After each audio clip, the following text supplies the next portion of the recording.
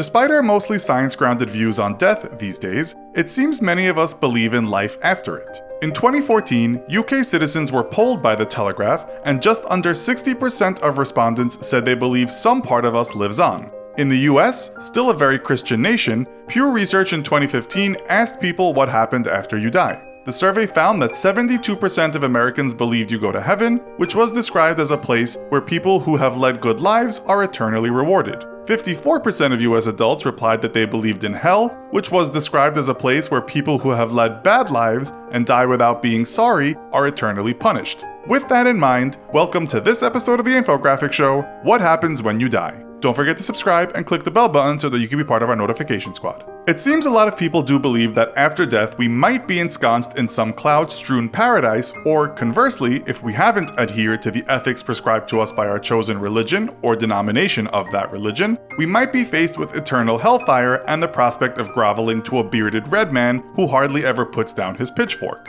But let's start with some empirical realism and what actually happens to the body when we die. Physicians know you're dead because the heart stops beating and there is no longer any electrical activity in your brain. Brain death equals dead, although machines can keep you going a little bit longer. You can also have what's called a cardiac death, which means the heart stops beating and blood no longer flows through your body. The strange, even wonderful thing is, people that have suffered cardiac death but have been brought back to life have said they were aware of what was going on around them. Others have talked about walking towards a light in such a near-death experience. You can be brought back from what we call clinical death, but you only have a grace period of about 4 to 6 minutes. But let's say you get to the light and pass through. This is what we call biological death. Game over, the final whistle, dead as a dodo. This is where it gets kind of undignified, but what do you care, you're dead. Once you're definitely no longer with us, your muscles relax, and this means your sphincter will too, meaning that triple whopper and large fries you had for lunch will spill out of you. The gas you have in you may also leak out and cause a stink.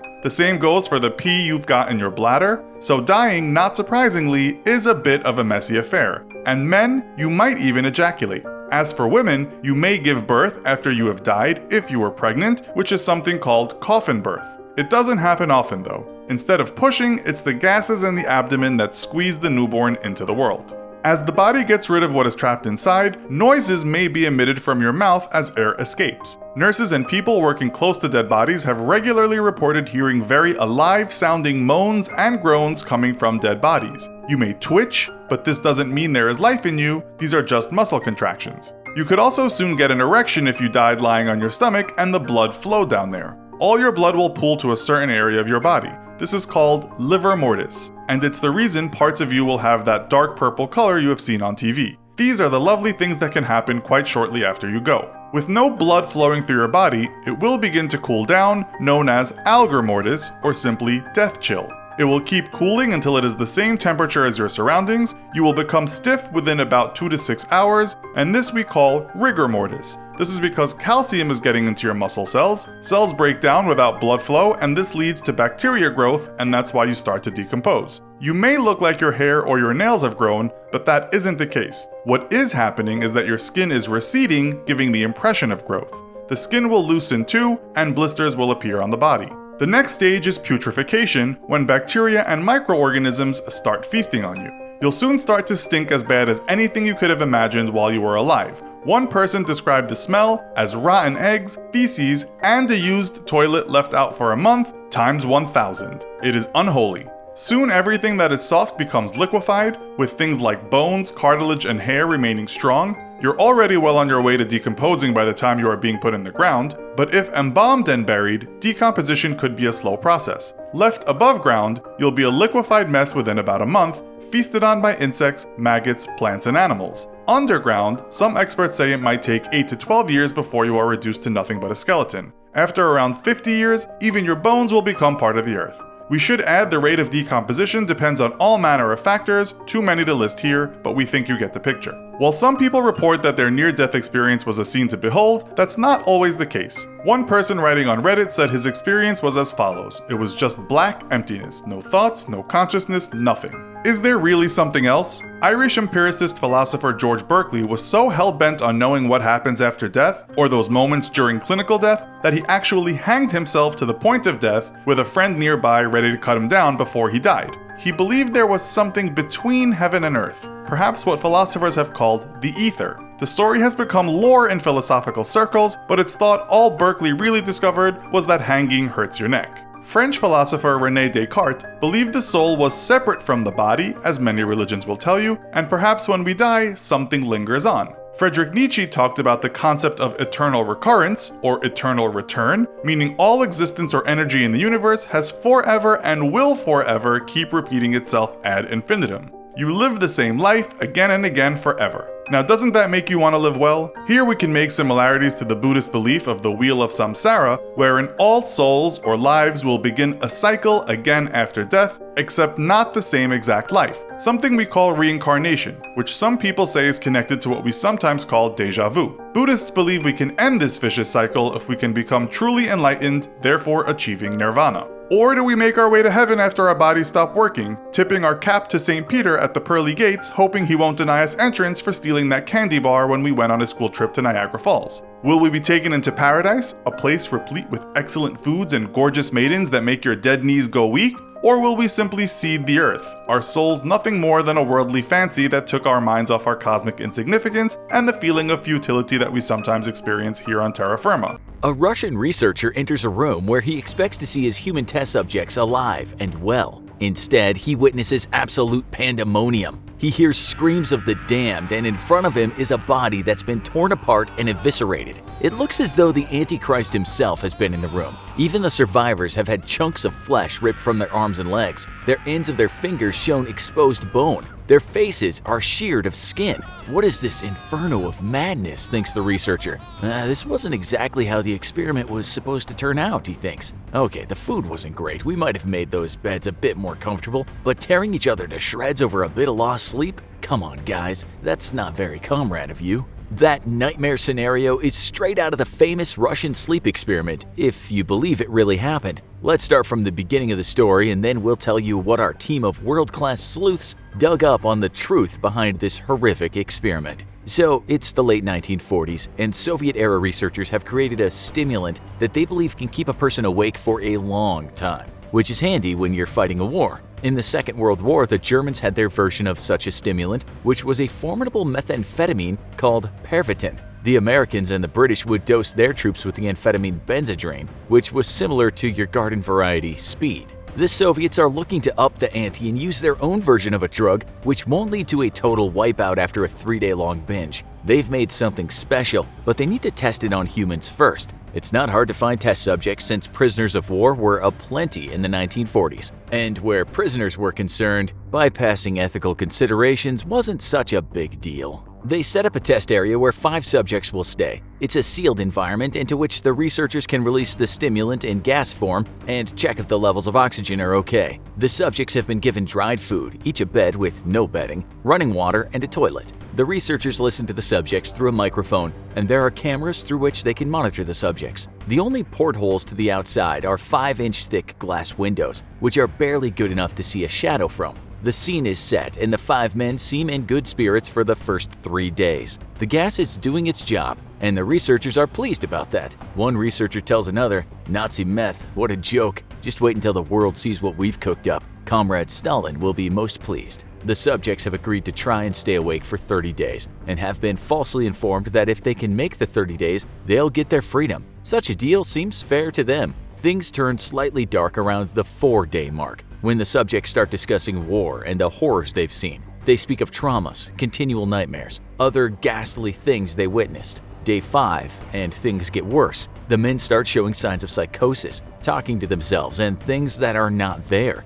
They grow paranoid of each other and start whispering into those microphones, telling stories about the other subjects. The researchers, of course, know all about sleep deprivation. After 5 days, the mind can turn on a person. Hallucinations can seem real and horrifying. But they wondered, was it the loss of sleep or the gas itself? Suspicions about the gas effects were more solid at day 9, when one guy just started screaming, howling like a banshee and running up and down the room. He screamed so much he seemed to tear his vocal cords, because after a few hours he squeaked like a children's toy. A few more days passed and there was an eerie silence. The men could not be seen from the cameras. They were alive for sure since the oxygen levels indicated 5 breathing men, but where were they? The researchers hadn't wanted to interrupt the study, but they felt that they had no choice, and so said into an intercom, "We're opening the chamber to test the microphones. Step away from the door and lie flat on the floor or you will be shot. Compliance will earn one of you immediate freedom." They heard one voice respond. It said, "We no longer want to be freed." What was this? Had they been getting ripped on that gas and were now addicted? The researchers said there's nothing we can do but open the door. They opened the vents and let fresh air displace the residual stimulant. What the researchers heard next was the men screaming again, pleading for more of that damn fine gas. WTF, thought one of the Russians. Those guys are seriously hooked. They opened the doors on day 15, and to their surprise saw one man was dead. You know what the scene looked like because we laid that out for you in the intro, but we didn't tell you what happened shortly after the gruesome discovery of the half-eaten man and the wounded survivors. On closer inspection, the researchers saw that the wounds on the men were very bad. They looked as if they might have been self-inflicted too. They had torn the skin and muscles from their own chests, which revealed the horrific sight of the men's lungs. Each man, it had seemed, had performed this macabre surgery on himself. Blood vessels that were still working had been removed. Other internal organs were seen laid out on the floor like a piece of art, and the men were going to eat those morsels. They were dining on their own bodies and doing it with enthusiasm. The researchers called for backup, not daring to go near those poor wretches. They closed the door to howls of the men pleading for the gas to come back. When soldiers arrived to help remove the subjects, the extrication process wasn't exactly fun. One of the subjects ripped a man's throat right out, while another soldier had his balls removed. 5 soldiers lost their lives in total, but some of the victims took their own lives after the event. Once the subjects were out, the doctors injected enough morphine into them to sedate a Canadian moose, but the men still fought like wild beasts. One subject bled out and his heart stopped beating, but he still carried on screaming, "Give me gas! I need gas!" A doctor had some bones broken during that grim spectacle. The 3 others were eventually sedated and strapped and moved to a secure facility. The researchers talked to each other saying things like, "That wasn't meant to happen, was it?" They hated to admit it, but maybe the Nazis, the Brits, and the Americans had done the right thing in just plying their troops with top-notch crank. The surgeons got to work on putting the missing organs and bits of viscera back into one man, but this guy almost broke through his restraints. When the docs finally got the anesthetic into him, the man's heart stopped and he died right on the spot. The autopsy showed he had broken 9 bones and his muscles were torn all over his body. When they tried to fix up the next man, they decided 2 deaths were enough and didn't use an anesthetic. They patched him up nice, sewing his ruptured organs and laying skin grafts on him. The head surgeon said this man should not be alive after what he's gone through, but he admired his own work. A nurse commented that during the surgery the beast had been smiling at her. She did wonder how male carnal instincts can remain functioning during the worst times. Maybe with death comes the need to create something new, she philosophized, but quickly shook herself out of her reverie. The man suddenly started making a wheezing sound as if he wanted to say something. The nurse, quick to catch on, handed him a pen and a pad below it. The man wrote, "Keep cutting."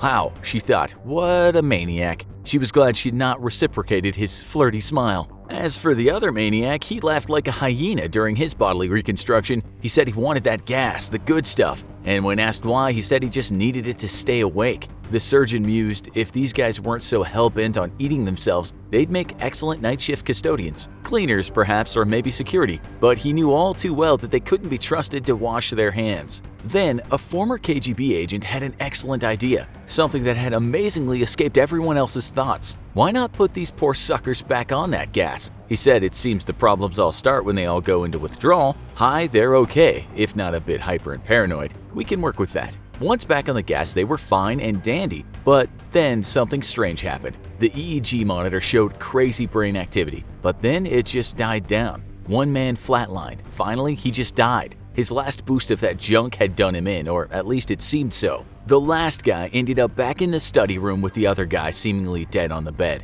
but 3 researchers were in there too. Suddenly, one of the researchers shot the commander and then shot the subject. He then shouted out loud, "I won't be locked in here with these things, not with you. What are you? I must know." The subject that was shot but evidently was not dead replied, "Have you forgotten so easily? We are you. We are the madness that lurks within you all, begging to be free at every moment in your deepest animal mind. We are what you hide from in your beds every night. We are what you sedate into silence and paralysis when you go to the nocturnal haven where we cannot tread." That was almost the end, but for good measure, the researcher put a bullet into the man's chest, which might have breached the Hippocratic Oath somewhat, but hey, harsh times call for harsh measures. The end. So, a lot of people seem to think this all actually happened. Now, without much investigation, one can easily tell by reading this catastrophic flash fiction that it's written by someone whose grammatical skills need improving. Not only that though, the story simply doesn't make sense at times. Quite a few times someone dies and then just comes back to life, and we don't think it's on purpose by the storyteller.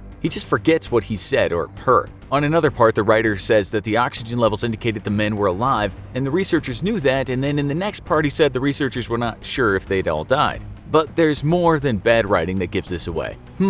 Where do we start? Well, we might not need to tell you that you cannot rip out vital organs and lay them on the floor like a bunch of textbooks. That's pure fiction. Those men would have died from blood loss or shock. Remember that they were discovered like this and left for some time before the soldiers came. Okay, you say, but that was the gas working. This was a secret experiment that went wrong. High on that wicked drug, maybe men could routinely come back from the dead and rip out their own organs and even do a bit of flirting when the mood took them. How do we know that it isn't true? Well, there is the matter of recorded history and plausible science. No gas has ever been discovered that can keep a person awake for 15 days. Never mind turn that person into a self-loathing zombie. There is no history of the experiment anywhere but on a website that's known for its scary, fictional, I'll say it again, fictional tales. It would be astounding if one author alone, writing badly from his or her bedroom, had access to more secret information than the CIA and the British Secret Services. As we said in the story, and we embellished this part ourselves,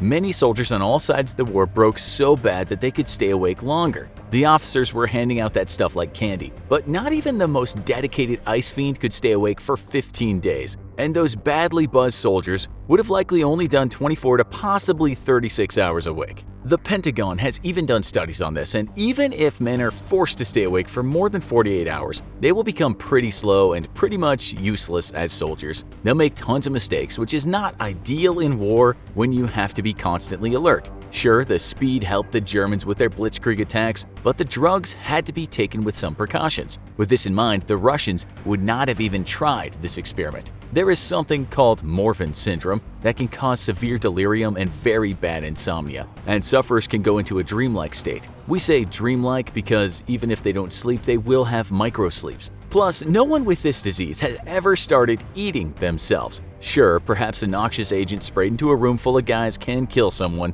but it's very unlikely it could turn them into gas-addicted zombies. There's nothing in scientific literature that supports anything in this experiment. There's another thing that can cause massive sleep loss, and that's called fatal familial insomnia. But that's passed down through genes and isn't caused by environmental agents. And again, it doesn't and it will never make someone just want to rip out their own organs and eat them. There's just nothing that exists in this world that aligns with the story, and if it did, we would expect it to have appeared in medical journals before it became an internet meme. Then again, many of you have been asking in the comments how we managed to put out so many episodes per day. Maybe the entire staff of the Infographics show are crank-addicted zombies with an undying lust for human flesh after all. Of course, that's preposterous. But isn't that exactly what a team of crank-addicted zombies with an undying lust for human flesh would want you to think? The Russian sleep experiment isn't a bad story, but it could have been better. Sleep deprivation is actually a torture that has been used by militaries, and that itself can drive a person half crazy. Still, in this story, when you add the addictive gas and the organ rug and the reanimation, it just isn't believable. As the Hollywood cliche goes, post-coital, some of us sit back against the headboard,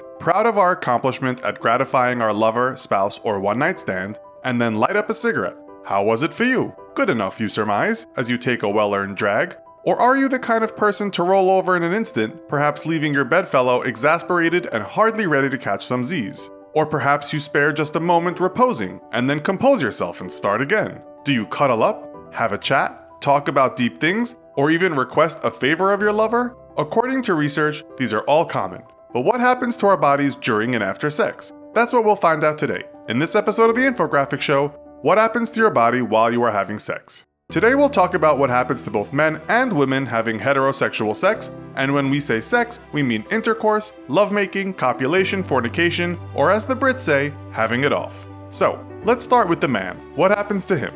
At some point during sex, men reach a point of no return. This is sometimes called ejaculatory inevitability. Pulse rate and blood pressure rise, the sperm leaves him, and his penis has contractions. Now he can return to resting and let his body calm down, which apparently happens faster for men than women.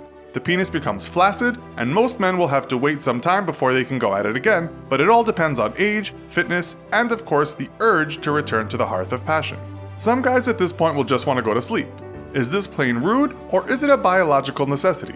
Well, listen up, disgruntled women. Science says it's natural for men to want to sleep, and for various reasons. Notwithstanding the obvious, in that it's often nighttime and tiredness might be normal, another reason is because upon reaching orgasm, men release lots of pent-up anxiety. So do women, and they might feel tired too, but it seems men sleep more after sex according to research. Another thing is brain chemistry. All these chemicals spill out in the brain when men ejaculate, including serotonin, oxytocin, norepinephrine, vasopressin, and nitric oxide. Some of these chemicals are related to de-stressing and the readiness to sleep. This can lead to that feeling of, phew, and then men want to relax just as they would after any strenuous exercise. It's kinda like getting a hit of morphine, and apparently that hit is much stronger when having sex than when masturbating. One doctor puts it like this when talking about the release of chemicals. They give you a very relaxed feeling, slow down your brainwaves and cerebral functioning, and make you feel pleasantly tired. But it's thought the hormone that is released called prolactin is the main reason men want to sleep. It gives you satisfaction, and the less of it you have, the more likely you will go for round 2 quicker. Really satisfied men may just turn over and start to snore. Another thing is that he might want to go for a pee. The reason? It's chemicals again. Oxytocin and prolactin affect the kidneys, and this makes him run off to the bathroom. Some experts also think it's to clean the urethra from bacteria, a kind of natural need. It might also just be because he's been holding it in during all that messing around. He then finds the pee won't come out. That is normal, because for the sperm to come out, your internal sphincter muscle clamps, and this is to close the bladder. This is to stop the semen from entering the bladder. In a recent article in Cosmopolitan magazine, it was suggested that men who want to cuddle are keepers, but it also says that men who don't might just be succumbing to their own body's demands. You might find that your penis feels a bit sore, but this is just normal after all that contracting. Don't worry, it shouldn't last long.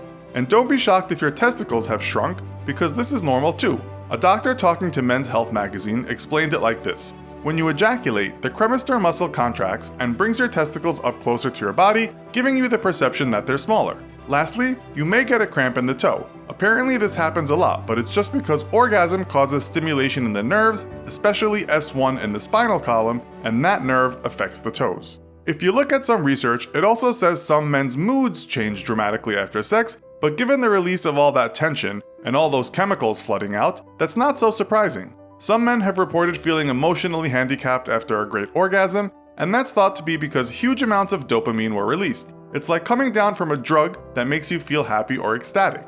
In women, the feelings can be similar, as we shall see. So, what about post-coital women?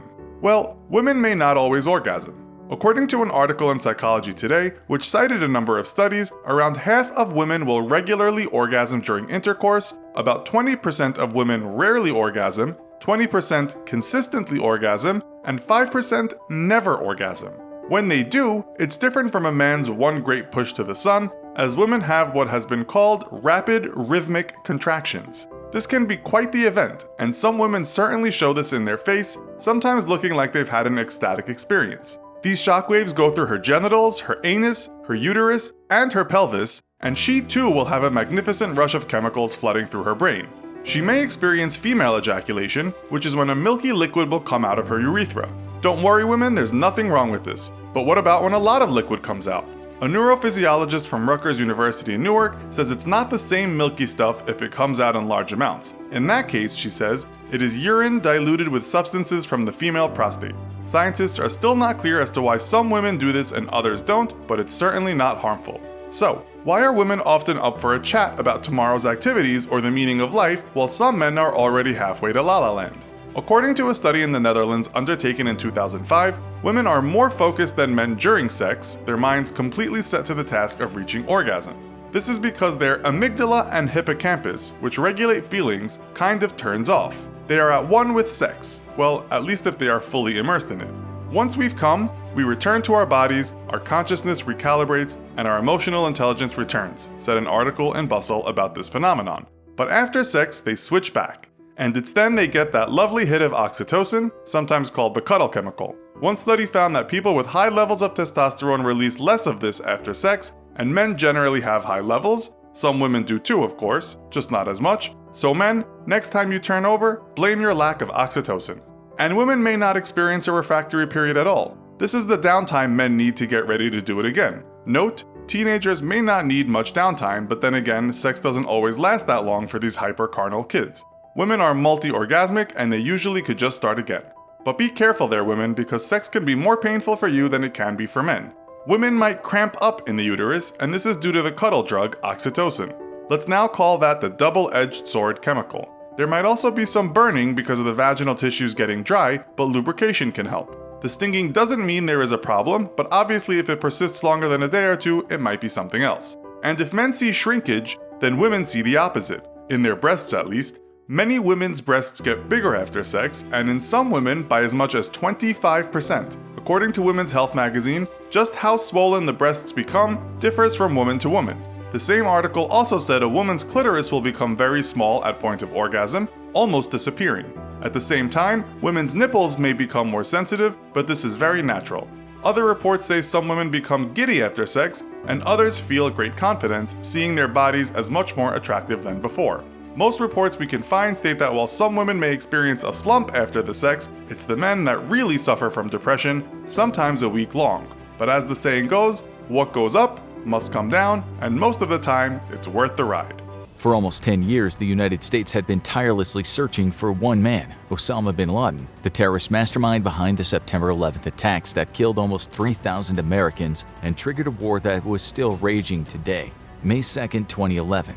While the United States had toppled the Taliban, the government that was sheltering bin Laden at the time of the attacks, they had never been able to capture or kill the man.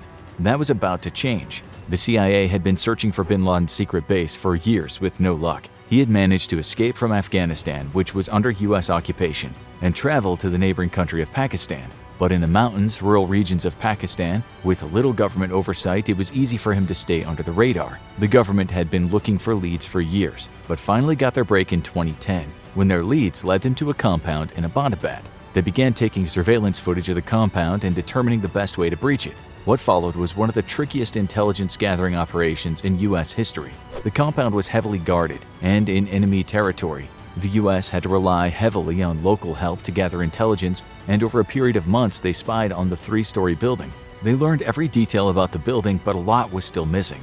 For one thing, the infamous terror leader was incredibly secretive, so secretive that they were never able to capture an image of him coming in or out of the building, so everything was still circumstantial. But after an extended period of time, they were able to conclude that this was where Osama bin Laden was. Now it was time to take action. It was April 29th when President Obama was briefed on the details of the operation. Many within his security team were skeptical about the operation. After all, if it went wrong, top U.S. troops would either be killed or remain trapped behind enemy lines. Not only would this be a disastrous loss of life, but it would potentially expose many of the U.S.'s biggest secrets if they were interrogated and forced to reveal classified info. And with the doubts that bin Laden truly was in the compound, many didn't feel it was worth the risk. Ultimately, the president disagreed, and he gave the okay to the operation that would become Operation Neptune Spear. And the people carrying it out would be the best of the best. Meet SEAL Team 6, an elite squadron of the highly trained Navy SEALs. They answer directly to the Joint Special Operations Command and carry out some of the most highly classified operations in the U.S. government. These include hostage rescue, special espionage missions, counterterrorism, targeting of enemy infrastructure, and direct action against the deadliest of U.S. enemies, like Osama bin Laden. They would be briefed on the mission, which would be classified as capture or kill. Officially, the U.S. has the policy of never killing an enemy who had already surrendered, but no one involved in the mission had any delusion that Osama bin Laden would ever surrender. And to pull this off, they had to implement some risky strategies. The planning had been going on for the better part of a year, since the intelligence reports started coming in, and many strategies had been considered. The easiest would have been a joint operation with Pakistani military forces, but the Pakistani government wasn't exactly friendly, and the U.S. was worried that bin Laden could be tipped off in advance. The U.S. also considered striking at the compound with stealth bombers, which could atomize bin Laden, but there would be no way of following up to ensure he was already dead, and the tricky terror leader had managed to escape U.S. operations before. So instead, the government decided to go old school. SEAL Team 6 would be flown in using modified Black Hawk helicopters that were designed to be quiet and would be able to fly in under enemy radar. The Pakistani military had been heavily trained and supplied by U.S. advisors, so their capabilities were known, and the U.S. was confident they could get around them. The goal was to get to the compound without being detected or challenged by the Pakistani forces, and once the target was down, they would be able to beat a hasty retreat. May 1st, 1:22 p.m. Defense Secretary Leon Panetta received word from the president and directed Admiral William McRaven to move ahead with the operation. Within the next 2 hours, President Obama and his national security team would move to the Situation Room to watch the whole thing unfold over night vision images transmitted to them from a drone. The roughly 24 Navy SEALs sent on the mission would temporarily be transferred to the control of the CIA, so it would technically not be a military mission and would not be classified as an act of war. These were going to be some of the most critical minutes in the US's modern history, and for the men on the ground, every single minute would count. While the roughly 24 SEALs were the ones who would breach the compound, there were 79 commandos and a dog involved in the raid. The dog, a Belgian Malinois named Cairo, was there to alert the SEALs to any sudden activity, including the Pakistani military approaching the compound or anyone trying to escape. The core team was backed up by a dog handler, interpreters, pilots, intelligence agents, and tech experts who would make it all possible. But the success or failure of the mission would hinge on the men entering the compound, and one wrong move could spell doom. 3:30 a.m., give or take. 2 helicopters descend on the Abbottabad compound, while the other helicopters stand by in case they're needed. These 2 will carry out the primary mission. Flying low to the ground, the stealthy Black Hawk helicopters hover over the compound grounds. While the first deploys ropes to lower its team to the ground, the other heads to the far northeast corner to covertly drop off its interpreter, dog, handler, and 4 SEALs. If everything went smoothly, they would soon be at the compound. But everything didn't go smooth. While the helicopters weren't detected and they didn't come under hostile fire, Mother Nature had something to say. The first helicopter flew into what's known as a vortex ring state, an air phenomenon caused by a higher than expected temperatures creating an air vortex. The rotor's air pressure didn't diffuse properly, the helicopter was knocked off balance, and it grazed the back of the compound wall. The tail rotor was seriously damaged, and the helicopter started rolling over. The quick-thinking pilot drove the helicopter into the ground nose first, preventing a total collapse, and the SEALs and crew were able to escape unscathed after a rough landing. Now the only question was, had this blown their secret mission? The answer seemed to be no, as there was no sign of aggression from the compound. The SEALs had successfully weathered a crash landing without being detected. The helicopter was secure against the compound walls, and the other helicopter had landed safely outside the compound. The rest of the team was scaling the walls, and the whole team was reunited. The next step was breaching the compound, and that's where the SEALs explosives team came in. They needed to get in quickly and hit people inside with shock and awe. Outside preparation was key, but once they were inside, every second would count. 10 years of searching had come down to this. 3:33 a.m. To get through the security, the SEALs used portable explosives to blow open the doors of the compound's guest house one by one. They breached the compound and began storming up the stairs. The first room they encountered on the first floor contained 2 adult males, but neither was Osama bin Laden. They were detained, but they weren't the target. More disturbing, every floor seemed to contain small groups of children. This wasn't just a terrorist compound, it was home where the terrorists kept their families, regardless of the danger they were putting them in. And with every floor the SEALs ascended, the danger would escalate. 3:35. What happened next? Reports of that may vary. As they reached the second floor, they encountered more resistance. This is where bin Laden's courier, Abu Ahmed al-Kuwaiti, was found, and SEAL Mark Owen would controversially write a book on the firefight. He claimed that al-Kuwaiti was armed and fired on the SEALs. While one SEAL was lightly injured, they returned fire and killed the evil courier. However, intelligence sources later said that the SEALs were able to get the drop on the man after cutting power to the compound and eliminated him without him fighting back. What was clear is that they still hadn't encountered the man himself. 3:37. It was time to ascend once again, and the resistance became fiercer the further the SEALs headed into the house. They'd encountered the courier, as well as his brother and wife, and all enemies had either been killed or captured. As they ascended the staircase, they encountered another enemy, and this one provided a glimmer of hope. After the al-Qaeda soldier was killed, the SEALs identified him as a son of Osama bin Laden, one of the terror leader's many progenies who followed in his footsteps. And if he was there, odds were good his father wasn't far away. 3:39.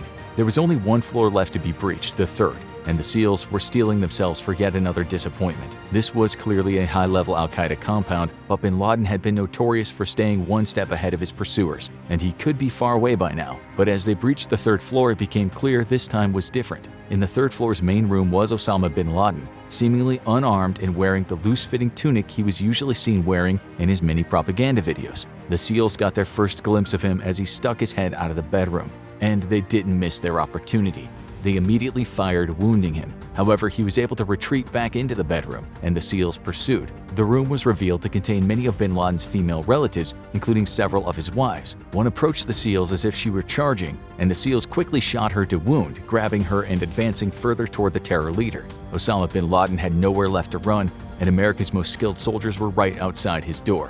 What happens next? Reports vary. Matt Bissonnette, one of the SEALs on site, claims that bin Laden had been mortally wounded by the initial shots as they approached. His wives were trying to protect him, and the SEALs were forced to act as any one of them could have an explosive device. But when they pushed past them, they found bin Laden on the ground, mortally wounded. As he moved, they fired multiple shots and neutralized the terror leader for good.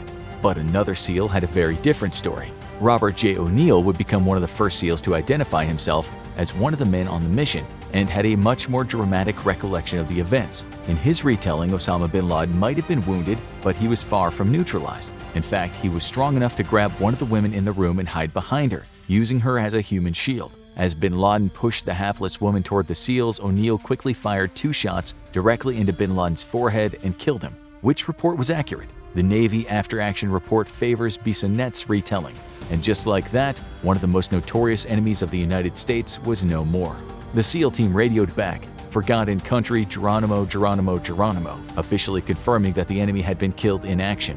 The entire affair had taken less than 15 minutes from landing to the elimination of Osama bin Laden, one of the most efficient operations in U.S. military history, and had been completed without a single death or serious injury to the entire Navy SEAL team. Watching from the Situation Room, President Obama uttered the words the entire White House team had been waiting to hear: "We got him." But the mission wasn't over just yet. 3:55. The SEAL team members quickly sprung into action, securing bin Laden's body and moving it downstairs. They would be exiting shortly, but there was still some extensive cleanup work to do. The compound might be a source of vital intelligence, and they thoroughly searched the room and surrounding area. They found 2 weapons in the room, an assault rifle and a pistol, but the efficient team had managed to neutralize bin Laden before he could reach them. They weren't loaded, indicating the al-Qaeda leader was not expecting a firefight. But what to do about the other residents? Almost everyone who had engaged the U.S. troops with weapons had been killed, but the compound was full of civilians. The U.S. had no desire to take all the women and children found there into custody, so they non-violently restrained them and left them outside the compound to be found by Pakistani forces. Most didn't put up any resistance, besides the injured wife of bin Laden, Amal Ahmed Abdul Fattah. She berated the SEALs in Arabic for the entire duration of the cleanup mission, and it seemed the Yemeni woman was a true believer in her late husband's mission. She, like most of the people found there, would eventually be deported from Pakistan back to their home countries in the Middle East. And now it was time to make a clean getaway. 4:05. Bin Laden's body and every important piece of intelligence or evidence had been secured. Taking what they needed, the first helicopter was loaded and primed for takeoff. Much like the landing, this was a low takeoff to avoid detection. For those back in the US, the SEALs were heroes, but this was an unauthorized mission, and it was unlikely the Pakistani forces would be grateful if they were caught there. But much like the first time, SEAL Team 6 pulled off a perfect getaway and exited the compound. But there was one more matter to attend to. 4:08. The damaged Black Hawk helicopter that crashed into the compound would not be leaving through the sky, and Pakistani forces would be there shortly. The chopper contained vital information about U.S. military capabilities, because it wasn't just a standard helicopter and had been outfitted with stealth features. So before they departed, the troops used the same portable explosives like the one they'd used to breach the compound, and gave their fallen chopper an explosive send-off. This only took minutes, and soon one of the backup helicopters brought on the mission arrived, scooping up the remaining SEALs and flew them off to join the first helicopter. The mission was over, and now it was time for a long ride. 5:53.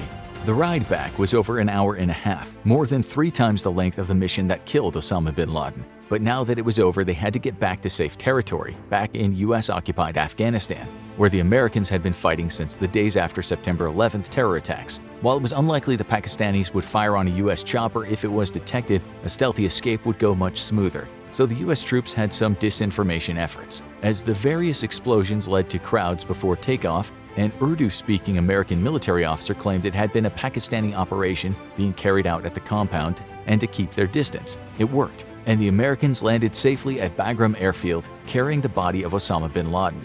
Now it was time to deal with the aftermath. 7:01. Back at the White House, the celebration was tempered by one question: was it really him?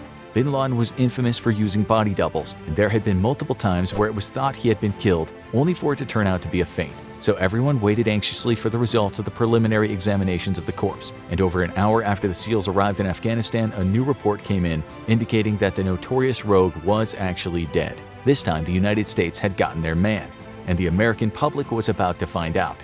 It was the evening of May 1st when word started going around that the president was going to be making a speech on TV that night. Usually, when Barack Obama made a planned speech, it was early in the evening during prime time, often to the annoyance of everyone who was trying to watch their favorite TV show. But this unplanned speech on short notice was different, and political watchers kept waiting until the president ascended the podium at less than half an hour to midnight. And as soon as he opened his mouth, people knew this was big. 11:35. Tonight, I can report to the American people and to the world that the United States has conducted an operation that killed Osama bin Laden, the leader of Al-Qaeda and a terrorist who is responsible for the murder of thousands of innocent men, women, and children. As the president paid tribute to the many who died in bin Laden's terror attacks, a spontaneous celebration erupted around the country. It was just short of 10 years since the September 11th terror attacks, and many Americans lived in fear of the next attack. As word got around, large groups of fans attending sports games screamed in joy. Democrats exulted in the biggest foreign policy win of the Obama presidency, and Republicans celebrated the end of an enemy while wondering if they should even bother running against him next year. And there was only one thing left to do. 12:59. It was a little over an hour after President Obama's speech, and the troops had one major piece of business left to attend to: what to do with Osama bin Laden's body. The terror leader had been fully tested and examined, and they were sure he was their guy. He had been checked for any vital intel, and the body had no more secrets to give up. The only thing left to do was dispose of the body, but there was one problem with that. No one wanted him.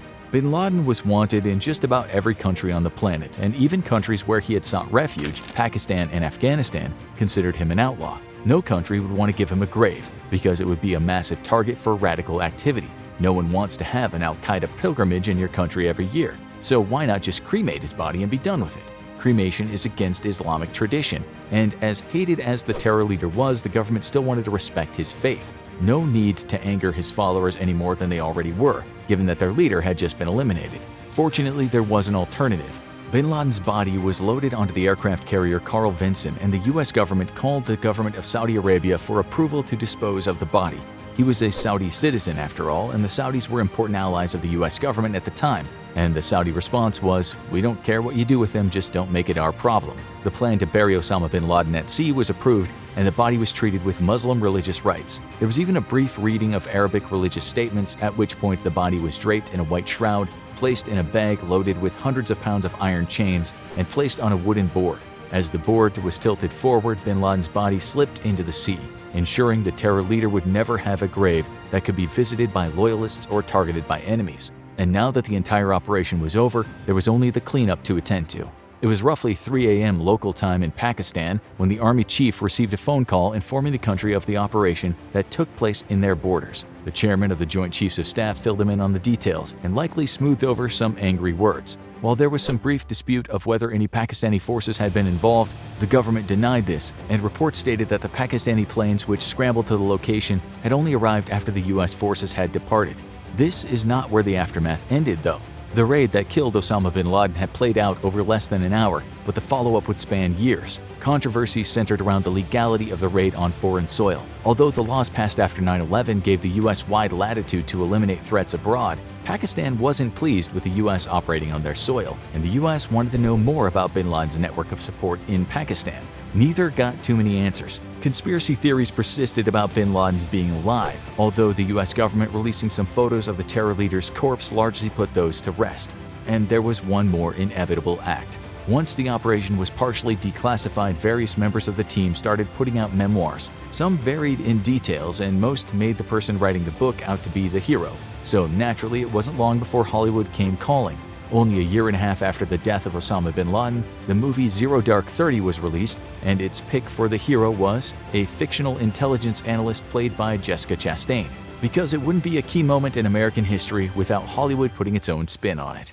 A young woman walks down an alleyway on her way home from college, illuminated only in small puddles of light by the lamps above her. Little does she know that a man will be waiting for her as she emerges into the car park. Poor soul, she thinks after seeing that well-dressed man is struggling to carry books to his Volkswagen Beetle. especially as one of his arms is in a sling. She walks over to him and offers assistance, to which the polite and softly spoken man gives her his utmost thanks. As she takes some of the books and leans down to place them in the passenger seat, he hits her over the head with a tire iron. He gets into the driver's seat and leaves the scene. He'll strangle her like he did many others. He'll do unspeakable things to her. He is the quintessential maniac. His name is Ted Bundy. The scene we've just described to you was the modus operandi of this particular serial killer. Well, when he had planned his murders. Bundy's thing was to use his good looks, his speaking skills, and his educated demeanor to lure people into his trap. At times, he'd put his arm in a sling or even walk on crutches to give his victims a false sense of security. How harmful could a man be on crutches, one dressed in a suit, driving a cute car? This is why he was so hard to catch. He just didn't fit the profile of a serial killer, one who did absolutely disgusting things to people at the moment they died and after they died. He probably should have been caught much earlier than he was. After all, when young women went out and never came back, on a few occasions witnesses came forward and said they had seen a man lurking around, a man with one arm in a sling, a man that drove a VW Bug. 22-year-old Brenda Carol Ball was last seen talking to a guy in a car park who had brown hair and an arm in a sling. Soon after, Susan Elaine Rancourt went missing, never to return. 2 people came forward after that and said they'd been approached by a man who wore a sling. He'd asked them for help putting some books into his car, a VW Beetle. Then, on June 11, 1974, University of Washington student Georgianne Hawkins went missing. Her body would never be found. We know that she'd been with her boyfriend and she left him after midnight. On her walk home to her sorority house, she was spotted by a male friend who was driving a car. He shouted out of the window, "Hey George, what's happening?" She chatted with him for a minute or two and expressed that she was a bit nervous about her upcoming Spanish exam. Later, witnesses told the cops that they'd seen some guy skulking around in an alleyway close to Hawkins's, a guy whose arm was in a sling. One woman said he'd asked her to help him load a briefcase into a light brown Volkswagen Beetle. Little did she know at the time how close she was to being murdered. Hawkins wasn't so lucky. She fell for the trick, as any helpful person might. We know what happened to her because Bundy later talked about it. When she was close enough to his car, he hit her over the head with a crowbar, which knocked her clean out. When she came around, she was obviously confused, although to Bundy's surprise, she seemed to think that he'd turned up to help her with Spanish. She was evidently in shock. This is what Bundy said about that. It's odd the kinds of things people will say under those circumstances. He strangled her and dumped her body, a body he would return to on at least 3 occasions. You can only imagine how demented he was returning to a body that was decomposing. He had his reasons, but we'll get to that. Bundy was brazen, there's no doubt about it. He didn't ever think he'd be caught. He thought he was too intelligent for the police. After all, he'd worked in politics. He worked as an assistant director of the Seattle Crime Prevention Advisory Committee, where he wrote a paper on rape prevention. He did a stint at the Department of Emergency Services, where he talked about missing women and how to find them. And that's likely why Bundy didn't have any qualms about returning to the alleyway from where he'd picked up Hawkins. The day after the abduction, he was there at the same time as the police, hiding in plain sight as he picked up one of the girl's shoes and her necklace. If he wasn't picking up girls in a car park or close by one, he was sneaking into basements while they slept and then bludgeoning the victim with some kind of iron bar. Bundy was like the boogeyman, a serial killer that crawled through windows and viciously attacked people while they were at their most vulnerable. But he was also a con artist. He played confidence tricks and he was very good at it. Investigators knew that when girls went missing, at times a man was seen with an arm in a sling, a man that owned a VW Beetle. Surely Bundy was easy prey after that. How many VW Beetles were there in those areas when the abduction happened? Areas dotted around the Pacific Northwest. The reality was Bundy's reign of terror was only in the early stages. The public and police were worried, that's for sure. Young folks stopped hitching rides and many became fearful of talking to strangers or leaving their windows open at night. Those with most to fear were young white women. Bundy's victims were almost always in their late teens or early 20s. They were Caucasian, and most of them were attractive. They studied at university and were said to be intelligent and gifted students. Another thing was the fact that each girl disappeared at a college where construction work was going on. Could the disappearances be linked, wondered investigators? They just didn't know. They had very little forensic evidence to work with, and there were no bodies. That didn't mean the cops thought the girls had just taken off someplace. Nothing about their personalities and state of mind suggested that. Only weeks after Hawkins went missing, 2 women were abducted in broad daylight at Lake Sammamish State Park, not far from the city of Seattle. Bundy had first approached 5 women in the park, and in what they later described as a Canadian or British accent, the man introduced himself as Ted. Ted, dressed in a pressed white tennis outfit with one arm in a sling, politely asked them if they could help him unload a sailboat from his bronze-colored Volkswagen Beetle. 4 of them said no, but one followed him to his car. Thankfully, she ran away when she became aware that there was no sailboat. That day, Bundy managed to enlist one woman for help, and he later abducted another close to a restroom. Both would die. Did he kill one in front of the other? He once said that that was true, but close to his execution date, he recanted that terribly bleak detail. This is not a story about his crimes, though. What we want to know is how the hell did the police not get closer to Bundy, seeing as he was using the same car and the same sling trick, and so the same modus operandi? He even told the girls that escaped that he was named Ted. What more did the cops need? A written confession? They were closer, but still a long way from getting him. They at least now had good description of this Ted guy, and it did quite look like him. In no time at all, this sketch appeared in many newspapers and was shown on TV. Remember that we said Bundy worked at the Department of Emergency Services? Well, one of his co-workers there saw the sketch and heard about the Volkswagen Beetle, and she knew she was looking at her colleague, Mr. Bundy. She made a call to the cops, as did another person that knew Ted Bundy. The cops at the time were receiving something like 200 of these calls in one day, and they quickly assumed that a clean-cut law student with no criminal record couldn't be behind the abductions. Serial killers didn't look like that, or so they thought. The heat was on though, and Bundy knew it. A couple of months after his last murder, bones were being found. Those bones were the remains of his victims, scattered in various places where the cops hadn't thought to look. It was fortunate for Bundy then that he was accepted to study at the University of Utah Law School. He packed his bags and headed south in August of '74. He was only in Utah a month when he started killing again. September 2nd, a hitchhiker. October 2nd, a 16-year-old girl. October 18th, a 17-year-old girl from a pizza parlor. It turned out that she was the daughter of a police chief. After her decomposing body was found on a hiking trail, the post-mortem exam revealed that Bundy had kept her alive for perhaps 7 days. Each had been subjected to the most brutal depravity, although Bundy admitted years later that after he killed them, he shampooed their hair and applied makeup to their faces, keeping them in a state that he liked. He wanted the physical possession of the remains, and he wanted to do what he wanted to them. He sometimes chopped them, sometimes kept heads in his apartment, and he dressed them in the way he wanted them to look.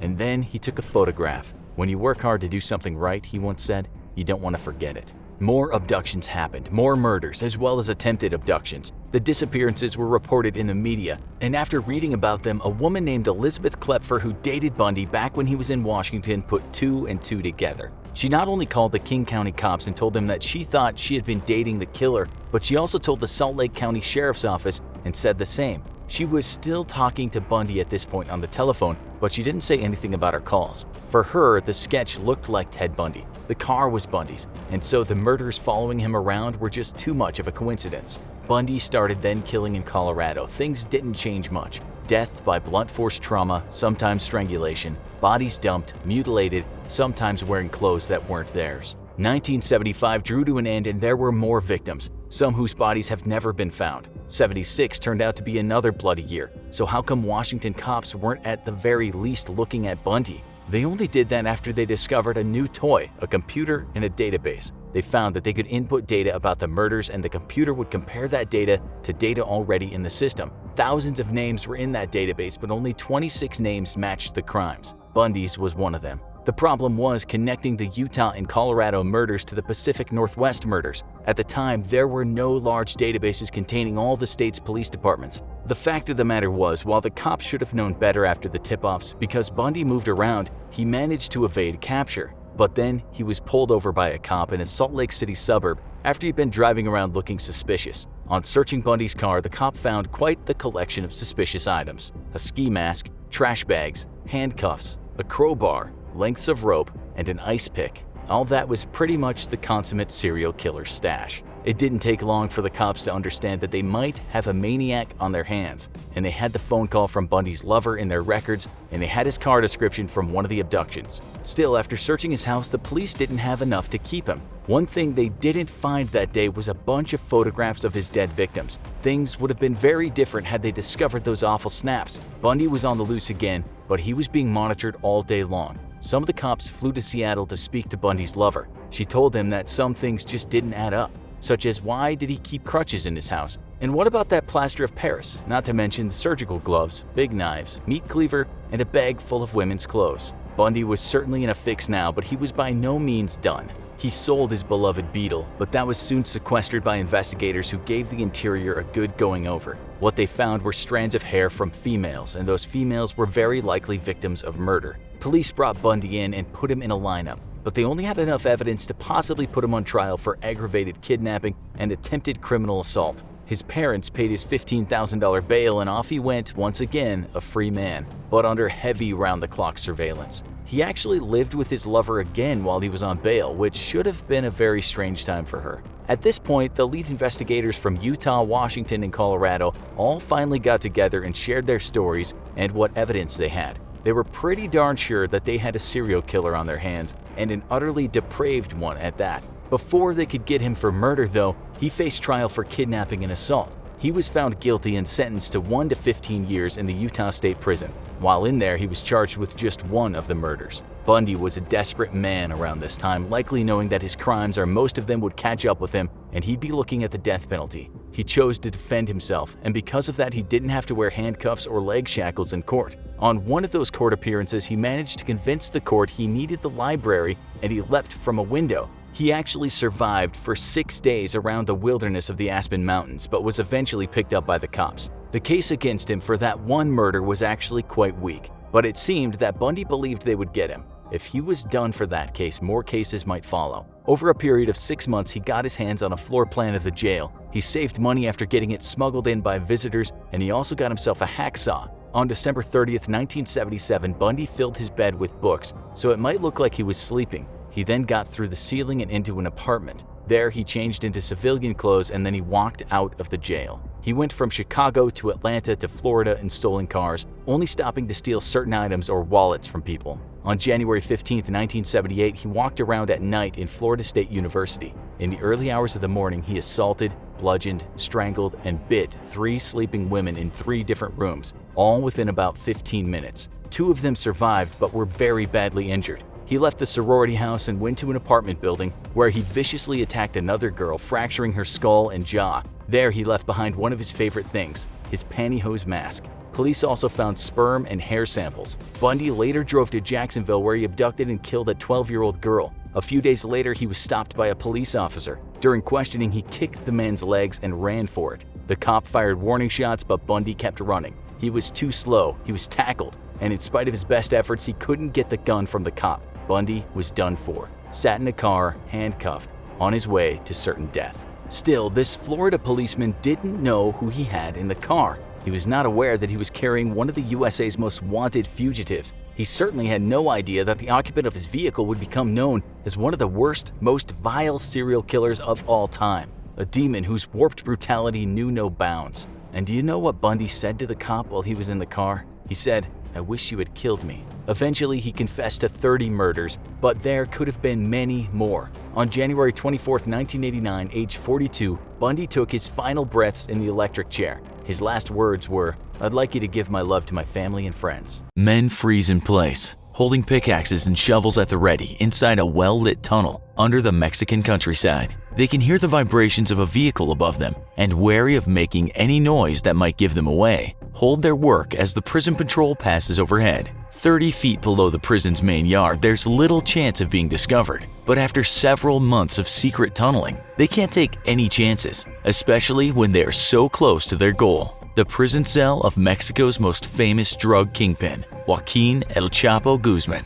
For months, they've tunneled through solid rock with nothing more than pickaxes and shovels, moving as fast as they can with their limited equipment but with great caution. The work would go much faster if they could use modern tunnel digging equipment, like jackhammers and boring machines. But not only would that create noise that might give them away, it would draw a great deal of attention to their staging area, just a mile from the prison perimeter. Prior to tunnel digging, El Chapo's powerful drug cartel purchased a small plot of land as close to the prison as they could get and began constructing 2 small homes as a cover for their real intentions. The homes never made it past a rough brick outer shell though, because of course they would not be inhabited. Instead, they provided the cover needed to start construction on the tunnel that would set El Chapo free. But the tunnel crew was facing incredible pressure to finish as quickly as possible. Due to his history of escaping from prison and evading police raids, Mexican authorities could at any time transfer El Chapo to another prison in order to foil any possible escape attempts. Every day the tunnelers took to get their boss was another day the entire thing could be for nothing, and a new escape attempt in a completely different location would have to be devised. But that's not all. The unfinished buildings were beginning to draw attention from local officials and curious villagers alike. Why would someone start construction on an empty piece of land and then suddenly stop with only a shell of a home built? Time was running out and pressure was mounting. Inside his cell, El Chapo was the model prisoner. Despite his long history of ordering some of the most horrific violence Mexico has ever seen, El Chapo maintained a cordial and even pleasant attitude with his prison guards and fellow inmates. His conversations over the phone were carefully monitored, his mail checked by prison officials, but not a single hint of the ongoing plot was ever revealed. El Chapo was a true professional by now and patient, but his patience was running out. The tunnel diggers faced a daunting task from the start, and they knew they had to move fast. Despite the incredible pressure on them, however, they managed to not only reach El Chapo before any potential prison transfer, but they wound up breaking through to El Chapo's cell just 16 months into his prison stay. The tunnel they constructed was sophisticated, impressing officials who would later remark that a tunnel of that magnitude should have taken 18 months to 2 years to construct. Its walls were reinforced when needed, with wooden paneling, and a generator pumped fresh air through a mile-long ventilation system to keep the tunnel oxygenated. On the ground, the tunnelers had laid down rails and used a motorcycle to shuttle 2 carts, which were filled with dirt back and forth along the shaft. Once El Chapo was reached, he would ride on that same motorcycle and quickly shuttle the mile distance to freedom. All that dirt, though, had to go somewhere, and so the tunnelers cleverly transferred it to the tunnel opening, where others would spread the dirt around on the field outside, rather than dump it in giant piles, which would no doubt draw attention. Still, the presence of fresh dirt littering acres of empty fields was sure to eventually draw attention, and questions that would not be easy to answer for the fake construction crew above ground. Suddenly, though, in the middle of the night on July 12, 2015, the sound of metal scraping came from El Chapo's shower inside his cell. Moments later, the ceramic bottom of the shower popped free, and a friendly face greeted the imprisoned drug lord, beckoning him into the darkness below. Wasting no time, El Chapo ducked into the secret tunnel, climbing down 30 feet into a tunnel only as wide across as a man, but just tall enough for El Chapo to stand upright. Often derided for his short stature by his enemies, the tunnel diggers had made sure that the tunnel was just tall enough so the boss wouldn't have to hunch as he walked along it. A classy prison escape if we ever heard of one. A few feet into the mouth of the tunnel, El Chapo boarded a small motorcycle which had been affixed to metal tracks. The carts full of dirt that had pushed along for months now were gone, and just moments after leaving his cell, El Chapo was cruising along the well-lit tunnel like a kid on an amusement park ride. 2 minutes later, El Chapo ended his joyride by climbing up wooden steps and popping up into the empty shell of a home his crew had been secretly working from for a year and a half.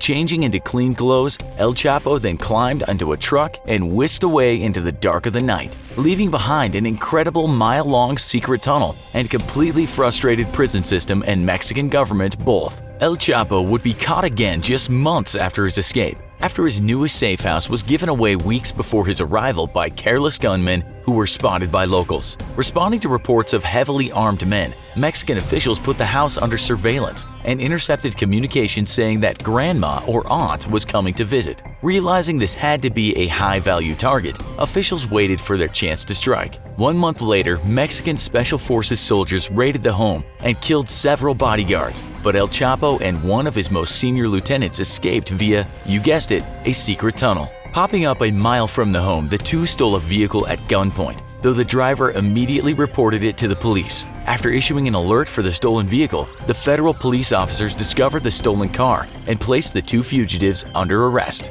El Chapo, however, wouldn't go without at least trying to buy his freedom. Knowing how easily corruptible public officials had been in the past, El Chapo bribed the police officers, offering them money, homes, and even lucrative jobs if they let him go. Little did the desperate kingpin know, however, that he was dealing with a brand new brand of Mexican police officer, one not as easily corrupted as his predecessors. All 4 officers refused El Chapo, after which his offers of honey turned into vinegar, telling the police officers that they were all going to die. The 4 officers sent pictures to El Chapo to their superiors, only to be warned that the police had received a tip-off that 40 heavily armed assassins were en route to free El Chapo. With friendly forces still tied up at the compound, the officers were ordered to a nearby motel on the outskirts of town, where they holed themselves up in an empty room and prepared for a possible shootout for their lives. All the while, El Chapo laughed, echoing his previous threats. Suddenly, a convoy of vehicles lit up the roadside, clearly headed for the lonely motel. The officers, armed with M16 assault rifles and pistols, prepared for what was surely their last stand.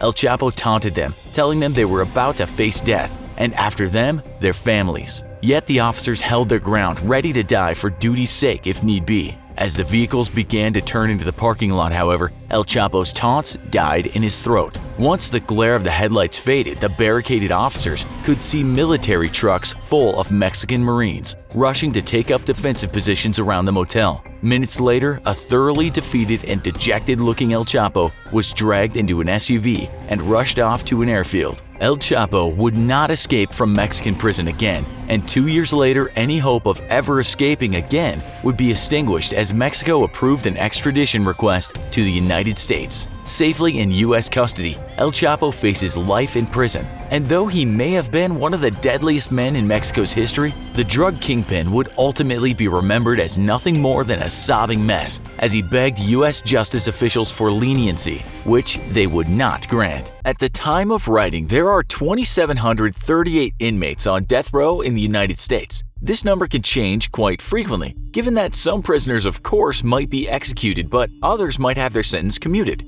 They might have their sentence overturned, or someone else might join them on death row. Right now, only 2% of people on death row are women. 42% of people are classified as white, 41% black, 13% Latino, 1.9% Asian, 1% Native American, and the rest is stated as unknown. You can be on death row for a long time. And believe it or not, the average time spent there from sentencing to the day in the execution chamber is 20 years. Let's now see what happens on that final day. 8 p.m. The inmate is taken from death row to another cell. This involves a drive from the prison to what one former official in a documentary called the Death House. That official said prior to leaving death row and getting in the van to come to the death house, the inmate will be searched really well. He said this wasn't only because a weapon might harm a guard, but mainly because they don't want the prisoner committing suicide. Another guard interviewed said he once took a route to the death house where they couldn't be ambushed. Tensions are high during these events. He also said the atmosphere in the van was solemn. We all knew where we were going and why.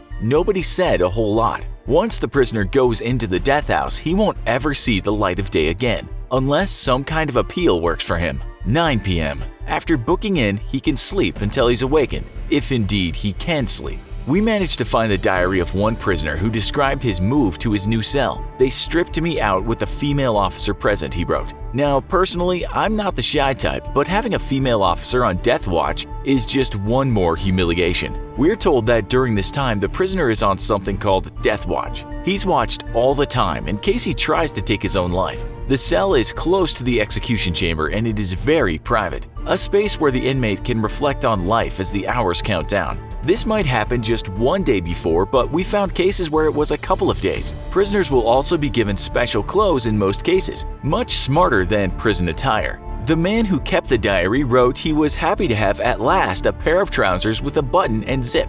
We don't know how well he slept, but in his diary he comments about watching the guards sleep. This is what he wrote. Good for them. I'm sure this has to be stressful for them. So a moment's relaxation is well earned. I also enjoy the irony. Who exactly is watching whom? One other thing he says is that the death house is much cleaner than his death row cell. He remarks that there's not a bug in sight, whereas in his last cell it was like going on safari. 4:30 a.m.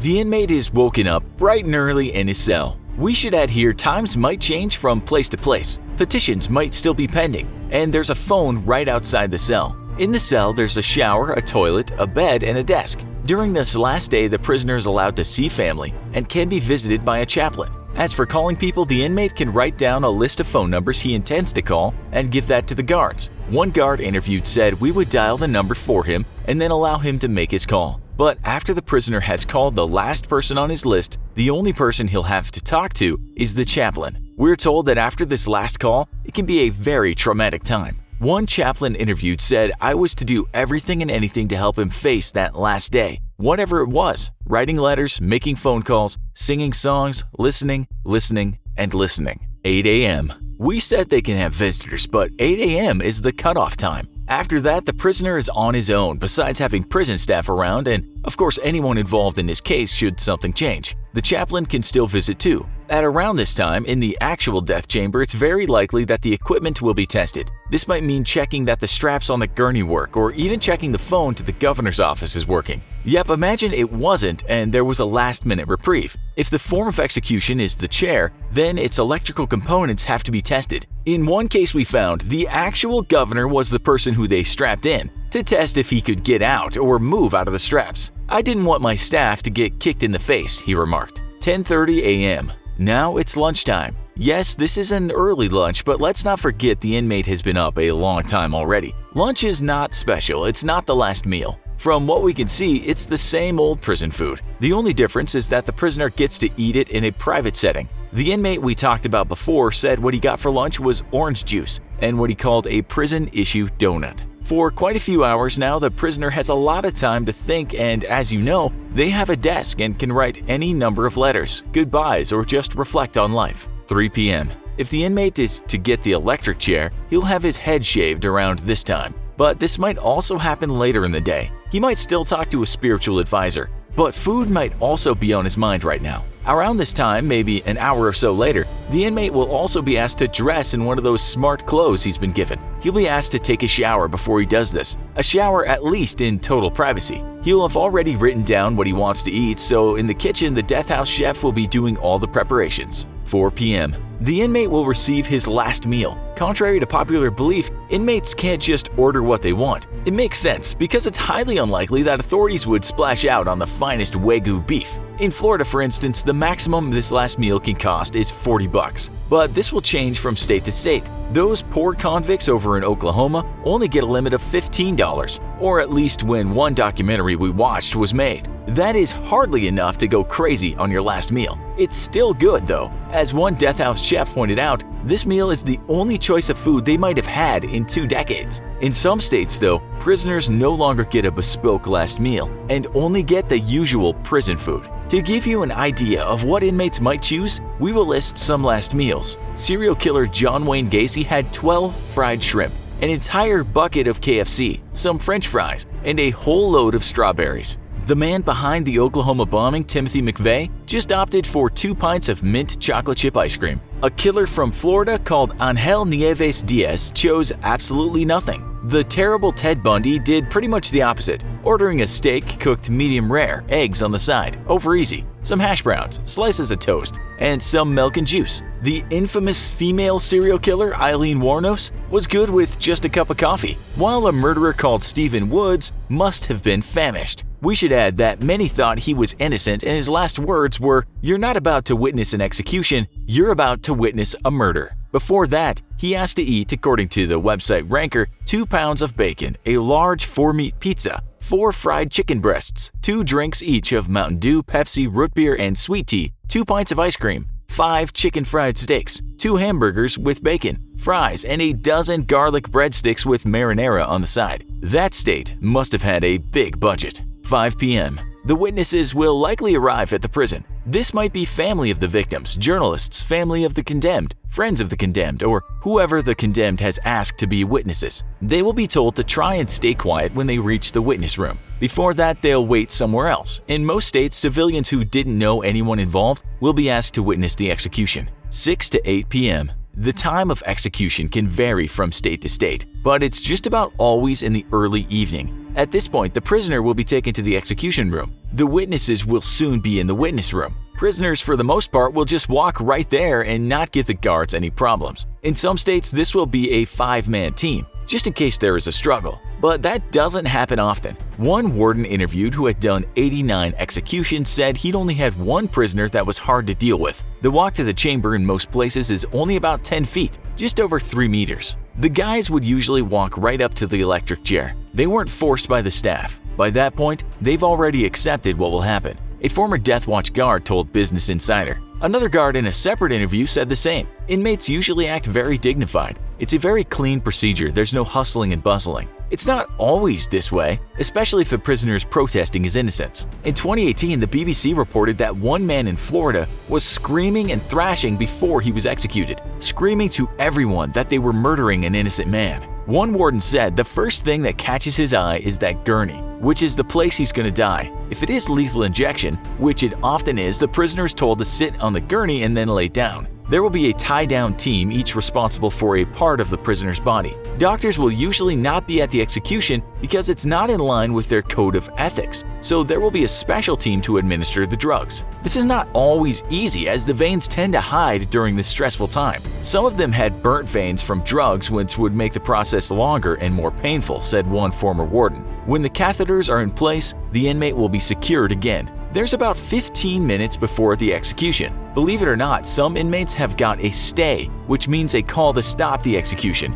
during these last minutes. If that doesn't happen, the witnesses are brought into the main room and the curtains are undrawn. Some inmates might make a final statement. It depends on the state, but some prisoners might be given a few minutes, and others just allowed to make a brief statement. Kentucky gives 2 minutes, but in Pennsylvania you can't talk at all, and the statement can only be written. Here are some fairly recent examples of last words. I'm ready to roll, time to get this party started. My last words will be, "Hoka hey, it's a good day to die. Somebody needs to kill my trial attorney. I think that governor's phone is broke, he hasn't called yet." These are, of course, unusual ones, and most people will just say their goodbyes to loved ones or give an apology for what they did. At this point, the chaplain might lay a hand on the prisoner, sometimes where there's a pulse. The warden will give the signal to the executioner, and then it's time. The end of the day, the end of a life. You hear the echo of a gunshot. People all around you begin to scream in panic. You run and dive for cover. As you breathe heavily trying to get your bearings, you look down. You've been hit. A pool of blood begins to soak through your shirt. How does getting shot feel? Let's find out. We've all seen someone get shot in the movies or television shows, but do these depictions have it right? According to the CDC, in 2017, around 40,000 people died from gun-related deaths in the United States alone. However, many people also survive being shot, and when they tell their story and what it feels like, there are several commonalities. That being said, everyone is different. Some people have really high tolerances for pain, while others not so much. The sensations felt from being shot are most certainly connected to the location of the bullet wound, the size of the bullet, and the person themselves. But let's look at different accounts and see what most have in common. Many gunshot survivors remember the initial penetration of the bullet. The strange thing is, they don't remember feeling any pain at first. This is surprising, since you'd think a searing hot chunk of metal ripping through your skin, muscle, and nerves would be excruciating. However, for the most part, survivors of gun wounds tend not to notice they've been shot until they see blood. One gunshot survivor remembers the impact of the bullet feeling like someone had thrown a small pebble at her. The bullet hit her in the side, and all she remembers was being in shock, but not feeling any initial pain. This may be surprising at first, but this is not uncommon with people who have been shot. Many people recount that within the first few moments of being hit by a bullet, they didn't feel anything at all. Once the brain realizes that the body's been injured and it could be life-threatening, it goes into survival mode. The brain dumps adrenaline into the bloodstream, which causes the body to increase blood pressure and heart rate, expand air passages to the lungs, and maximize energy output. This allows the body to reach superhuman levels and maintain homeostasis even under intense circumstances. The body obviously can't keep this heightened energy level up forever, but it does allow the body to continue functioning even if it's been mortally wounded. The lack of pain is also connected to the size of the bullet. Larger bullets create larger holes and tend to inflict more pain. However, you'd think a smaller caliber should still cause severe pain, but the body's able to do amazing things under life or death circumstances. A smaller bullet, such as a 9mm that doesn't break apart on entry, will cause a lot less pain than a large bullet that tears apart into shrapnel. Bullets that break apart within the body can rip through surrounding tissue and muscle around the initial entry point. This causes widespread damage and pain in the affected area. The more damage caused, the more pain signals will be sent to the brain, the more excruciating the injury will be. Once the initial shock starts to wear off, the body begins damage control. Many gunshot victims remember feeling a burning sensation. This is pretty universal among survivors. Some people describe the burning sensation as feeling sort of like an intense bee sting. However, the initial burning does not decrease, just intensifies. So it feels like being stung by a bee with a never-ending stinger, like a needle, just continuously being pushed into your body. The burning sensation seems to start the same. When the bullet penetrates the skin, the person feels an impact, but the burn doesn't start immediately. In fact, many gunshot survivors remember feeling numb. As the bullet enters their body, they can feel pressure, but it doesn't hurt. Then, a numbness sweeps across their entire body, radiating from the point that the bullet entered from. As the numbness and shock begin to fade, it's replaced by the burning sensation. Other than feeling like a never-ending bee sting, some people have described the burning sensation as being incredibly hot, like someone was sticking an iron poker that had just come out of a fire into their body. Other gunshot survivors explain that the burning sensation feels like someone is jamming their finger into a raw blister. The burning has also been described as an incredibly intense sunburn that's concentrated on a single point of the body, or like someone is taking a bunch of needles and just sticking them into them, except it's as if each time the needle enters the body, it's just continuously being pushed further and further in, with no end to the sensation. The burning seems to begin at the point of entry, but then radiates outward. This may be a small piece of shrapnel ripping through the nerves, but one thing is clear. For most people who have been shot, the burning sensation is what is felt after the brain becomes aware that the bullet has entered the body. Again, every person's body is different and therefore will react in different ways to intense trauma like being shot. Soldiers that have been shot have recounted that they've had a very different experience from a bullet ripping through them. Most agree that when the bullet enters the body, there is an initial period of no pain at all, but that doesn't last long. Instead of a slow burning, the bullet wound goes from a slight pressure to excruciating pain. The reason that soldiers may experience a more intense pain is because they most likely have been shot by a higher caliber bullet from a rifle. The ammunition and guns used in military warfare are probably not the same weapons that civilians are shot by during senseless acts of gun violence. This is not always true, but it would seem that being shot by an assault rifle versus a pistol with a small caliber bullet would correlate to a more intense pain. One soldier who was shot says the initial shock wore off after a few seconds of a bullet entering his stomach. Then the pain immediately began. He remembers it feeling like being hit by a sledgehammer in the stomach over and over, resulting in the worst incontinence possible. However, with his intense pain, he saw that a warm numbness flowed through the rest of his body, and eventually he blacked out. On the other end of the spectrum, some people who have been shot say there was no pain at all. They didn't feel a burning sensation. They didn't feel like they'd been ripped open. They felt nothing. This could just be based on the person, but there are actually a few accounts of people being shot and saying they didn't feel much pain. One man who was shot in the calf by a .22 caliber bullet said it didn't hurt. He chalks this up to the bullet being small. It also probably had to do with where he got shot, as there are no vital organs in the calf. Being shot in different areas of the body seem to account for different sensations. But what about being shot in the head? You may be surprised to find that surviving a gunshot wound to the head is not as uncommon as you might think. You might also expect that being shot in the head would be excruciating, but this isn't necessarily the case either. One man was accidentally shot in the head by his wife while he slept. Now, accidentally shooting someone in the head seems unlikely, but that is the story the wife stuck to. Either way, while her husband slept, the gun went off and the bullet ripped through his skull. When the man awoke, he didn't even know he'd been shot. Instead, he complained to his wife of a massive headache. The headache was so bad, the man asked his wife to drive him to the hospital, which she did. According to the victim, it wasn't until the nurse at the hospital informed him that he had been shot in the head that he realized what had happened. At this point, the wife ran out of the hospital to avoid being charged with attempted murder. However, this is not the only account of someone being shot in the head and surviving. There are a few commonalities between survivors of gunshot wounds to the head. The first is the intense headache that accompanies the bullet penetrating the skull. This is not surprising, as they now have a piece of metal lodged in their brain. The other commonality is a ringing sound. Most people who have been shot in the head and survived say they hear a constant ringing in their ears. Some describe the ringing as a unique sound unlike anything they'd ever heard before. It's so intense and loud it drowns out almost all other noise. Other survivors describe it as a really loud buzzing, like having bees inside your ears. And yet others describe it like the ringing of a bell in your head. Regardless of the description of the ringing, everyone agrees that it is incredibly loud and persistent. There also seems to be an initial ping sound from being shot in the head. The ping then starts to intensify into the ringing, which lasts anywhere from hours to days or weeks later. The ringing isn't painful per se, it's just really loud and annoying. Most gunshot survivors say the most painful part of being shot is the recovery process. The initial gunshot wound for many seems to be a burning sensation, but that's nothing compared to what happens if they survive the gunshot. They're rushed to surgery, and depending on where the bullet entered, the operation to remove the bullet and mend the wound is excruciating. Many gunshot survivors say that the recovery and rehab process after being shot is much worse than the getting shot itself. One survivor even described how when she was operated on, the doctors couldn't find the bullet initially, and they didn't want to go digging around in her body looking for it, so they decided to leave the bullet in. The survivor had to have multiple surgeries in order to recover from the gunshot, and during one of them, the bullet had actually been pushed close to the surface of the skin. She remembered the bullet was practically poking out of her body until she convinced one of the surgeons to remove it. Many gunshot wounds take months to heal. This means that for a long period of time, survivors are in constant pain from their body healing. And yet, the pain of recovery isn't even the worst part for many gunshot survivors. It's the psychological trauma that haunts them for the rest of their lives that causes the most pain. Most people who are shot end up with PTSD. They're typically sent to counselors and therapists to help them work through the traumatic experience, but this does not always help. Being shot does not mean they're afraid of being around guns or loud noises, but even things that are unrelated to being shot might set off a sense of fear and terror. For many, with the help of medical professionals and counselors, the PTSD can go away, but for some it doesn't, and they have to live the rest of their lives with the disorder. Getting shot is never pleasant. Whether it's a burning sensation, intense pain, or psychological trauma, it is something that stays with you for the rest of your life. The sensations associated with being shot depend on the person, the type of bullet, and where the bullet entered. Many people who survive being shot never fully recover. If you've already seen the 2008 movie Brazen, about Britain's so-called most notorious prisoner, don't worry. That rather theatrical piece of cinema didn't tell you much about the man, so there's so much more to see today. You might be thinking that it's coincidental that a man with such a reputation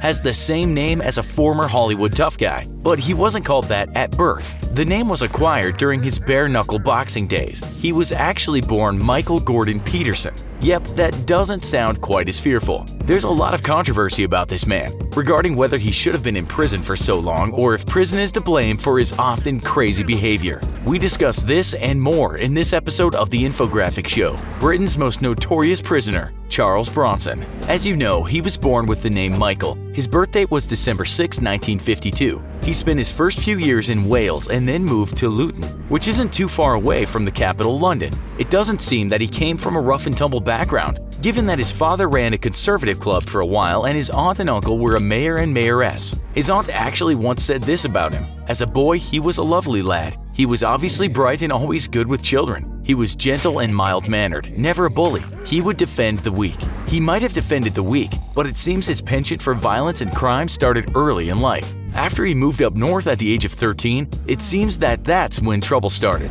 At that age, he was charged as a juvenile for stealing, and it said he was part of a gang. He didn't much enjoy school and soon left to start working at an early age. His first job came when he moved back down to Luton. This was a very short 2-week stint working in Tesco supermarket. Apparently, he was fired for attacking his manager. After this, it seems, crime became second nature to young Michael. He got in trouble for criminal damage but got off with a fine and some probation. He had lots of jobs, mostly related to labor or factory work, and we're told he enjoyed nothing more than a good night out on the town, drinking gallons of beer and getting into fistfights with the locals. Easy to do in some areas of the UK. He likely wasn't short of foes on the mean streets of Luton. One of his jobs, we're told, was a circus strongman, so he was likely a hard man to fight. He got in trouble again after crashing a stolen lorry, or a truck, into another car, but again got off with just a fine as no one was seriously hurt. At this point, he is still in his teens. Yet again, he got into trouble, and at this time aged 19, when he was involved in a smash and grab,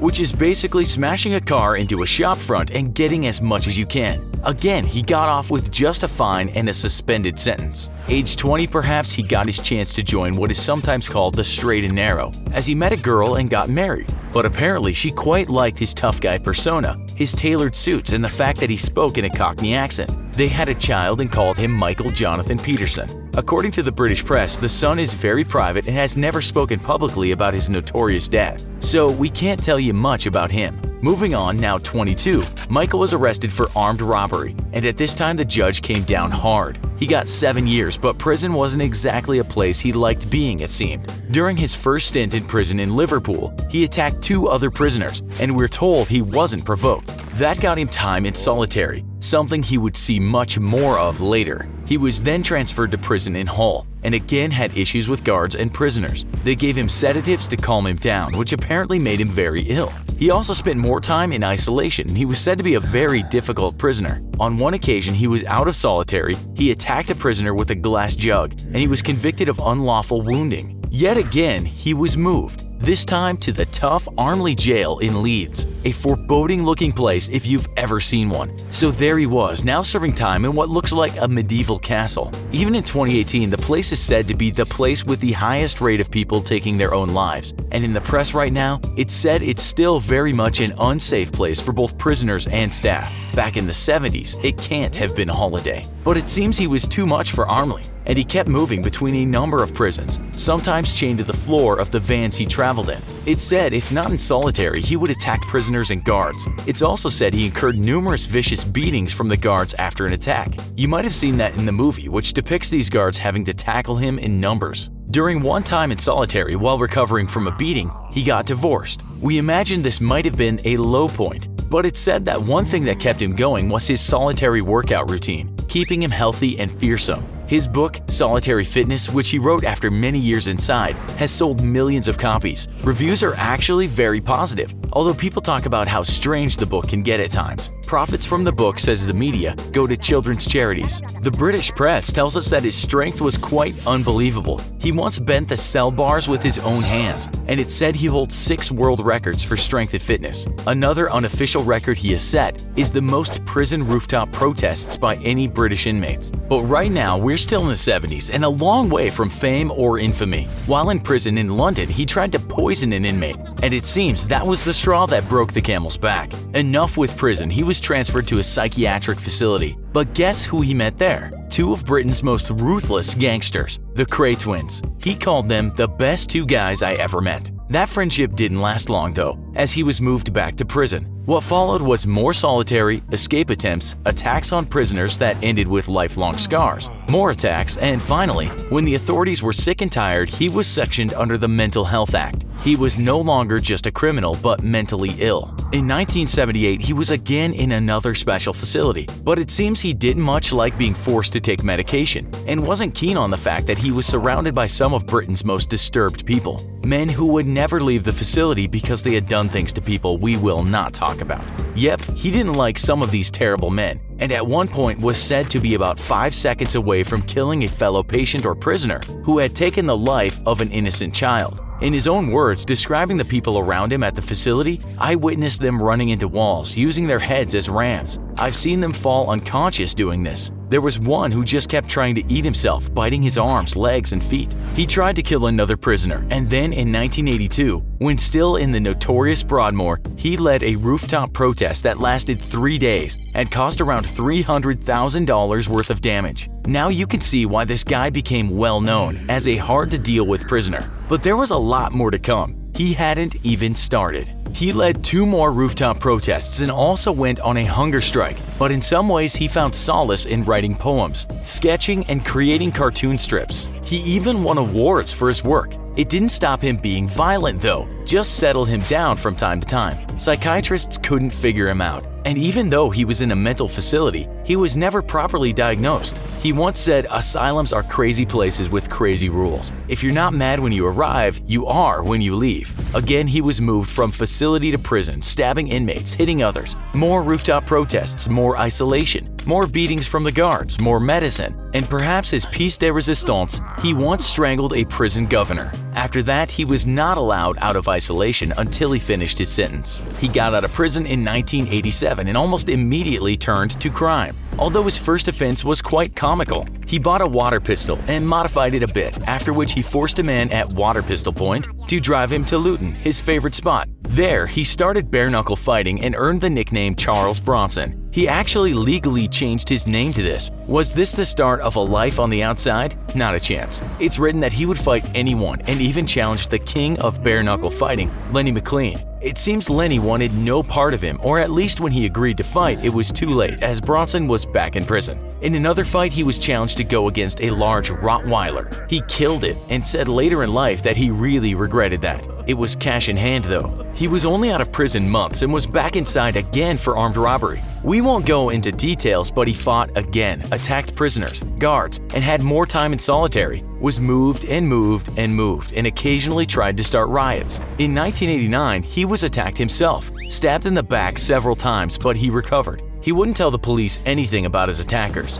In 1992, he got out for the grand total of 53 days. He was jailed but got off. Then he was arrested again for having a shotgun and conspiracy to rob. It gets crazy here, because while on the remand, he took a librarian as a hostage. While negotiating with police, he had 3 demands: an inflatable doll, a helicopter, and a cup of tea. Yep, you heard that right. He was given 8 years despite saying the gun was to blow off his own head. It wasn't the first time he had contemplated taking his own life. He was difficult again, transferred from prisons, and at times was left naked for many days on end in dark isolation. At one point, he was put in the worst spot in any prison in the UK, something called the Hannibal Cage, that had been created for another prisoner who had once killed inmates and was said to have spooned out one person's brain and eaten it. Even though at one point he attacked a governor, it's said he got much better after being allowed to interact with handicapped children. He also kept up his cartoon sketching. These were the quiet times. They didn't last long. He endured more solitary, more moves, and then in one prison he took 2 Iraqi hijackers as hostage in his cell. It's said he was going crazy after losing his father.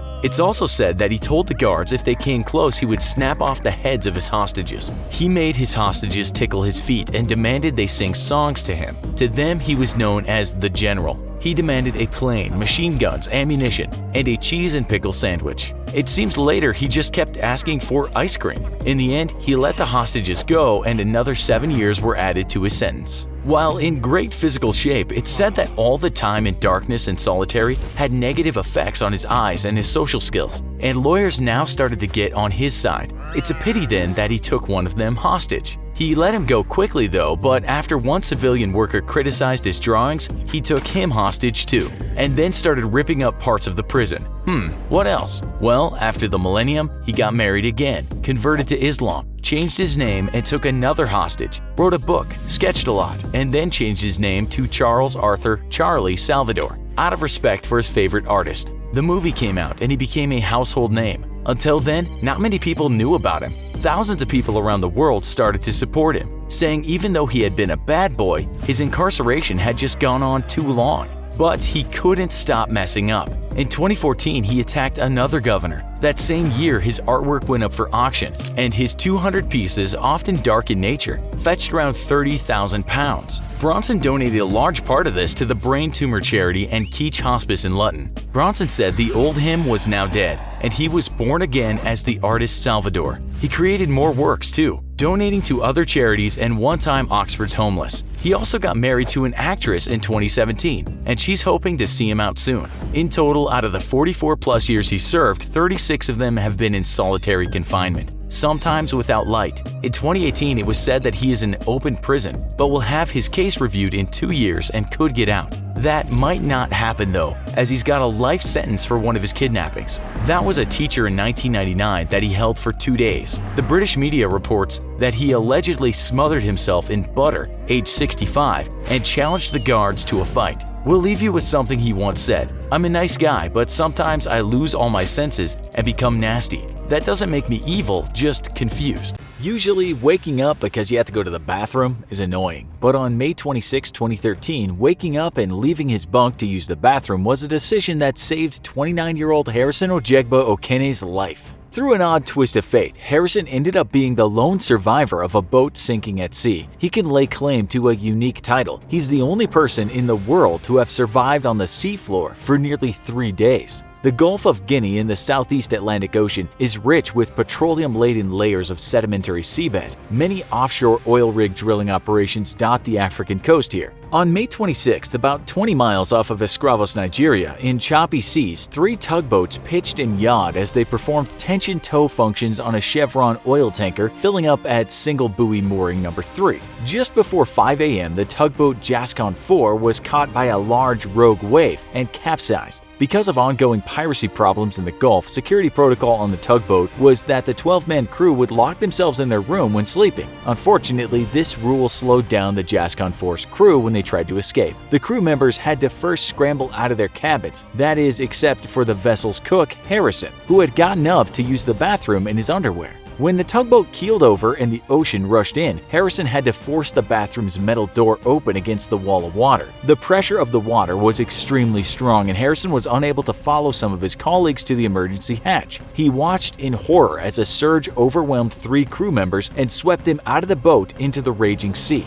Then the water pushed Harrison down a narrow hallway into another bathroom which adjoined an officer's cabin. Dazed and bruised but miraculously still alive, Harrison held on to an overturned wash basin to keep his head above water in the 4-foot square bathroom. The boat sank nearly 100 feet, eventually coming to rest upside down on the seabed. When the tugboat capsized, there was an immediate rescue operation launched with the other boats in the area and a helicopter. A diving crew quickly located the wreck and marked the location with buoys. They banged on the hull, Harrison hammered back, but they didn't hear him. As the divers weren't prepared for deep diving, they could only stay at the depth of the wreck for a limited period of time. The rescue was called off due to no evidence of survivors. After nearly a day of being in the bathroom, Harrison got up the courage to leave his little air pocket. In pitch darkness, he swam and felt his way into the engineer's office. Miraculously, there was another air pocket here too, of about 4 feet high in Harrison's estimation. Having solved the immediate problem of having air to breathe, Harrison could focus on other concerns. The first one being that he was cold. In May, the surface temperature of the East Atlantic on average is a pleasant 81.9 degrees Fahrenheit, but Harrison was 100 feet down. Shivering, wet, and wearing only boxer shorts, Harrison faced hypothermia, or his body losing heat faster than he could produce it. Cautiously, Harrison felt his way around the cabin. He found some tools and used them to strip off wall paneling. With a mattress and the material from the wall, he was able to make a platform to sit on. This platform helped Harrison to stay afloat and lifted the upper half of his body out of the water, allowing him to reduce heat loss. Hungry, thirsty, cold, and stuck in complete darkness, Harrison was terrified. He tried to think about his family. Quite religious, whenever he felt especially scared, Harrison would pray and call on Jesus to rescue him. Over time, the seawater began to remove the skin from Harrison's tongue. He could smell something rotting. He thought it was the decomposing bodies of his former shipmates. Every small sound in the dark was magnified. The creaking of the hull, the banging of the wreckage against the walls, and most horrifically, splashing and eating noises as fishes nibbled at corpses. Meanwhile, a dive support vessel, the Luek Toucan, arrived to the area of the sinking. The parent company of the Jascon 4, West African Ventures, had hired a deep-sea salvage saturation diving team from subsea services company DCN Global to retrieve the bodies of the lost crew members. The 6 divers, deck crew, and technical staff of the Luek Toucan knew it was going to be a grueling mission. Aside from the heart-rending work of recovering the dead, the boat had sunk upside down into soft mud, stirring up fine silt and creating extremely poor visibility. Furthermore, because of the security protocols, the boat was latched from the inside.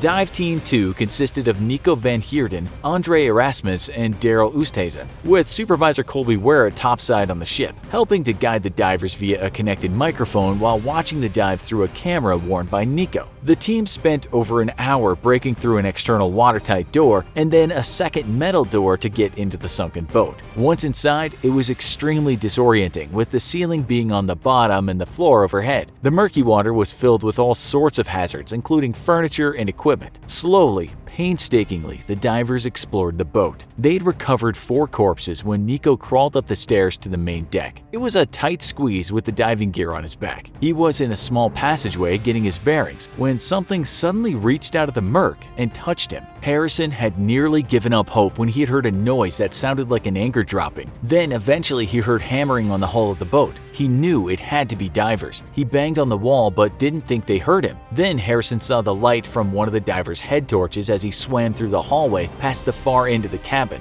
Unfortunately, the diver was too quick and left the area before Harrison could reach him. But then came the magical moment. You may have seen the surreal, amazing rescue footage from Nico's video when he sees what he believes is another dead body. He touches the corpse's hand, and the hand unexpectedly squeezes his. Nico has a momentary freak out as his supervisor Colby shouts through the microphone, "He's alive! He's alive!" Colby then tells Nico to comfort Harrison by patting him on the shoulder and giving him a thumbs up sign. The divers were amazed to find Harrison alive. The maximum depth for recreational diving is 130 feet. Generally, recreational divers don't stay at 100 feet for more than 20 minutes. In terms of the air pocket, the divers had reached Harrison just in time. A human inhales roughly 350 cubic feet of air every 24 hours. However, because the boat was under pressure on the ocean floor, scientists estimate that Harrison's air pocket had been compressed by a factor of about 4. If the pressurized air pocket were about 216 cubic feet, it would contain enough oxygen to keep Harrison alive for about 2.5 days. When Harrison was located, he had been underwater for about 60 hours. An additional danger came from the carbon monoxide or CO2 buildup. CO2 is fatal to humans at a concentration of about 5%. As Harrison breathed, he exhaled carbon dioxide, slowly increasing the levels of the gas in the tiny space. However, CO2 is absorbed by water, and by splashing the water inside his air pocket, Harrison inadvertently increased the water's surface area, thereby heightening the absorption of CO2 and helping to keep the gas below the lethal 5% level. The divers describe Harrison as having CO2 poisoning, being short of breath and delirious when they found him. He wouldn't have lasted much longer. The divers first used hot water to warm Harrison up, then fitted him with an oxygen mask. Meanwhile, on the surface, the dive support crew was in contact with medical and diving experts, discussing how to best help the survivor.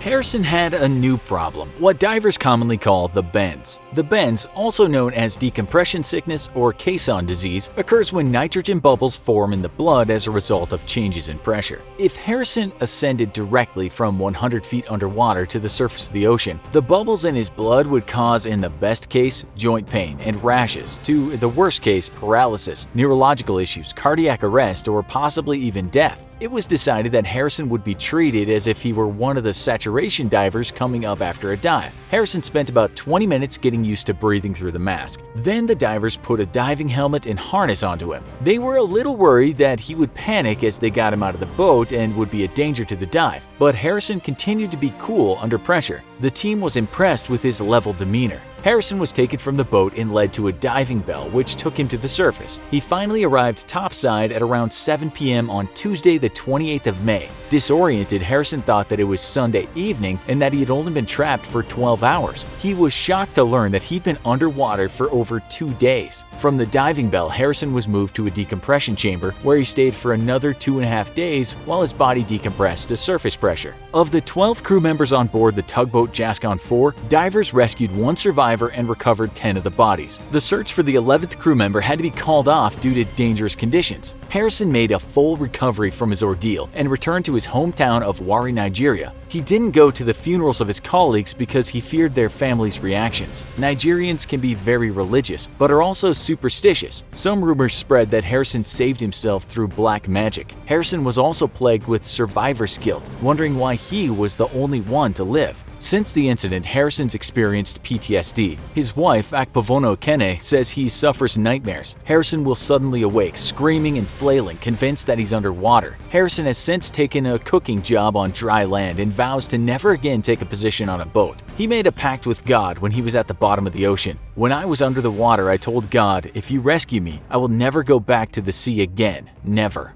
Welcome back to our macabre series of shows featuring some of the worst things people have done to each other in the name of punishment. While in other shows we've talked about instruments of torture and killing that could be said to be basic. Claws that rip flesh, cudgels that smash bones. This particular instrument of horrifyingly inhumane torture could be said to have been cooked up by creative folks. As with just about anything we've talked about in this series, it would be unimaginable to suffer this treatment. But hey, we aren't going to say it's any worse than having your intestines chewed on by starving rats. Like that punishment though, this one was slow, making hanging or head chopping seem very merciful in comparison. This form of execution was created by the ancient Greeks. It had a few names, and it might also be called the Bronze Bull or the Sicilian Bull. But how do we know anything about it at all?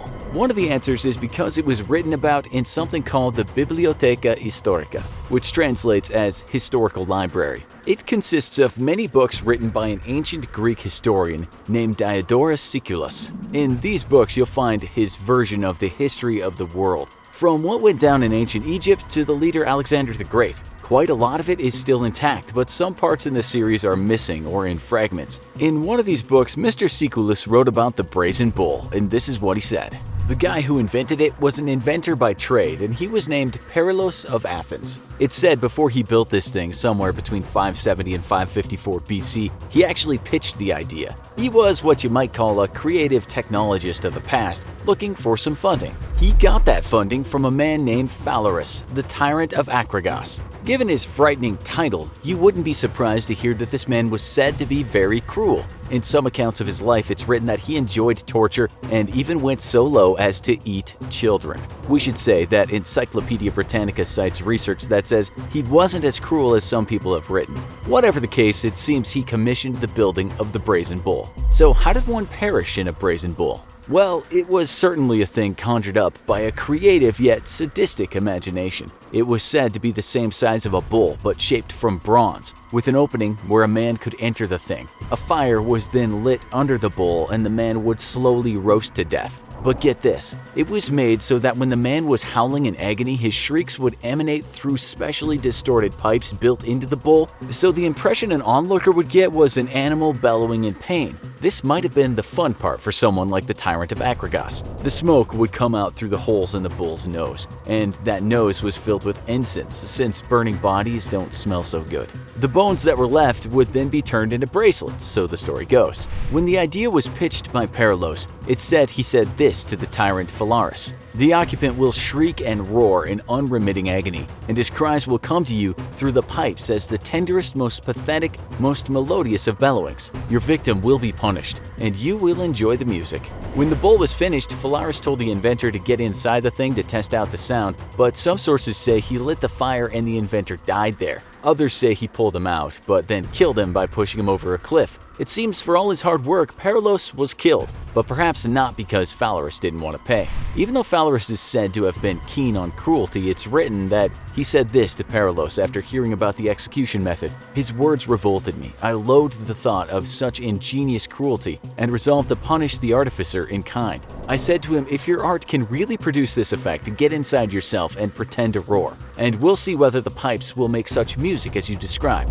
By the way, it's written that upon his downfall, Phalaris was also killed inside the bull. So that's inventor and commissioner both killed at their own hands in a way. Word of the Brazen Bull was passed down and histories were written, and they linked the device with these two men, the inventor and the tyrant. But the history of the bull doesn't stop there. The Romans, it said, had a taste for the Brazen Bull, and if you've watched our other shows on Roman torture, you won't be surprised to hear that some people wouldn't have had many scruples about roasting a man to death and enjoying his screams. We might look at the story of a man named Saint Eustace. It said he became a martyr after being killed in the 2nd century. The Romans were punishing many Christians before they themselves converted to Christianity under the Emperor Constantine, but that was in the 4th century AD, before a lot of Christian blood was spilled, and it seems a few Christians also got cooked to death inside a bronze animal. Saint Eustace was said to have been one of them. Before he converted to Christianity, he had served under a Roman emperor, but he saw the light, so to speak, when he had a vision one day, which involved a stag and a crucifix. Christians might tell you that this man then lost everything, which was one of those tests of God. He lost his cash, his servants, and his wife and kids were taken away from him by, of all things, a lion and a wolf. Yet his faith remained strong throughout. There are a few different stories as to what happened to this man, but some people will tell you he got his wealth back as well as his family, but in the end, he, his wife, and children were all roasted to death in the Brazen Bull on the orders of Emperor Hadrian. We looked at some Christian sources and they seem to back that up, although they don't say his family got the treatment too. We also found this piece of Christian history written in the 1800s. It seems to suggest that when Eustace and his family got roasted, they died, but some miracles did happen. This is from that text. The holy martyrs, by divine power, remained alive for 3 days, praising and blessing the great giver of life and death. At last, when their voices ceased, the bull was opened, and all 4 were found without life, but also without any injury to their bodies or garments. It's written that other Christians close to him at this time went the same way. For instance, a man known as Saint Antipas. This was written about him. They became enraged and dragged him to the temple of Artemis, and there they threw him into a glowing red-hot copper or brazen metal bowl, where they normally put their sacrifices to the idols to cast demons out of their own people. He loudly prayed God to receive his soul and strengthen the faith of the Christians, and begged God to forgive those who were inflicting on him his torment. He then departed as peacefully as if he fell asleep. We should say that there are a lot of people who don't believe these stories and relate them more to legend than truth. It's not for us to say what's true or not. But most serious historians will at least tell you that the stories from the bull's surprising beginnings in Greece to Christian martyrs not feeling any pain while being roasted are hard to verify. What is very much true is that stories of the Brazen Bull have been passed down throughout the ages, and those manuscripts can still be read today. By the way, while you might see a Brazen Bull in a museum in the world, it won't be the real thing, only a depiction of one. 0233 hours local, and in a mountain complex in North Korea just over 100 miles from the Chinese border, technicians scramble to remove camouflage netting from the entrance to a deep underground bunker. That bunker has been cut into the mountainside and covered over with camouflage to fool American spy satellites loitering hundreds of miles overhead. The cover of night helps to obfuscate the rush of activity, and the heavy cloud cover is exactly what the Hermit Kingdom was waiting for. Out of the converted mineshaft, a huge truck is carefully backed out. The massive vehicle has only one purpose: to transport the equally massive Hwasong-50 intercontinental ballistic missile. Finally eased out of its hiding hole, the truck begins the laborious process of lifting the giant missile into position. Over 40 feet tall, the missile is taller than a 2-floor home and has the power to destroy several square miles of a densely packed city. The Launch Command officer picks up a phone hardwired straight to an underground telephone line that's connected directly to Kim Jong-un. The North Koreans have to resort to primitive telephone technology to ensure the United States or its allies aren't listening in somehow. On the other end, the North Korean dictator gives a single word. The Hwasong-15 intercontinental ballistic missile fires its main engine, shaking the entire launch complex to its core. Launch personnel hide behind blast screens or huddle inside the relative safety of the launch truck's armored cab, hunkering down in case something goes wrong and the missile and its entire fuel load explodes. 2 seconds later, the missile proves to be in good operation and lifts off the ground. 1,000 miles above the Earth, the United States' space-based infrared system immediately detects the thermal plume of the massive rocket. A low-Earth satellite sends an immediate flash alert to the 2nd Space Warning Squadron at Buckley Air Force Base in Colorado. Brother and sister units across the broad web of U.S. missile defense and the commanders of every U.S. geographical command. A second U.S. satellite in a geostationary orbit confirms the thermal signature of a large ballistic missile and chirps a second emergency alert. The massive Hwasong-15 is nearing supersonic flight and has punched several hundred feet through the clouds and into the open sky. The U.S.'s space-based infrared system satellites have now focused their full attention on the telltale thermal signature of the big rocket. Cloud cover may have made it impossible to see liftoff with the naked eye, but the incredible heat given off by the fiery liftoff was easy to spot by infrared sensors. Now the large rocket is screaming through the air, riding a thermal plume several hundred feet long and thousands of degrees hot. The U.S. satellites immediately begin to compare the thermal signature of the North Korean rocket with a large onboard library of known missile launches. In less than a second, there's a match with 2 different Hwasong-15 test launches from the late 2010s. The confirmed match is immediately sent to U.S. Space Command. U.S. Space Force personnel are stunned by the multiple threat warnings from the space-based network and rush to pour through the data. Humans are far slower than machines though, and it'll take time to verify the threat. The North Korean missile is now twice as high as a commercial airliner, and its main rocket engine is still going strong. Space Force personnel have confirmed the launch as authentic. An emergency flash is dispatched to U.S. forces in South Korea and across the Pacific. It's impossible to know where the missile is headed this early in flight. Via hotline to the DoD and the White House, the alert is out. North Korea has fired a ballistic missile, possibly tipped with a nuclear warhead. The main engine on the Hwasong-15 shuts down as it runs out of fuel. The missile coasts for a brief second, traveling at several thousand miles an hour now in the upper atmosphere, before a series of explosive bolts just under 3/4 of the way up separate the first stage of the rocket from the second stage. A second later, the second stage engine fires, and the vehicle lurches forward as it prepares to exit the Earth's atmosphere. An aide rushes to interrupt a meeting between the President of the United States of America and the leader of a partner nation. There's no time for formalities, and the President is practically dragged out of the room so he can be informed. North Korea has launched a nuclear attack. Target is still unknown.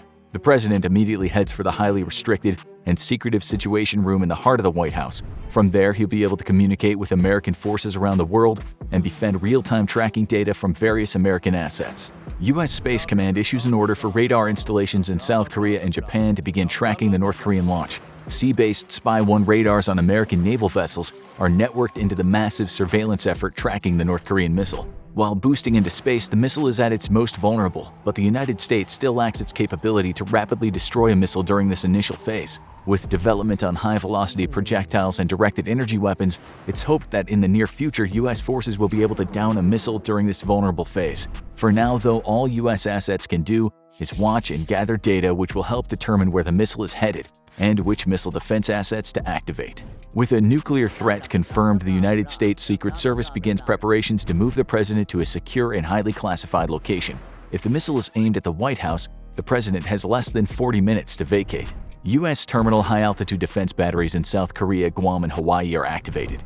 Their powerful AN/TPY-2 radars begin sweeping the sky for signs of the threatening missile. Designed to obliterate an incoming ballistic missile during its terminal phase, the batteries of the interceptors are currently useless and can only defend the areas they're assigned to.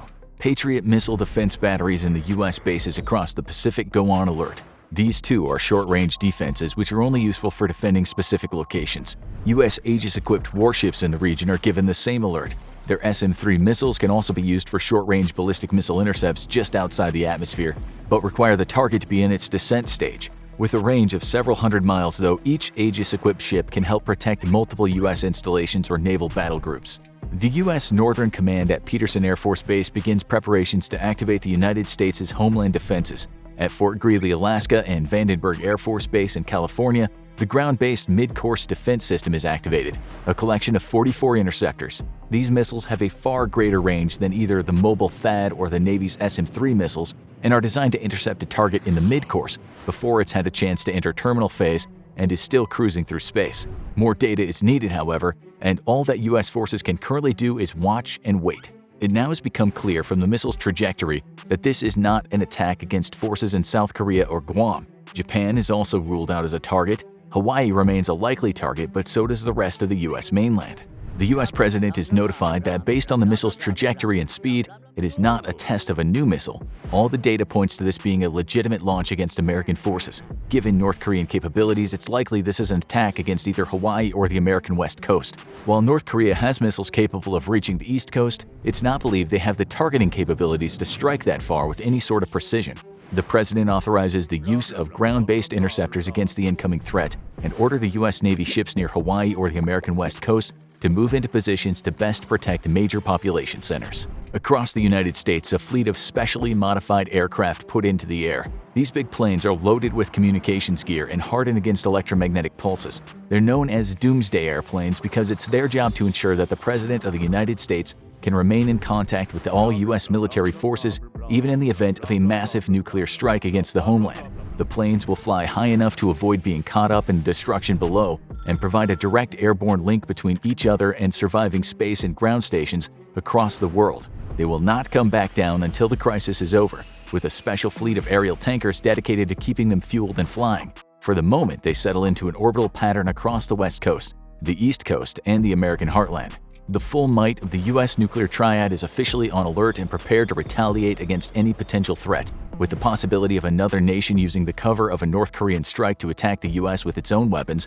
America from this point on has to be prepared to fight a nuclear war against any adversary. Troop recall orders are issued for American units across the world, informing soldiers they must drop whatever they're doing and immediately report for duty. Nuclear-capable aircraft are prepared for a possible nuclear mission, and nuclear munitions are prepared for possible loading and launch.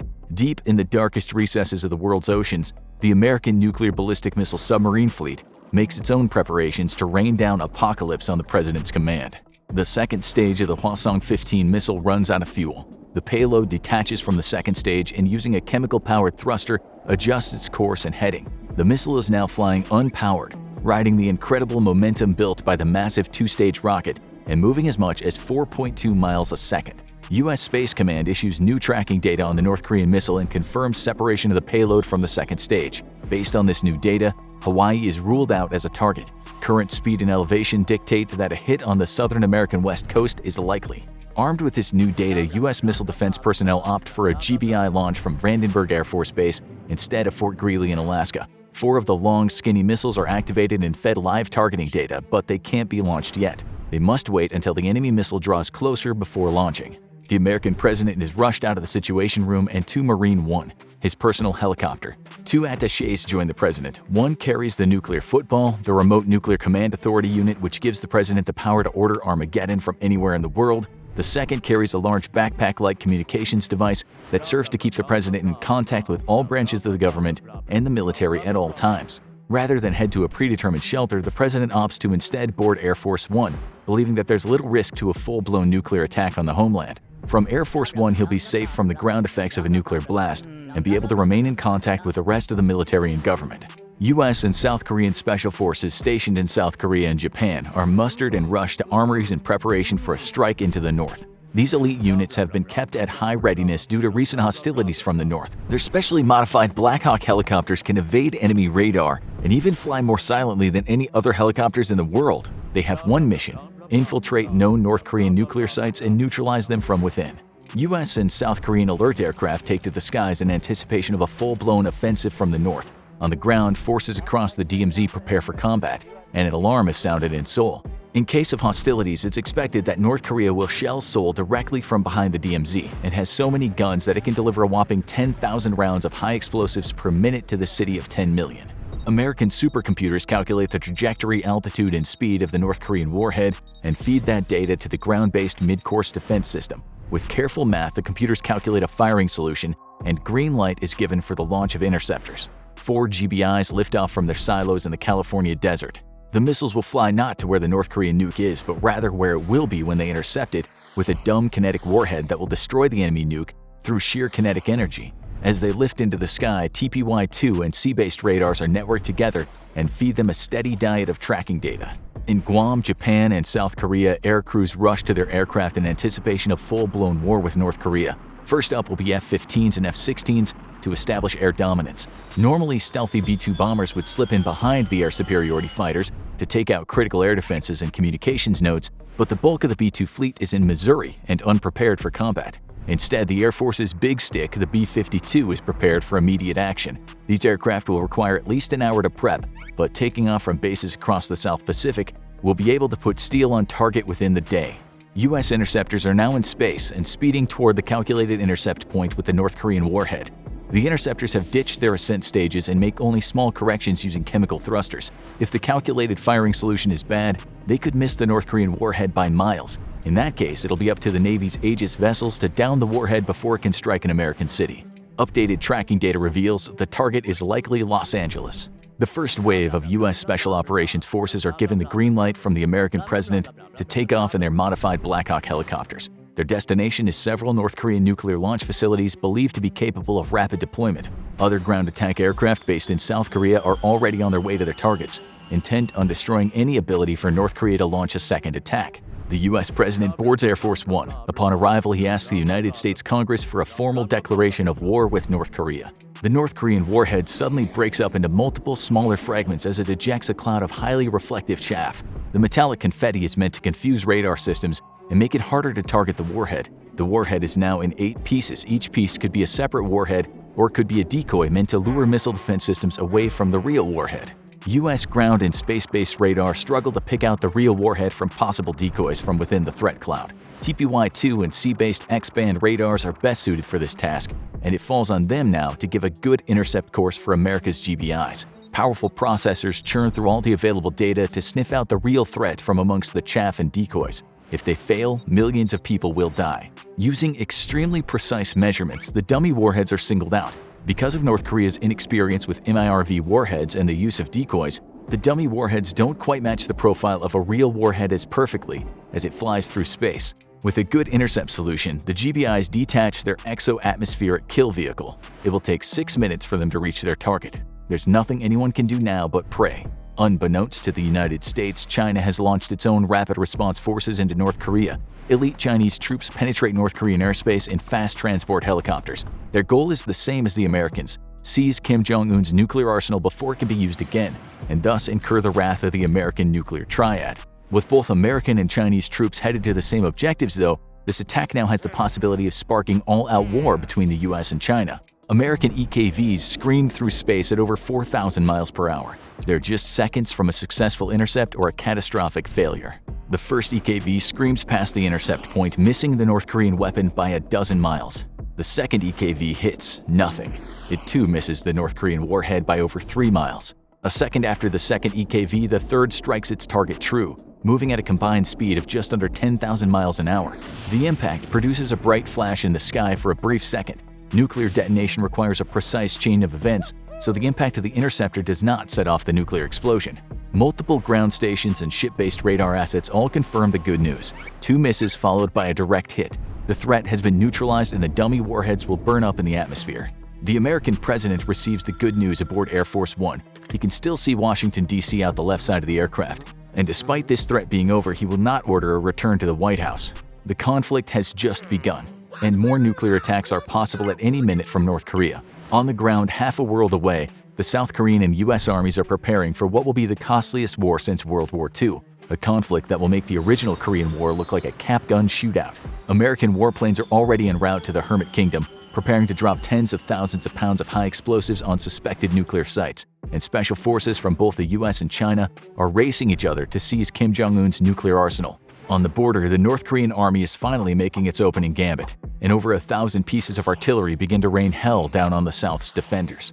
Most of you people watching this will have experienced the topic of today's show. If you haven't yet, then statistically it's very likely you will. In fact, many males of a certain age will get down with this biological buzz on a daily basis, while females might not be as prolific in producing this heavenly stimulant that nature has bestowed upon us. We might be indebted to this fleshy machine that we call our body for giving us a natural high that for the most part doesn't cost us a penny. It offers some respite from a grind of work and the endless obstacles and what can sometimes be a difficult life. For that reason, we salute the orgasm, this wonderful gift Mother Nature has bequeathed to us. Let's now discuss the nitty-gritty of our gift in this episode of the Infographics Show, female orgasm versus male. Before we start comparing orgasms, let's take a look at why we have them in the first place. Of course, we know that we have orgasms as part of the impetus to copulate with another person. This gift that makes the experience pleasurable, and in turn, we sometimes churn out other human beings and keep the species ticking over. Do all animals have orgasms though? That's something that scientists are not absolutely sure about, because we can't exactly ask a dog, a fish, or a proboscis monkey what it was like for them after they got it on. Scientists know by observing some animals' vocal cords and muscle contractions that they do seem to have this biological carnal payoff just as humans do. All female mammals have clitorises, and scientists have even stimulated non-human female primates in labs and given them orgasms. Perhaps that's the best job a monkey can get when sent to the lab for testing. They didn't say how they did the testing, however. So simply put, science thinks that most animals have sex because of the feeling they receive from it. Being the beneficiary of an orgasm is of course not the only reason animals do it. There may be power plays if there's a hierarchy, for instance, but it certainly acts as the main incentive. We don't know what it feels like for the animal, of course, but as one scientist talking to Popular Science says, it looks like a very pleasurable experience for some animals. Talking about our male feathered friends, he said the bird shudders its wings and clenches its feet as it ejaculates. Who knows whether it feels like a human orgasm, but the external behavior looks like it. We're told animals don't have the brain capacity to plan for babies. Rats don't think when they're getting it on that they can't wait to see a little rascal ratty taking its first breaths in the world. They do it for pleasure. Humans are different because we are cognizant of the consequences of lovemaking if conditions haven't been met to prevent pregnancy. But some animals also masturbate as humans do. They may not fantasize as we do or spend time and energy watching others do it for their own gratification and enhanced stimulation, but some do enjoy pleasuring themselves. These animals include other primates, the animal champs of sexual self-gratification, elephants, walruses, bats, and turtles, among many others. Some animals, such as the brown bear and wolf, even practice autofellatio. Humans generally don't have the flexibility for that. We orgasm fans know that when it happens, it is pleasurable. Our muscles contract, we feel euphoria, and then we experience a period of relaxation. We also know that orgasms are not all made equal, with some feeling like a minor bump of pleasure chemicals in our brain, while others feel more like being maligned into the ecstasies of chemical heaven. We experience what is called a neuromuscular euphoria when our brain's pleasure centers are activated. This happens because of stimulation, but that stimulation can come in many ways. We'll cut this short because all the ways one can orgasm would take a while to explain. As you probably know, even stimulation of a nipple or other erogenous zone can create this sublime feeling. Some people even orgasm in their dreams, when thought alone is the main driver. There's even something called foot orgasm syndrome, which you can work out for yourself. It's unusual to say the least and apparently not pleasant. But for men, they mostly orgasm when their penis or scrotum is stimulated, and something called the pudendal nerve sends signals to the brain. It's the same for women when their clitoris is stimulated. Both sexes can orgasm from stimulation of their rectum when the pelvic nerve is stimulated. The hypogastric nerve sends signals from a man's prostate, while it does the same in a woman's uterus and cervix. For women, the vagus nerve comes into play when the cervix, uterus, and vagina is stimulated. These are what we might call the main bases. When orgasm is achieved, your brain is flooded with neurochemicals, and these activate what we call the brain's reward systems. It's these reward systems that motivate us to do certain things, not just have sex, but perhaps complete a marathon or get a job done. Sexual arousal affects many areas of the brain, such as the amygdala, cerebellum, pituitary gland, nucleus accumbens, and ventral tegmental area. If all that terminology means little to you, the Journal of Neuroscience simply tells us that sexual arousal in terms of brain patterns looks similar to what happens in the brain when one takes heroin. Thankfully, sexual stimulation isn't as expensive and doesn't produce severe withdrawal symptoms after long-term use. Wouldn't that make a dent in our masturbating regimen? For men, the result of this orgasm is usually the release of fluid through the penis. That may contain semen. Dry outcomes are possible too. All sorts of things come into play here, but usually with enough testosterone, the male can send his homemade gunge into a female orifice or simply into open space. Prior to this, the man is aroused and his penis becomes erect due to blood racing up the appendage's arteries at high speeds. The blood rush causes hardness, and the rest of the body tenses. Houston, get ready for liftoff. This may take a while, but orgasm can be achieved in as quickly as 30 seconds from the first arousal. At this time, the heart might be beating around 150 to 175 beats per minute, while parts of the body might be moving involuntarily. Nature now plays an ace card by secreting a pre-ejaculatory fluid in the penis, which helps protect the arriving sperm by changing the pH balance in the urethra. All you men know is that when it's time for liftoff, there's no going back, and this is called ejaculatory inevitability, a fine term if we ever heard one. Muscles around the penis and anus will contract rapidly and you may push out your pelvis, and all those chemicals flood the brain and possibly cause one to grimace wildly like a madman in the grips of an ecstatic seizure. But it's not over yet. Men go through a pleasant recovery stage, a kind of easy come-down plateau after the rush, and they will see their member slowly reduce to its original, unimpressive state. Younger guys can sometimes recover from this in as little as 15 minutes, while older men may require hours to go through it all again.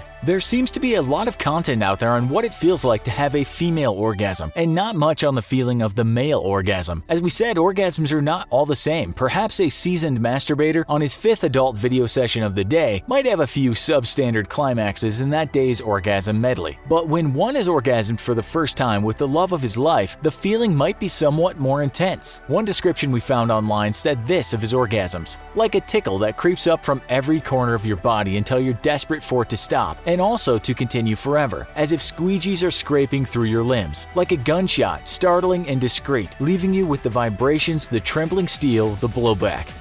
That sounds good. And the reason many men during sex or masturbation will be thinking about the next round before the current is even finished, but they often change their mind immediately after orgasm. That's just because they've achieved a satisfactory result and the brain is contented, at least for a while. Again, we have this feeling, so we'll want to do it again and again. Men are blessed with this. Some may argue that they were cursed, so that the merry-go-round of life continues to spin. It's as simple as that. With that in mind, let's turn to women. Women could still procreate even if they didn't have an orgasm. Women don't need to achieve orgasm to have babies, so why are they blessed with this blissful treatment from nature? There's been much research about this. First, we should say that 10% of women don't orgasm through sexual intercourse, or not at all, even with their own hands or certain purpose-made instruments. Some sources say it may be as high as 15%. You can read things like this on the web. I don't understand. I feel like less of a woman because I can't have an orgasm, and I want to so bad. I feel incomplete sometimes after sex. Vice magazine cited what it called the biggest ever orgasm study, which told us that nearly 37% of American women required clitoral stimulation to experience orgasm, while 18% said that vaginal stimulation did the trick. 9% of women in that study said that nothing worked, not clitoris rubbing, cunnilingus, pulsating plastic toys, or penetrative sex. 66.6% of these women did say they enjoyed their clitoris being stimulated, usually with an up and down rubbing motion with medium pressure of perhaps their own or their partner's digit.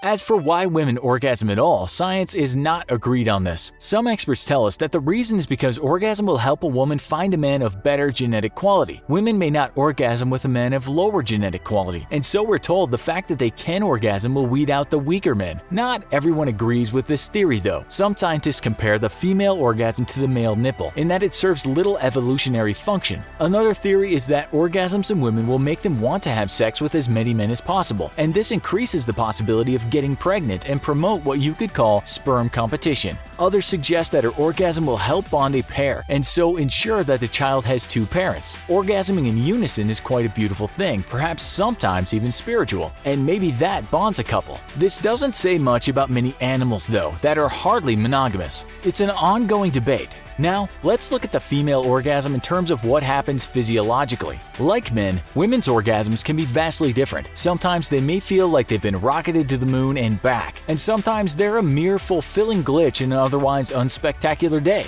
Like a man, the woman will experience a rush of happy chemicals to the brain. She may also contract and convulse and exhibit facial expressions that can border on being frightening. Again, we can't talk for all women in all orgasms. We can see what some women say about their orgasms though. One woman told Cosmopolitan, "The pleasure builds up and I feel it coming. Then an explosion of pleasure takes over everything from the waist down. The feeling trickles down through my legs and everything is completely relaxed." As you can see, this doesn't sound too different from what men say. It can also sound like more hard work though, as this woman explains. It's like a warm, tingling wave that starts at your center and just radiates outward. It can be frustratingly blissful as you start to build and then lose it, and then build again, and each time you start to climb that mountain, it becomes more intense and desperate. Perhaps we could say a man is a rocket with a certain trajectory, and a woman is more a complex machine with a few more moves before it achieves liftoff. The experts tell us that is correct, in that the female orgasm is more complex. She may have multiple orgasms or even what are called blended orgasms. If you've ever been the sole contributor of such an orgasm, you'll know it can last longer than the male orgasm and come with many shakes, involuntary convulsions, and perhaps the man being gripped onto tightly as she experiences her bit of physical bliss. Women can also have relaxation orgasms and tension orgasms, which should be self-explanatory. As you know, this orgasm might be clitoral, vaginal, or from G-spot stimulation, or even other happy zones such as lips or nipples. They can be grand, they can be minor, and they can move mountains or barely eclipse normality. Unlike men, women can have a remarkable variety of orgasmic experiences, which evolve throughout the lifespan, said one academic.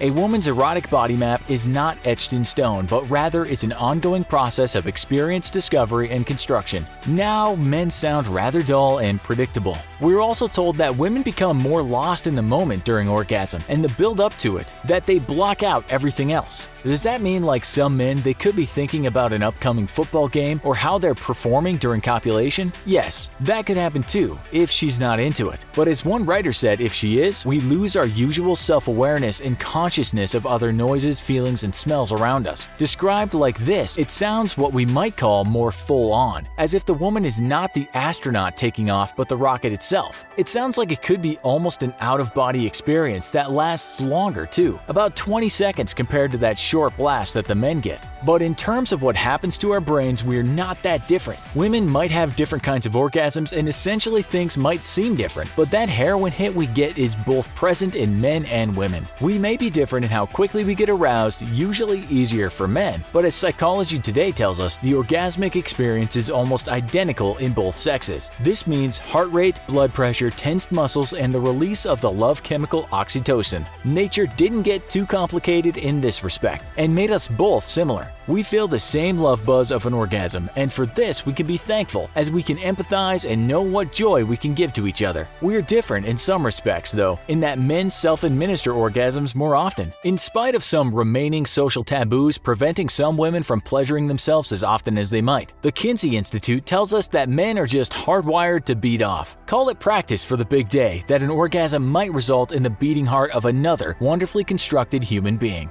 As we write this, you don't have to look far to find headlines in the media containing the words US and Iran and conflict. The BBC writes that the USA has sent over 1,000 troops to the Middle East because, according to the American Acting Defense Secretary Patrick Shanahan, Iran has been acting hostile. Iran has been accused of oil tanker attacks, and the country, it said, will also soon breach a 2015 deal regarding its uranium stockpiles. The New York Times has called this a new confrontation with the West. How bad could this get? What kind of a threat would Iran be? Is there really a threat at all when compared to the might of the US military? Let's have a look. If you watched many of our other military comparison shows, then you're likely already an expert when it comes to the arsenal of the US military. You'll know that the US spends more on defense than any other country by a long, long way. Sources differ, and it's hard to get the exact spending down to the last dollar, but in 2018 it's reported that the USA's defense budget was somewhere between $587 billion and $597 billion. But if you go to the actual US Department of Defense website, one of the first things you'll read is that President Trump plans to pump an extra $160 billion into defense. The prediction from the DoD, right from the horse's mouth, is that by the end of 2019, defense spending will have reached $686 billion. Where does all this cash go? Well, the DoD website just breaks it down into simply various departments: the Army, Navy, Air Force, Marine Corps, Coast Guard, and Joint Chiefs. If you're wondering what the Joint Chiefs are, well, they kind of run the show. Part of their mission statement reads, "The future operating environment will place new demands on leaders at all levels. Our leaders must have the training, education, and experience to meet those demands." It's not all about spending money on killer toys, of course, because you have a lot of paychecks at the end of the week. The US military has 2,083,100 personnel. 1,281,900 work as active personnel, and 801,200 reservists. On top of that, you have all kinds of special units and specialists to pay. It's not free when the US, say, wants to buy artificial intelligence technology to scan faces, go through hours of drone videos, etc. Research and development, according to the US military, eats up a great deal of money. Thankfully, someone else has broken down the budget for us, and it goes like this. A little over $205 billion goes to the Navy, and the Air Force will basically get the same at $204.8 billion. $191.4 billion will go to the Army, and $116.6 billion will go to projects spread across the DoD.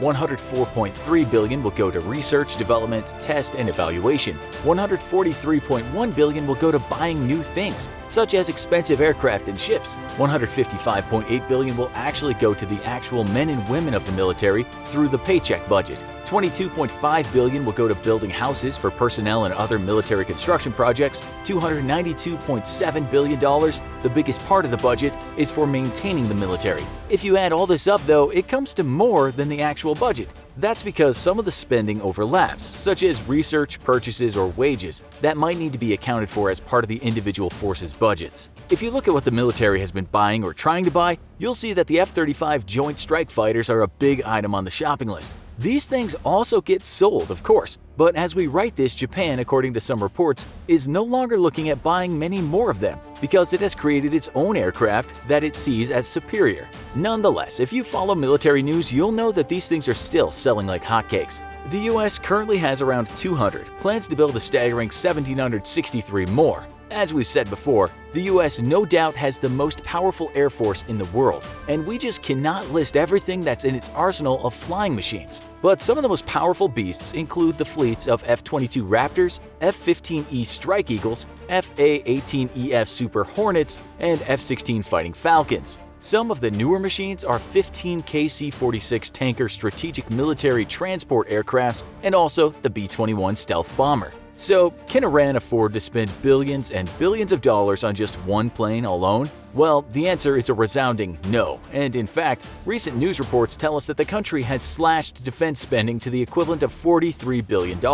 Compare this to reports in 2019 that the US Navy just paid Virginia shipbuilder Huntington Ingalls $15 billion to start construction on the new Ford-class aircraft carriers. Also bear in mind the billions spent on new aircraft, or the two fleet replenishment oilers at $1.1 billion, the 5,113 Joint Light Tactical Vehicles costing $2 billion, or the M1 Abrams tank modification setting the US back $2.7 billion.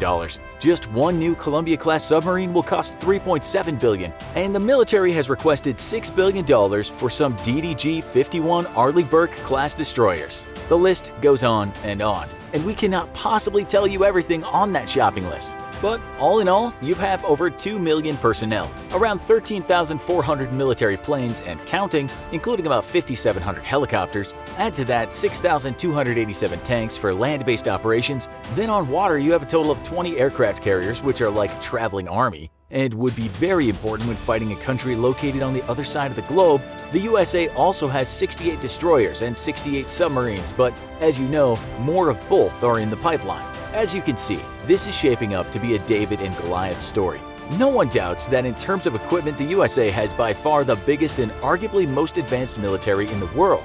We say arguably because countries such as China, Japan, the UK, India, France, Russia also have some very capable military toys. Iran, though, well, you won't find the country on the top 10 lists when it comes to military might, and some writers have described Iran's equipment as being Cold War-era machines. In total, Iran has 523,000 active military personnel, but also around 350,000 reservists. They own 509 military aircraft, which sounds fairly impressive, but let's see what kind of planes these are. For starters, they have 54 American-made McDonnell Douglas F-4 Phantom IIs. Some of these are pretty old, but we're told many have been upgraded. Joining the list are also some other capable multi-role aircraft, such as 23 French-made Dassault Mirage F-1s. As for ground attack, Iran has about 50 Russian-made planes and the Sukhoi Su range, the Su-22, Su-24, and 25. Iran is also in the process of building a fifth-generation stealth fighter aircraft called the IAIO Kaher 313.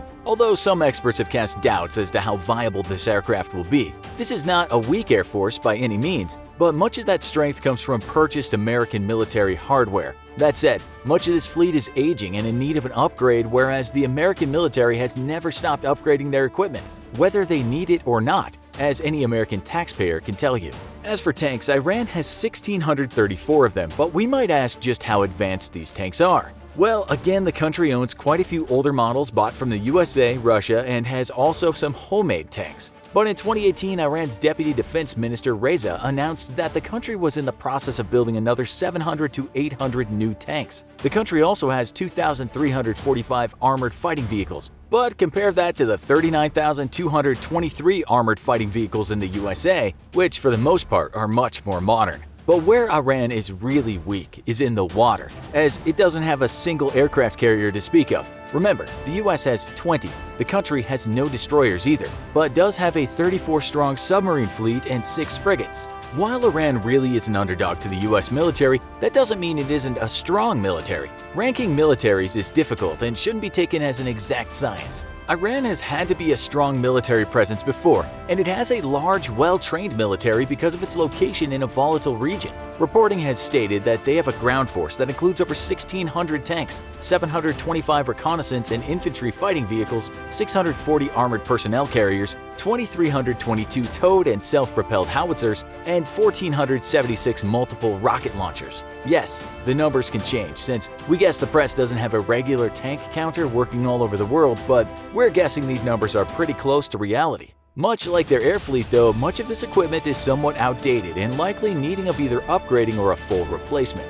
Now, we already know that the USA has some of the most advanced special forces units in the world, and also is not bad at collecting intelligence through the CIA, NIS, and both of their cutting-edge computer technologies. But the Iranian forces have also a special branch that is said to be very highly trained and is an entity to be feared, the Quds Force, a special ops unit within Iran's Revolutionary Guards. They number around 15 to 30,000 very skilled agents and work in what you might call unconventional warfare. Iran also has the advantage in the event of an invasion of being a geographically difficult country to assault via land. It's a large country and the major cities are mostly located in areas that would be difficult for land forces to quickly reach. And now we come back to the start. What about these new fears of nuclear conflict? The New York Times writes this: Iran is still well more than a year away from being able to build a weapon, perhaps much longer. But the experts in the article also said it would take much longer to produce what the Times called a deliverable weapon. It's highly unlikely Iran is thinking about attacking the USA. And many European countries have blamed the US for putting Iran in a difficult position thanks to harsh sanctions. We won't get into the politics, but suffice to say, confrontation of military powers with nuclear weapons is not something anyone wants. As Newsweek points out, while the US military is by far superior in every way, an invasion would be a long, drawn-out affair. They wrote, "If decades of difficult conflicts worldwide have taught the American military anything, it's that a mighty armory goes only so far. Let's hope for some diplomacy that works for both nations and the threat of a conflict behind us." It takes a couple of attempts, but you manage to spark up a lighter and hold it up steadily in front of your face to light up a joint. A familiar woody smell fills the room and drifts out of your window on the afternoon breeze. You blink, steady yourself, inhale deeply, and fill your lungs up with warmth. But what happens next?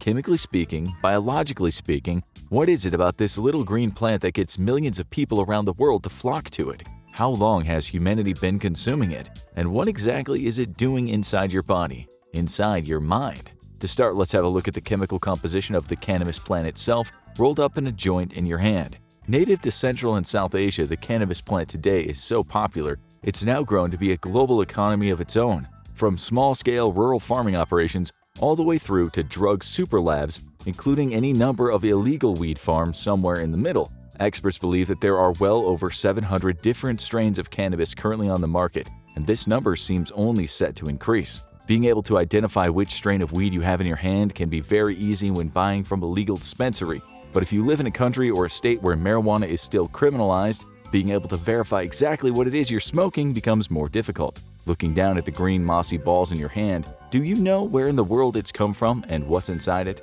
Let's break it down a bit, or rather, grind it down. You've likely heard of the two most well-known active ingredients in cannabis. These are cannabidiol and tetrahydrocannabinol, or as you probably know them, CBD and THC. Over the last 10 years in the West in particular, CBD has been championed as a potential medical breakthrough. It's also been shown to have a calming effect on those with anxious disorders and is currently being tested as a treatment for psychosis, sleep disorders, muscle spasticity, and more. You might have seen ads for CBD oil products popping up in your feed claiming that it can solve any number of ailments. Research is ongoing, however, results vary. In the case of curing cancer, for example, so far there's no evidence to support that CBD has any kind of effect on the disease, despite what people on the internet might be saying. So, you smoke CBD to get high, right? No, CBD is usually extracted as an oil, and on its own it will not get you high. But it's still psychoactive, meaning it alters your mental state, typically leaving you feeling more calm and mellow. The feeling of being high comes from the main active component in marijuana, THC. Typically found in much greater quantities than CBD, THC can have a powerful psychoactive effect. To see what that means in practice, let's follow it as it enters the human body. You take in a deep breath of that joint and let the smoke fill your lungs. In this example, you're going to be our test subject, and you will be smoking weed. Smoking is one of the most direct and quickest ways to get high. This is because the smoke from your burning marijuana contains high levels of THC. The smoke is then inhaled, filling your lungs. At this point, you might experience some irritation, manifesting in the iconic smoker's cough from introducing an alien substance into your lungs. This, however, is not unique to smoking weed, as you're likely to see the same from people smoking or vaping conventional tobacco. The lungs are designed to quickly and efficiently transfer oxygen into the bloodstream when we breathe. Therefore, they have the capacity to take in large quantities of gas in one breath and get any number of elements or compounds from that gas into our bloodstream, and fast. The lungs aren't just empty chambers, they're full of tiny little air pockets called alveoli. The average human adult has roughly 480 million alveoli in their lungs, constituting about 1,500 miles of airways. That's the equivalent of driving from Miami to New Hampshire for our American viewers, or Madrid to Copenhagen for our European viewers. For everyone else, it's roughly 13,636,363.6 bananas lying end to end. Anyway, back to your lungs. In each alveolus, the THC from the smoke is transferred directly into your bloodstream, which then carries it all over your body, including to the critical area, your brain. As a result, it often only takes a matter of seconds for the user to start feeling the psychoactive effects of what they're smoking. So, let's crack your head open and see what's going on inside. Sorry, this might hurt a little. The THC and CBD bind themselves to receptors throughout your brain. The amygdala, for example, is responsible for anxiety, emotional responses, and fear. CBD dulls the activity in this part of the brain, but the THC component can stimulate it. While many users feel calmer after having smoked weed, others can feel a heightened sense of paranoia and worry, particularly on the come down as the calming effects of the CBD wear off. Looking at other parts of the brain impacted by the CBD, we have the basal ganglia, which is involved with motor control and planning, the neocortex, which processes sensory information, and the cerebellum, which is the center of motor control. All three of these areas are impacted by smoking weed, resulting in you feeling slower in general. Reflexes are delayed, information takes more time to process, and motor functions and speech slow down. Driving under the influence of marijuana can be very dangerous as a result. One study in the UK found that fatal accidents are 1.65 times more likely to occur when the subject is under the influence of marijuana, while another study in Canada found that accidents could be 2 to 4 times as likely. Most countries have strict laws for driving under the influence of weed, with zero-tolerance policies, made stricter by the fact that it can take over 48 hours for weed to stop showing up on a blood test. If they're testing your saliva, it can be up to 72 hours. Urine can be anywhere from 3 to 30 days, and it can even be tested in your hair follicles for up to 90 days. Fortunately, you won't find many traffic cops that are plucking out your arm hair for a routine traffic stop. However, it would be reductive to think that all weed does is dull your brain. THC is a very active component that stimulates a lot of neural activity. Colors look brighter, sounds are louder, music sounds more rich and layered. Food often tastes better under the influence of THC, giving the subject the illusion that they're really hungry. That's right, this is why so many people using cannabis experience the famous munchies, which is why having a stoner visit your home is potentially extremely dangerous to the state of your snack pantry and chip supply. Many people report having heightened imagination, being able to think outside the box or come up with fresh and exciting ideas. Artists all throughout history have partaken in recreational drugs in an attempt to broaden their horizons, dulling a lot of the negative sensations, such as feeling pain and anxiety. Coupled with the stimulation from THC, results in feelings of euphoria. In short, you, our human test subject, have gotten high. But what does this high actually look like? Here's where it gets really interesting. Let's bandage your head up and take a look. So far, we've only focused on the THC and CBD, but there are hundreds of active components within cannabis, which vary in quantity and intensity depending on which of the hundreds of strains the user is consuming. On top of that, there's the method of consumption. While smoking or vaping gets the chemicals into the bloodstream quickly, the high only lasts around 3 hours or so. Many users instead take gummies or bake brownies and cookies. When weed is absorbed through the digestive system, it takes a significantly longer time to kick in, but when it does, the user can experience highs that go on for hours, even up to a day, as the digestive system slowly releases the chemicals into the bloodstream. All of this makes studying the effects of marijuana very difficult. As with almost any study, there are the caveats of which strain is being used, how the test subject is ingesting it, and who the test subject is. The human brain is an incredibly complex thing indeed. If you took a sample of the human brain that was the size of just 1 grain of sand, that sample would contain 100,000 neurons and 1 billion synapses. Now multiply that by 860,000 and you've got a human brain, just like the one that's sitting in your head, watching this video and feeling very smug about itself. Being able to quantify and measure exactly what's happening in an organ far more advanced and complicated than the computers we're studying it on has been a challenge in medical science for decades and will likely continue to be one for a very long time. While one individual might take 1 puff and spend the rest of the day feeling anxious, their elderly grandma might smoke a whole bowl and feel nothing but zen. So, for Nana's sake, is it dangerous? Well, on the whole, consuming marijuana is relatively harmless as long as you aren't driving, controlling heavy machinery, or performing open-heart surgery. The risks of smoking the occasional joint with the right amount of weed in it are low. So, why hasn't it been legalized worldwide already? And why are there skeptics out there, including in the scientific community? As is often the case with controversial topics, a lot of the conflict comes from political and cultural differences. To tell that whole story, we need to wind all the way back to China in 2800 BC, where we find the first recorded use of marijuana in history. Even that long ago, the cannabis plant was being used for medicinal purposes. Emperor Shen Nong, considered by many to be the grandfather of medicine, recorded the plant in his writings as being particularly useful. From that point, records of cannabis spread throughout India, Syria, Greece, and Rome. Various healing properties have been ascribed to it over the years, including cures for inflammation, depression, arthritis, and even asthma. Of course, most early medicine is notoriously rather unreliable. We're looking at you, leeches and milk transfusions. But there's always been something about this little green plant that's captured the attention of doctors and pharmacologists throughout the centuries. Often there's a grain of truth to the mythology that has sprung up around the drug. In Hinduism, for example, the god Shiva is given the title of Lord of Bhang because cannabis is his favorite food. For centuries, many Hindus believed that if you were suffering from a fever, it was the god's hot breath of anger upon you. Rituals were conducted where you would be given a quantity of cannabis to consume, so you would find favor with Shiva again, and your fever would pass. With modern medical science, we know that THC acts in the hypothalamus of the brain, reducing the body's temperature and therefore counteracting fevers. So, where did it all go wrong for weed's PR team? Why is it that many people in the West now include cannabis in the same conversation as crack, cocaine, and heroin, as opposed to paracetamol and penicillin? Well, medical marijuana was first introduced in the West in 1841 by William Brooke O'Shaughnessy, an Irish physician who spent years studying all kinds of different medicines in India. But the real origins of the USA's problem with marijuana began 200 years before that. In the Jamestown colony in 1605, Dissatisfied with the return on investment they were seeing, the English, and King James I in particular, demanded the colony change up the crop they produced to hemp, a plant within the cannabis family. The crop was a massive success and became the key to the early expansion of the American colonial settlements. George Washington himself famously grew hemp as one of his 3 primary crops on Mount Vernon. The plant was used to manufacture ropes and fabrics, but following William Brooke O'Shaughnessy's findings from India, Americans began to experiment with the plant's medicinal properties.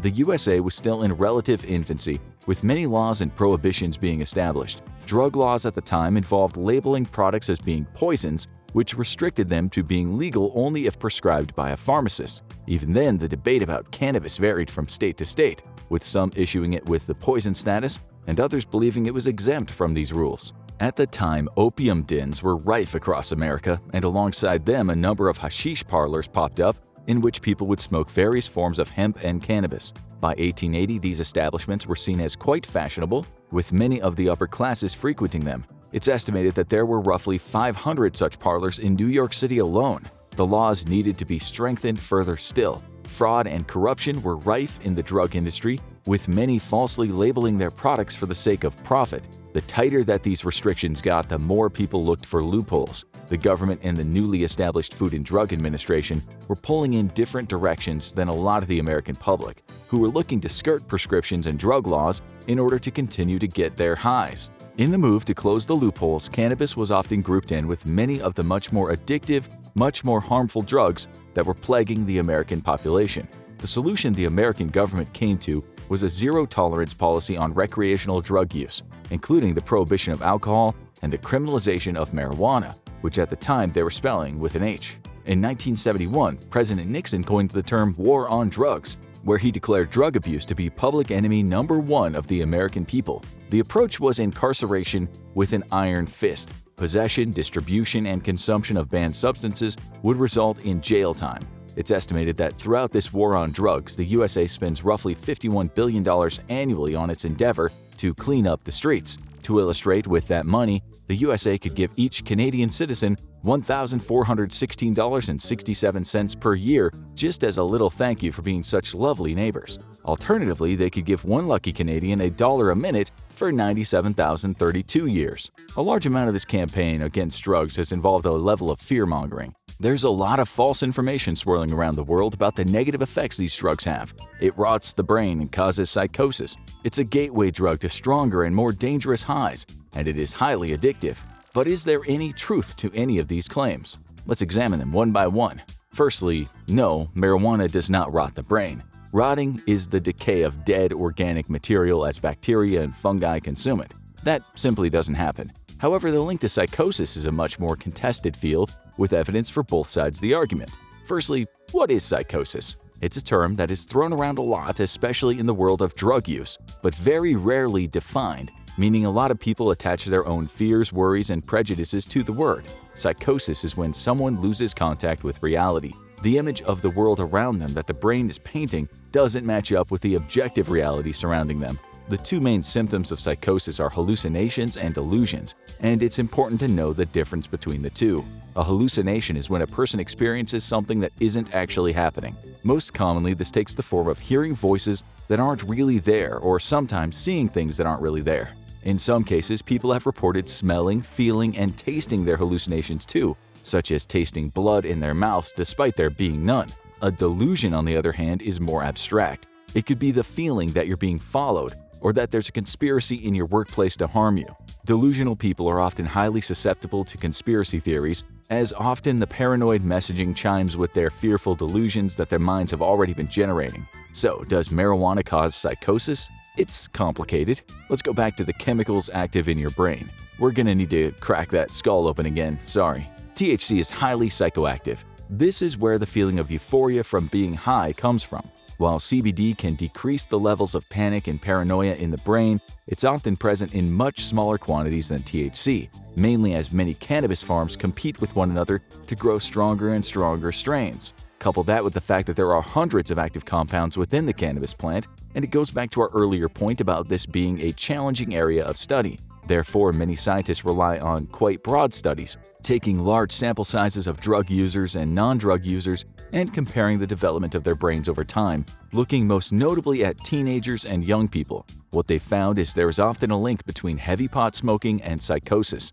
There are cases of people living with schizophrenia and bipolar disorders where the heavy use of marijuana is linked to the onset of those symptoms. What has not been proven, however, is that weed was the cause. Most scientists believe that weed can, in some cases, accelerate the development of underlying psychotic disorders. The brain is a very complex and delicate thing. If somebody has an underlying psychotic condition, then the consumption of drugs that alters their state of mind and heightens activities within certain sections of the brain can naturally lead to an exacerbation of those symptoms. Schizophrenia is believed to affect 1 in 300 people, while bipolar disorder affects 1 in 100. While these are quite small percentages, they are not insignificant. THC does carry the risk of triggering a psychotic episode if you're genetically predisposed to having a psychotic condition. The chances are very low and won't affect the majority of the population, but they are still there. Next, is it a gateway drug? The experience of a chemical buzz in the brain is a sensation that many of us try to chase in our lives.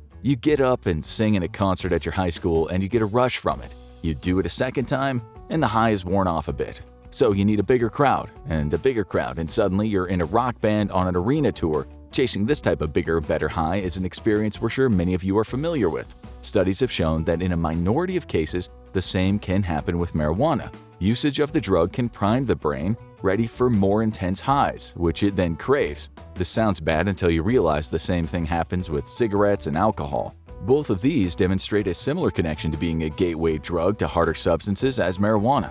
So why are those not held up to the same level of scrutiny?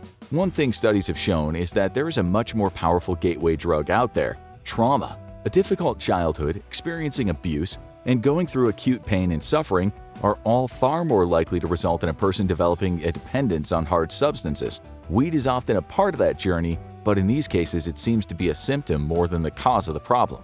But is it addictive? Let's take a similar look at this question. You wake up one morning feeling tired, so you make yourself a cup of coffee.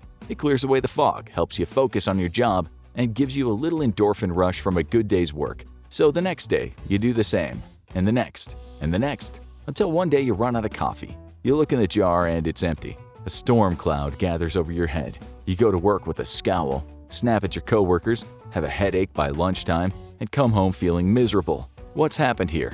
Well, the human brain is incredibly flexible. Your brain has gotten so used to the influx of caffeine each day that it's now rebalanced the chemicals inside itself to receive that caffeine boost. It's ready and it's waiting, so when the boost doesn't come, there's now a chemical imbalance. The same thing happens with weed. If you burn one down at 420, smoke weed every day, your brain's going to be sitting there at 419 rubbing its metaphorical hands together in anticipation. Coming off weed now feels hard. You have cravings for it, you feel irritated when you don't have it, you struggle to fall asleep, you lose your appetite, and you generally have a bad time.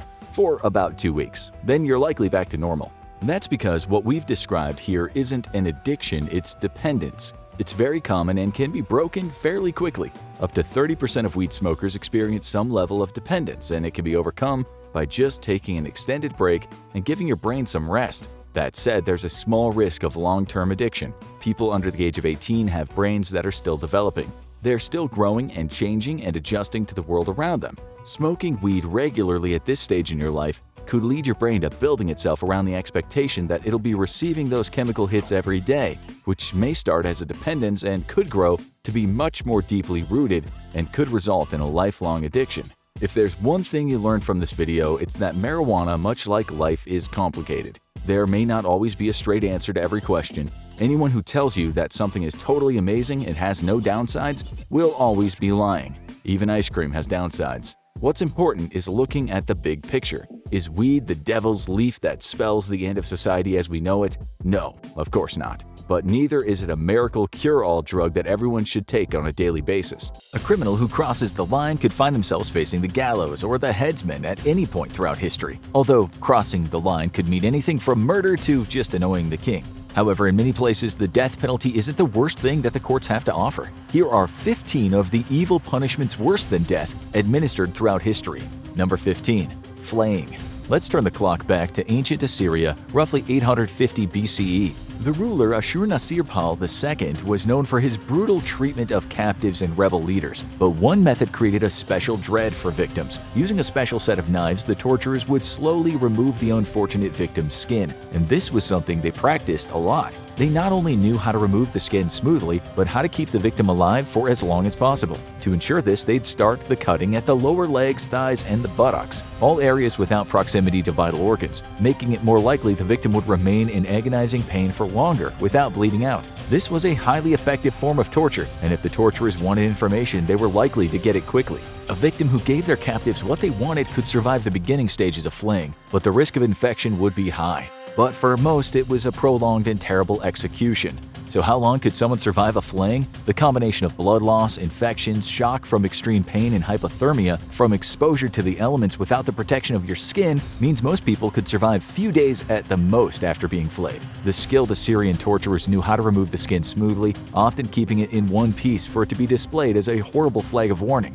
They were clearly proud of their skill, and torture is immortalized in many of their art pieces from the era. And while the Assyrians eventually passed into history, the method became less common but did not die out. It was a common method of torturing religious heretics in empires for more than 1,000 years, and while using it on a human today would be frowned upon, it's still a common skill for hunters who want to keep an animal's pelt intact for use. But that's nothing compared to what the Persians came up with. Number 14. The boats. Flaying usually kills people after a short period of intense torture, but other methods keep the pain going for a lot longer. When a soldier named Mithridates murdered the brother of the king wanted him to suffer. Sure, the king's brother had been attempting a coup, but it didn't matter. He ordered the soldier to be taken to the boats. This wasn't exile, it was something much worse. The condemned could be taken to a pair of boats, with one lying on top of the other. Holes would then be cut in the boat for the victim's head, hands, and feet. So he would be trapped inside. But then the real torture begins, and it starts with dessert. The condemned man is force-fed a mixture of milk and honey, pumping him full of the sweet mixture until he's nearly to the point of nausea, and left in the sun with the sticky substance drying all over his face and body.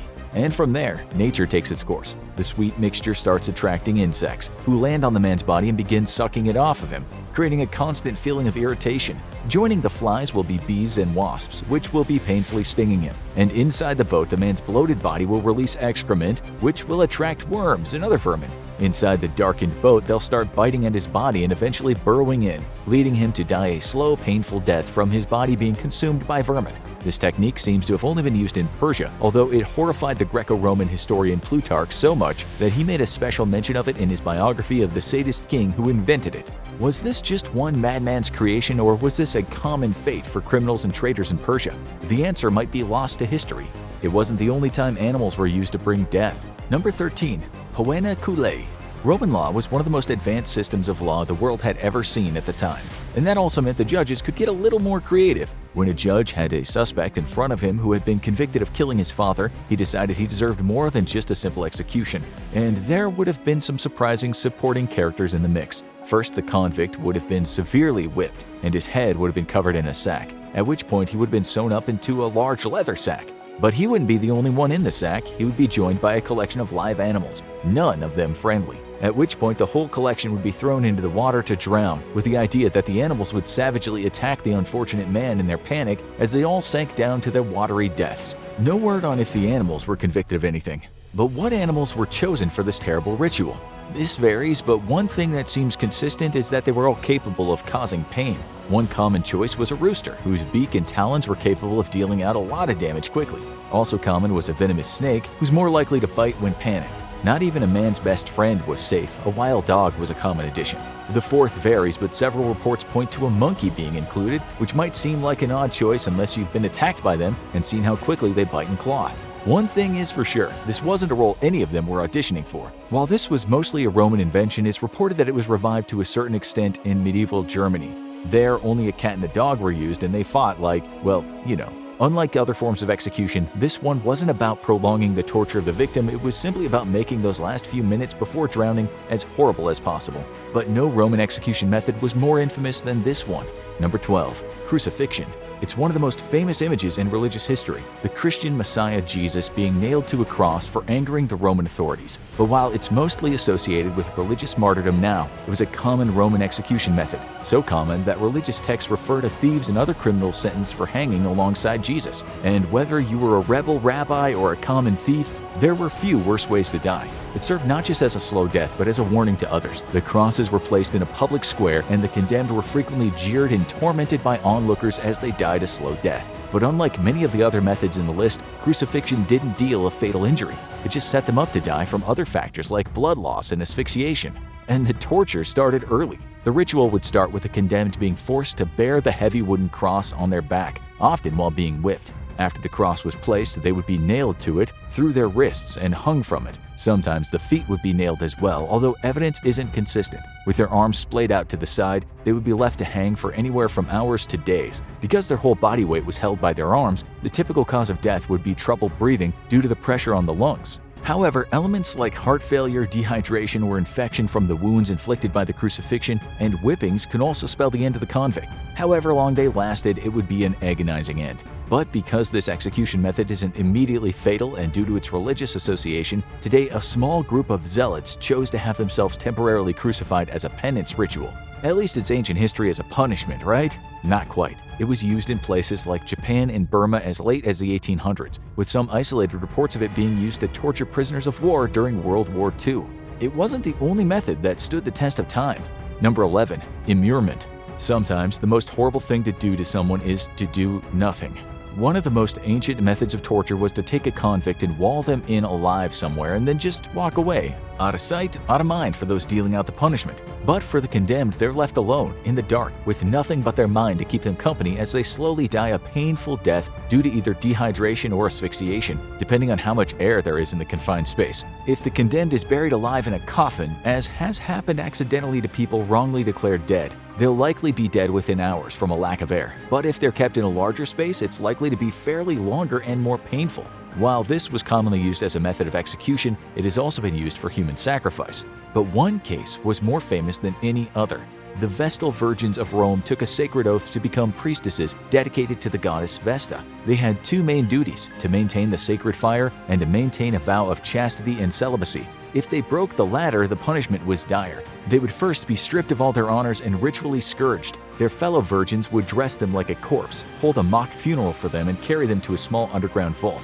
There, they would be left in what looked like a small room, oddly containing a couch, lamp, and even some food. And an area where the vault was built would be filled up with dirt and buried. The horrible ritual was conducted around 10 times over the 1,000 years that the Vestal Virgins existed. This continued as a form of punishment for thousands of years, but how severe it was depended on the circumstances. The murderous Hungarian Countess Elizabeth Bathory was immured within her own castle, but she was supplied with food and lived for 4 years in her palace tomb.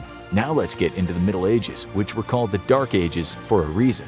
Number 12. The breaking wheel. Europe loved its public executions, with everyone from murderers to heretics to common thieves facing their turn at some point. But for those deemed truly loathsome, a worse fate than the gallows awaited them. No one knows when the breaking wheel was first created, but the first references to the torture device can be found in literature from the 6th century. The condemned would be taken to a public stage and tied to the floor, at which point the giant spoked wheel would be rolled in. The goal of this first stage of the execution was to exact extreme pain, starting with breaking the legs of the convict by dropping the wheel on their shins. Sometimes this would be followed up by killing the inmate by dropping the wheel on their neck, but this wasn't common because the public demanded more blood than that. In most cases, the poor convict was lifted up once their limbs had been broken and bound to the wheel in agonizing pain. Their broken limbs often let the authorities snake their arms and legs through the holes. The breaking wheel was then raised on a pole, and the inmate was either left to die, beheaded, or lit on fire. The body was often left up for display on the wheel as scavengers had their way, making this resemble crucifixion in many ways. However, there was always a way out. If the convict fell off the wheel while still alive or survived the execution, they were deemed to be spared by God. Their injuries were treated, they were typically pardoned of their crimes, and were in a rare position of being one of the only people to survive one of the worst punishments in human history. The worst punishment often lasted a long time, but few were as disturbing as this one. Number 9. Impalement. How disturbing does a punishment have to be for the man who inspired Dracula to go, "Yeah, I like that, I'm gonna make it my signature"? Despite the association with the infamous Vlad Tepes, the Romanian leader didn't create the punishment of impalement. It had been used since ancient Mesopotamia as a way to punish particularly hated criminals. It was a simple method, but almost unspeakably brutal. A large sharpened stake is taken and inserted up the backside of the unfortunate convict and pushed forward until it emerges through the mouth, almost always causing fatal damage. They were supposed to serve as a message, as the stake was then raised and planted in the ground with the victim still attached to it. In the most brutal cases, fields of these victims were planted as a grim warning to anyone thinking of invading the territory. At least it'd be a swift death though, right? Maybe, maybe not. While poorly trained users would no doubt pierce the internal organs and lead to the person bleeding out in agonizing pain over a few hours, some more modern users figured out how to thread the stake effectively and follow the spine. This caused minimal damage and allowed the person to linger for days, with the record reportedly being 8 days. Wait, did you just say more modern users? Yep, this horrible tactic did not die with Vlad the Impaler. It was used extensively by the Ottoman Empire, most infamously during the Armenian genocide that began in 1915. There are also reports that it was used by the Dutch rulers of the East Indies during the colonial era. Vlad, no doubt, would be proud. This next technique might be the most infamous execution method of the Middle Ages. Number 8. The rack. Most of the punishments on this list are execution methods that get a little too ambitious with prolonging death. But punishment isn't the only goal of torture. Sometimes the torturers need some information, and the old guard was willing to get a lot more brutal than slapping people with a phone book. Enter the rack, a simple device that looks like an old-fashioned washboard, but this device wasn't used to clean clothes. It was used to create pain. The wooden frame featured a roller at both ends. The victim's hands were tied to the top end, while their legs were attached to the bottom end. As the interrogation advanced, the torturer slowly rolled the rack, extending the victim's arms and legs until they could give no more, and it only gets worse from there. Unlike the other methods, the rack doesn't deliver immediate fatal injury. Rather, it deals out slow-level pain that gets worse and worse as the ligaments, cartilage, and bones of the arms and legs are stretched beyond what they can handle. This can quickly break a person down, as their shoulders and hips separate and their limbs are ruined. Even if one was able to escape the rack, it's unlikely they could walk after it did its work. This also kept the person immobile for future torture, such as using hot coals to burn them. The rack was so feared that sadistic interrogators would often use the rack on one person and force another to watch to try to break both of them down. The use of this device mostly died out in the 1600s, but it was reportedly revived in 18th century Russia. But it wasn't the most common method of torture in the Middle Ages. Number 7. Auto de fe.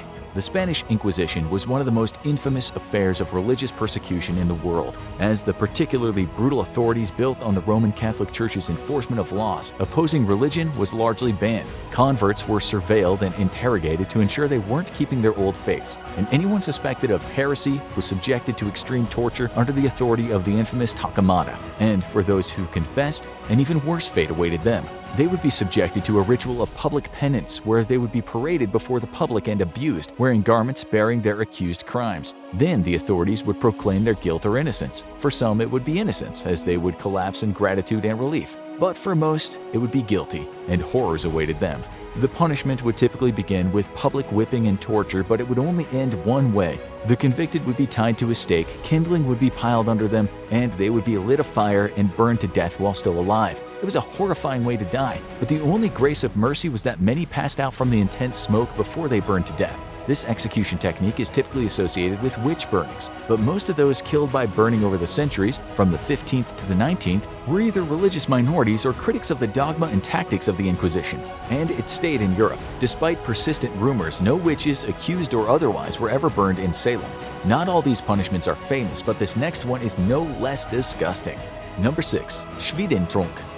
The Swedish drink. Sounds delicious, maybe like a lingonberry soda. But for those who were being invaded by Swedish troops during the 30 Years' War in the 1600s, it was no laughing matter. This wasn't so much a traditional punishment as a method of torture and robbery used by ruthless soldiers, many of whom were out of supplies and intended to take them from the locals by any means necessary. It's a simple technique. Force your captives to drink as much as they possibly can, until they give you what you want. If you've ever tried to drink a whole gallon of water as a part of a dare, you know this can get very unpleasant, very quickly, because your stomach can only handle so much. But this wasn't just drinking water. The The Swedish troops would tie the person up and use a funnel to pour the liquid into the person's mouth, and the actual substance would be an unpleasant surprise. Sometimes it would be water, sometimes it would be boiling water, causing terrible internal burns. Sometimes it would just be disgusting, like urine or sewage. In addition to the possible poisoning or infection, this could cause the person's stomach to stretch or burst from the massive amount of liquid. For the soldiers who wanted to add a little additional pain, they would then beat the victim's swollen stomach and even stab them with spears. It's no wonder that most of the victims in the path of this torture learned to just give the soldiers what they wanted and pray that that would satisfy them.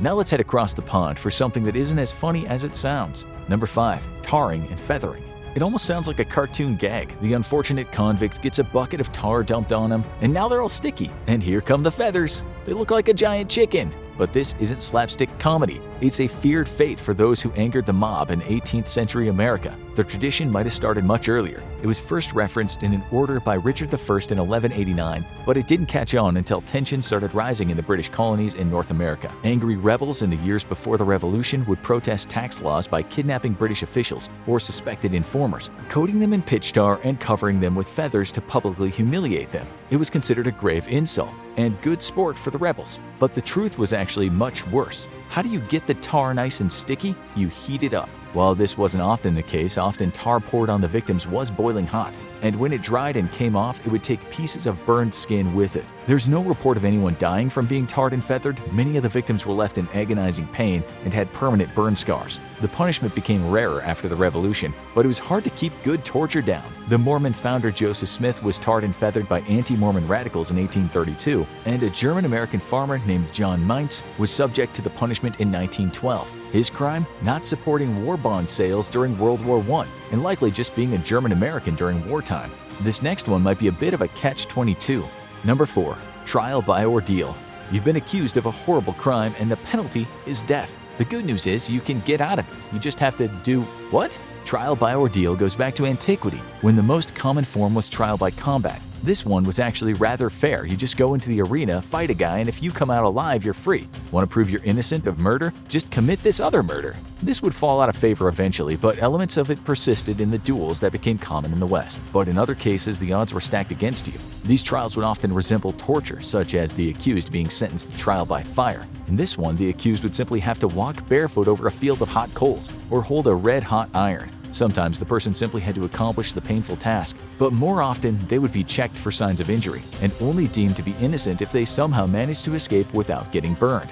The odds aren't looking great here, but one twist on the trial by ordeal was particularly sadistic. When witches were accused and placed on trial, they often proclaimed their innocence. But how do you prove something that probably doesn't exist? Those who trialed the apparent witches had an idea. The accused witch would be tied up and submerged in water to drown. The idea was that the witch would be able to use supernatural powers to escape. So if she managed to escape, she was clearly a witch and would be put to death. So how would someone prove their innocence? Simple. Die. If the accused witch drowned, they were clearly innocent and would go to heaven, according to the dogma. Even when the accused wins, they lose. The next punishment has some accessories. Number 3. Rat torture. How do you turn rats into man-eaters? The first reports come from Roman Catholic writers alleging torture in the Tower of London during the Elizabethan era. They claimed that as the tide rose and the River Thames rolled in, rats would climb into the prisoner's cell and viciously attack him. Some doubt this happened since rats typically don't attack humans unprovoked, but the reports might have encouraged some people.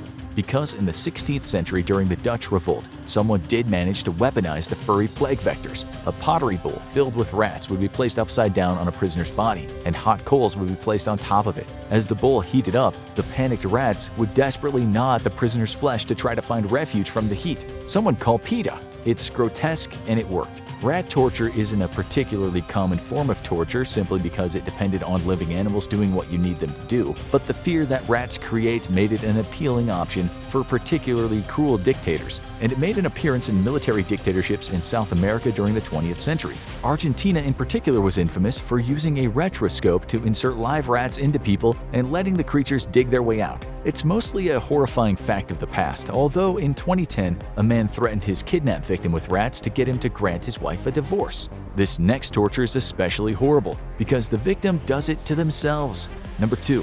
Yubitsume. Japan's criminal scene is powerful and secretive, and agents that fall short of a task assigned by their boss often face severe punishment. But unlike the American gangsters who might find themselves wearing cement shoes, members of the Yakuza often face another penance, less deadly but bloodier. In order to atone for their offenses, they must sacrifice a piece of themselves, particularly a piece of their little finger. This is not only extremely painful, but is considered to weaken them because the little finger is key to maintaining the grip on the hilt of a sword. But that hasn't stopped it from being used for hundreds of years. The penitent Yakuza member begins by laying their hand on top of a clean cloth. They then use a particularly sharp knife, called a tanto, and slice off their little finger just above the top knuckle. They then wrap up the fingertip in a package and present it as an offering to the head of the crime syndicate. Why would they want it? Tradition, because not only was this ritual used as a method of penance, but in the past it was used as a form of payment by gamblers who fell behind on their debts. The good news is, if the agent screws up again, they can do the ritual again. The bad news is, they're gonna run out of fingers eventually. Finally, sometimes there's nothing more terrifying than nothing. Number 1. White torture. Solitary confinement is torture in itself, stripping someone of all their comforts and isolating them from any human contact. But usually, they at least have a sense of space that they can use to orient themselves. White torture strips them of even that by placing them in a cell of nothingness. The prisoners deprived of color, giving them a cell where the walls, floor, and ceiling are entirely white. Not only that, their clothing is also white, and any food given to them, usually plain rice or porridge, is white as well. Taking this to the extreme, the cell is equipped with bright neon tubes that prevent any shadows from falling on the cell. And the soundproof cell leaves them with nothing but their own mind. And that mind slowly starts going insane. An extreme form of sensory deprivation, this was reportedly used extensively in Iran against political dissidents, who could be held for months or even years in one of these cells. It also showed up in Venezuela, and international human rights groups even accused the United States of using it on accused terrorists in Guantanamo Bay, using goggles and earmuffs to block out their senses. But in all these cases, the facilities are tightly guarded, meaning all anyone has to go on is the reports of the victims, and those are harrowing, with many claiming the extreme sleep deprivation left them unable to sleep even after they were freed, and haunted them for years afterward. June 11, 1969, Barria City, Vung Tau Province, Vietnam. A newbie tunnel rat arrived at the base to a scene of utter destruction. Just days earlier, a platoon was hit by an M16 mine, aka the Jumping Jack. It got that name for the way it jumped in the air when stepped on. It killed 3 men and injured 24 others. Not long after the hidden enemy Laden anti-personnel mine, a personnel carrier hit that mine. It was the first time that the unseasoned tunnel rat saw a dead body. It was chaos, each and every day. He had to learn fast. The number 1 tunnel rat, nicknamed Yogi, was hit twice by mines. Bits were hanging off him as he told the newbie what he had to do next. This was not a job for the faint of heart, but someone had to do it. That story is true. It happened to a combat engineer in the Australian Army. He took on one of the hardest and scariest roles in the war, that of a tunnel rat. We'll get back to his story, but first, let's talk about the job. Prior to the Americans going to war with the Viet Cong, the French fought the Viet Minh from 1946 to 1954. During that time, the Viet Minh learned a thing or two about fighting a superpower. To beat someone far more powerful than yourself, you had to resort to guerrilla tactics. One of those tactics was keeping below ground, and so the Viet Minh got to work building a massive complex of tunnels. When the Americans arrived in 1955, the tunnels were already vast, but it was the Viet Cong that really made them a feat of engineering. During the Vietnam War, or the American War to the Vietnamese, the Viet Cong used those tunnels for all kinds of things. While the opening to the tunnels was small, they might lead to a complex system of tunnels that would lead to large underground spaces. It was within these spaces that the Viet Cong would hide, eat, sleep, and machinate attacks on their enemy. The tunnels served as headquarters, hospitals, barracks, and storage facilities. Since they had ventilation systems, it was possible to stay down there for a prolonged period of time. So we're not so much talking about men burrowing like rabbits, but men living in a subterranean world. These worlds provided safety from the hostiles. Like snakes, the men would come out of them at night, lay traps for the enemy, and sneak back into the tunnel. And that's how so many American and Australian soldiers lost their lives, to mine-laying soldiers that were rarely seen above ground. It was actually an Australian combat engineering unit, the 3 Field Force, that were the first tunnel rats. The Americans later joined them, but we don't imagine guys were queuing up for the job. Just imagine it. They find the entrance but have no idea where the tunnel will lead or who they will encounter down there. That wasn't the only threat of humans to worry about, too.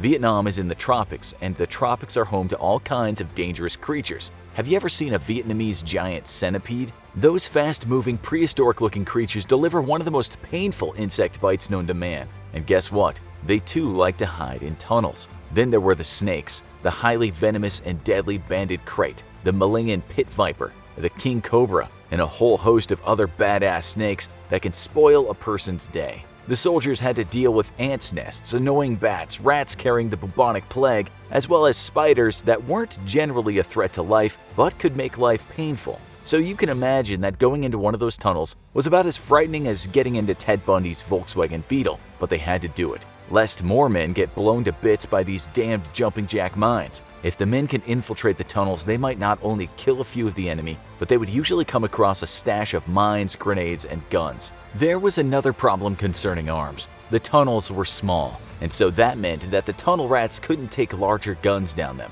They were usually only equipped with an M1911 pistol or an M1917 revolver. They'd also have a flashlight, a knife, and usually some explosives so they could blow up whatever they found down there. You can just picture it, a man crawling through the darkness, his flashlight in one hand and his pistol in the other. He crawls, and then he sees the enemy, he shoots, and then all he can hear is ringing in his ears. He's blinded by the flash and deafened by the noise. Then the earth above his head starts to fall. He needs to get out fast. What he doesn't know is that the Viet Cong have something special for him, poisonous gas. And this tunnel rat didn't choose the gas mask option because the last time he wore one he could barely see. If the gas doesn't get him, the flood will. The Viet Cong designed this particular tunnel with a flooding feature if it should ever be infiltrated. Other times, the tunnel might just collapse, which wasn't a design feature but a case of poor construction. You'd have to be crazy to do this job. You also had to be short. Imagine a hulk of a man with quite the belly trying to navigate around a tunnel. Soldiers that were picked for the job were usually not taller than 165 centimeters. It was the same years later when the US Marine Corps and British Royal Marines fought in the Afghanistan War.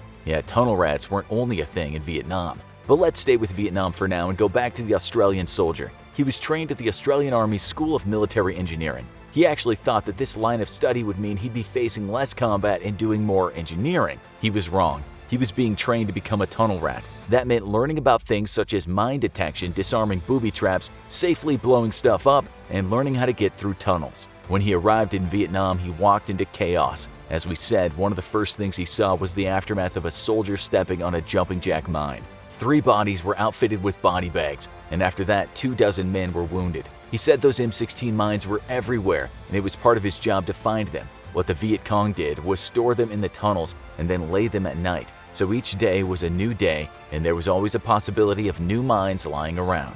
That's why the tunnel rat had such an important job. Find where the mines were stored and blow up the tunnel, and then no more mines. When he started the job, he worked as a tunnel rat number 2. He worked in a pair with tunnel rat number 1, and when 6 months was up, he became number 1, and he was joined by a newbie. He hadn't been a number 2 for long when he heard that a number 1 tunnel rat named Yogi had stood on a mine. Yogi was alive, but as you can imagine, he wasn't looking too well. In fact, only 3 Australians that stood on mines made it back home with their legs and lives intact. Yogi was one of them. He was lucky. The fatality rate in his unit was 33%. That's one reason why going into tunnels was not a prospect most soldiers liked. The Americans wanted to destroy the tunnels not from the inside but from the outside. If you dropped enough bombs on suspected tunnels, then they would cave in and anyone inside would suffocate. If you sprayed poisonous gases into them, the Viet Cong would die. You could also try and flood the area where the tunnels were, and by doing that, drown the enemy. The problem was that these efforts didn't always result in success.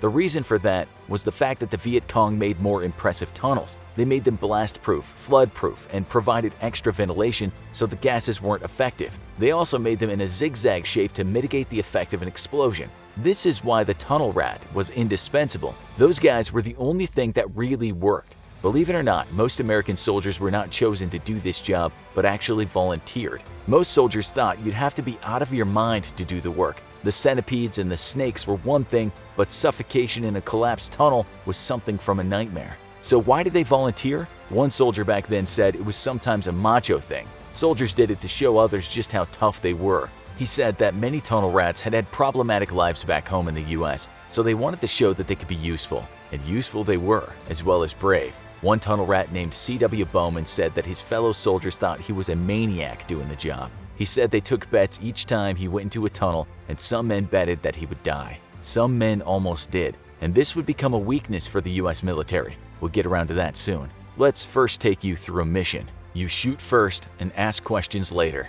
That was the mantra of the tunnel rat. Anything they came across, they shot at. They would usually fire only 3 bullets and then reload. The reason for this was the enemy wouldn't know how many bullets they had in the chamber. Let's say the mission was successful, and that the tunnel rat took out the enemy and discovered what was hidden down there. What would they find?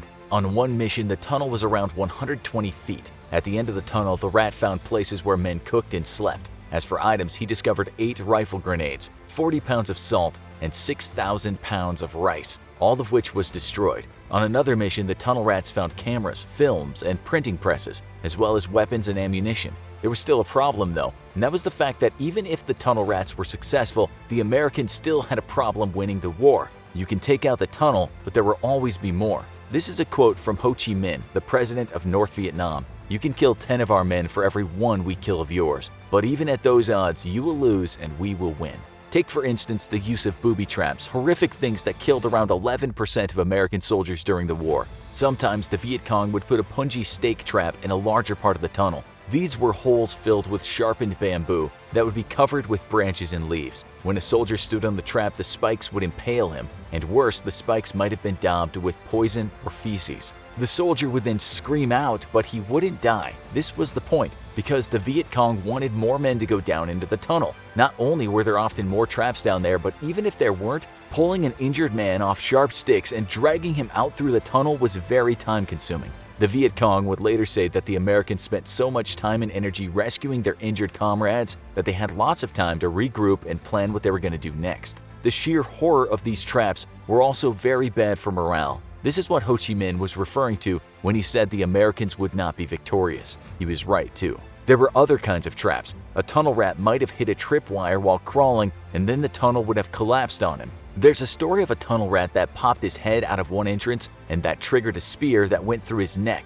At other times, the Viet Cong made traps like something you might have seen in an Indiana Jones movie. A man could hit a tripwire in a tunnel, and then a concrete ball studded with spikes would come flying at him. A lieutenant named Jack Flowers said he experienced a totally different kind of trap. His comrade went into a tunnel, and that man triggered a tripwire. After that, a box full of scorpions rained down on him. Snakes were also used. Sometimes the Viet Cong would place them in bamboo and tie them to the roof of the tunnel. When a soldier hit the bamboo, the snake would pop out and bite the man in his face. They scared the hell out of the soldiers, some of whom called them 3-step snakes, because after you were bitten, you only had 3 steps before you died. That might be a bit of an exaggeration, but you can imagine being stuck in a dark tunnel with scorpions and snakes. Flowers went into over 100 tunnels. He later said this about the expeditions: "In these tunnels, your adrenaline was pumping like a river. I swear I could hear my heart beating. You'd feel your way along for booby traps. It got so you could sense them. Same for the VC. You could smell another human being in the tunnel.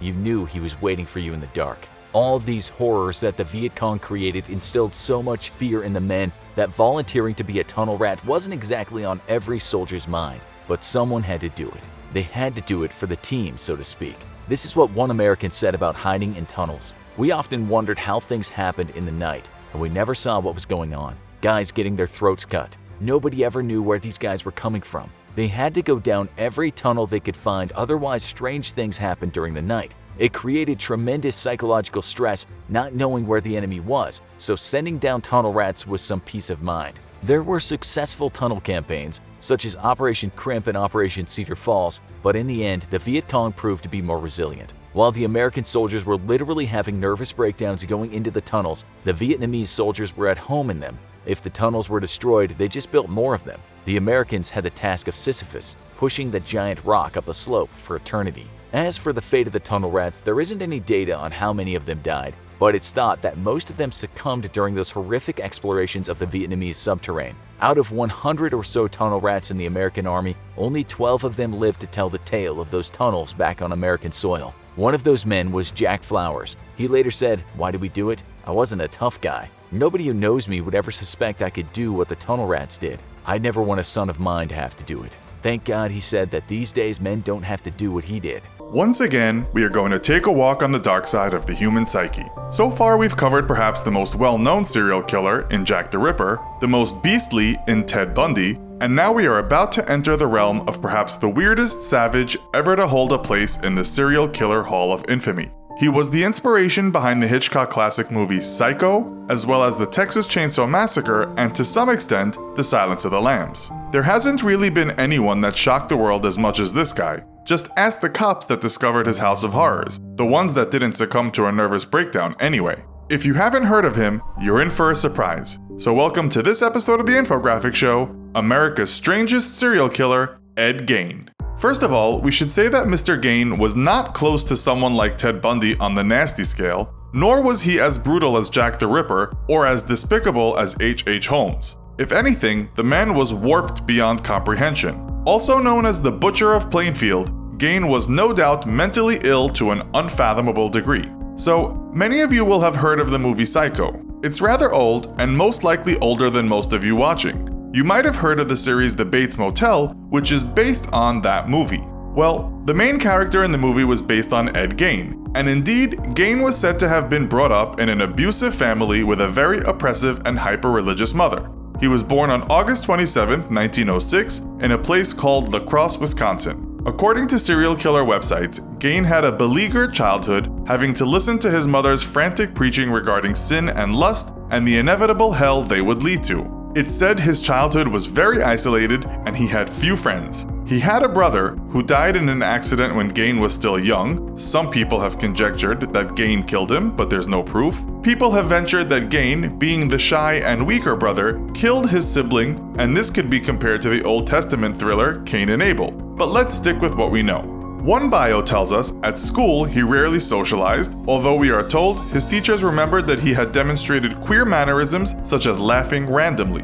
Later in life, his family moved to a farm, and there Gein became even more isolated. His mother may have been strict, but it said Gein was obsessed with her. He adored her. She told him that having relationships with women was a sin, and that all other women besides herself were prostitutes, and dating them essentially meant being in league with Satan himself. This was not a good start for young Ed, especially if you've read Freud on overbearing mothers. Gein's father died, and so it was just him and the zealous mother. But then she had a stroke, and Gein ended up having to look after her. He took odd jobs around town and was known as a quiet, decent guy who was reliable when you wanted something fixed. Apparently, he was quite a capable handyman. His devotion to his mother was unerring, but it said that Gein had become fascinated with stories about Nazis and cannibals, which he read in various books and death cult magazines. His mother then passed away in 1945, leaving Ed alone on the farm. It said he kept the rooms where she had stayed in the same condition and locked them so they would stay that way forever. He continued working his odd jobs and doing work on the farm, but a few years after his mother's death, Gein took up a new hobby. To some extent, that hobby was trying to become her. Now for the gruesome part. As we said, Gein was not a prolific serial killer, but what he did do makes up for the low body count. In 1957, a woman that worked at a local hardware store went missing. Her name was Bernice Warden. Her son told police that one of the last people to be seen in the store with her was none other than the habitual hat-wearing Mr. Gein. He was arrested shortly after, and police received a warrant to check out the Gein farm. This is not one of those serial killer stories with twists and turns, because the cops found what they were looking for immediately upon searching the farm. That was Mrs. Warden's dead body, shot with a .22 caliber rifle, hung upside down in a shed like an animal. The torso had been, what's called in hunting, dressed out, meaning it was opened and the organs had been taken out. The body was also mutilated from head to toe. Captain Lloyd Show Poster, who saw this grisly sight, said tendons in the ankles had been cut and a rod had been placed through them. The body was drawn up in the air by a block and tackle, the body was dressed out, and the head was missing. Her head was later found in a burlap sack. Ed had a thing for heads, as you shall see. This was obviously a sickening sight for the deputy that found the body, but inside the house, police got the shock of their lives. As we said, he liked to keep the heads of his victims. Police found 5 heads inside plastic bags, as well as 4 skulls. But more stomach churning, they also found masks, whereby Gein had carefully cut off the faces and kept them intact so he could wear them. One police officer told the press, "Some of them have lipstick on and look perfectly natural. If you knew them, you'd be able to recognize them." In fact, Gein was a handyman in many ways, and we are not talking about fixing creaking doors. Police found all sorts of things, and not just human remains. Gein had made lampshades, chair covers, and wastebaskets out of human skin. He had human skulls sitting atop bedposts, and in the kitchen you could find bowls made from skulls. A la Psycho, he made a skin corset that he could get into and thereby be a woman, or more specifically, his mother. He didn't leave out the bottom half, having made leggings out of skin as well as skin socks. Perhaps his piece de resistance in terms of fashionable items was a belt made from women's nipples. He also had a collection of noses and vulvas. If Ed wanted, he could become a woman by wearing all of this. But it wasn't all about dressing up.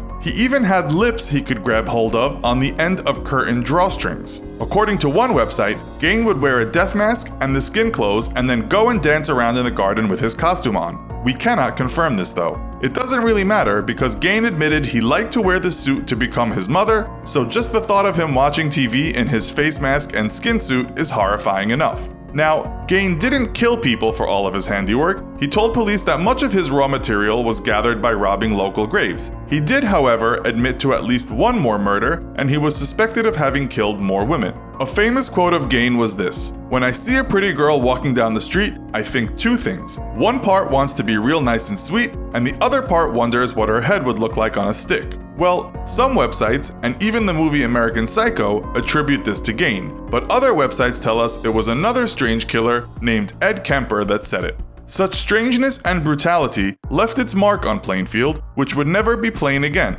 Many people say the sheriff of the town died fairly young as a result of the trauma from investigating this case. In fact, one of the sheriff's friends said he was a victim of Ed Gein as surely as if he had butchered him.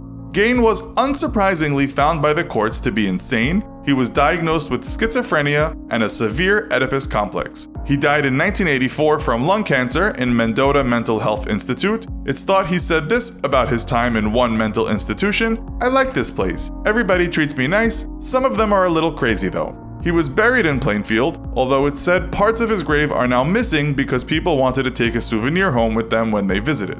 The question we will leave you with today is this: are we correct in saying this is the world's strangest serial killer? Trees, growers of fruits, spices, and nuts, generators of shade, home to birds, squirrels, koalas, frontline soldiers in the fight against climate change? You bet. Today we're doing something a little different and talking about TeamTrees.org's mission of planting 20 million new trees by 2020, where every donation of $1 equals one tree. You might be asking yourself, what would planting 20 million new trees do for the planet? Let's take a look at just how huge an impact each donation on Team Trees will make. A wide variety of organisms from lichen to bees to possums call trees home, and just one single mature oak tree can be home to as many as 500 different species. The Earth is rapidly losing species. We're in the middle of a mass extinction, and without trees for them to call home, many more animals will be at risk for extinction. Many animals require trees as a place to live, to feed, and to provide protection, so planting just one tree is like building a house, feeder, and nursery all at once.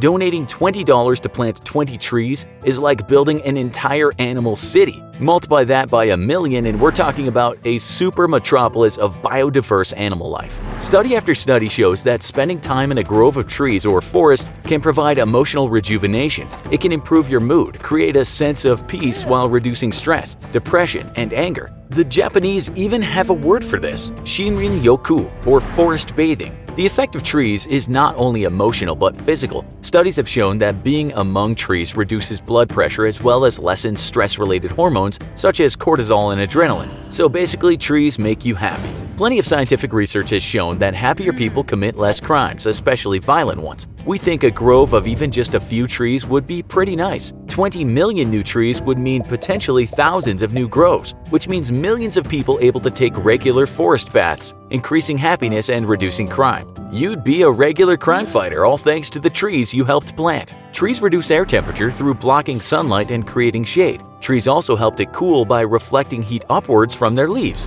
Further cooling occurs when moisture evaporates from the surface of the leaves, just like the way your body cools down by sweating. Trees can cool down an area by a lot. And we're not talking just a couple of degrees. Urban neighborhoods with mature trees can be up to 11 degrees cooler in summer heat than neighborhoods without trees. Just think about the difference between a miserably hot 90-degree day and a warm, comfortable 79 degrees. Trees can also cool down buildings, limiting the need for air conditioning, which has the added benefit of helping to conserve energy. Studies have shown that shade from strategically planted trees can reduce the air conditioning costs of buildings by 20% to 30%. Just think, if an average home has a cooling power bill of around $100 per month in the summer, and if 10 trees were planted around that same house, then 30% could be saved. And that means 20 million trees planted around homes could save $60 million in energy costs. So if you can't donate to this particular cause, please consider planting a few trees around your house. Not only will they be a beautiful addition, but they might even save your future self some money on your power bill. Trees are ideal for use as sound barriers because they reduce sound in two ways. First, they absorb the sound, since thick branches and leaves are great at absorbing high-frequency noise. Secondly, trees deflect sound. When a sound hits a rigid material, it bounces back. When a sound hits flexible material such as branches, the material vibrates and the sound is transformed into other forms of energy.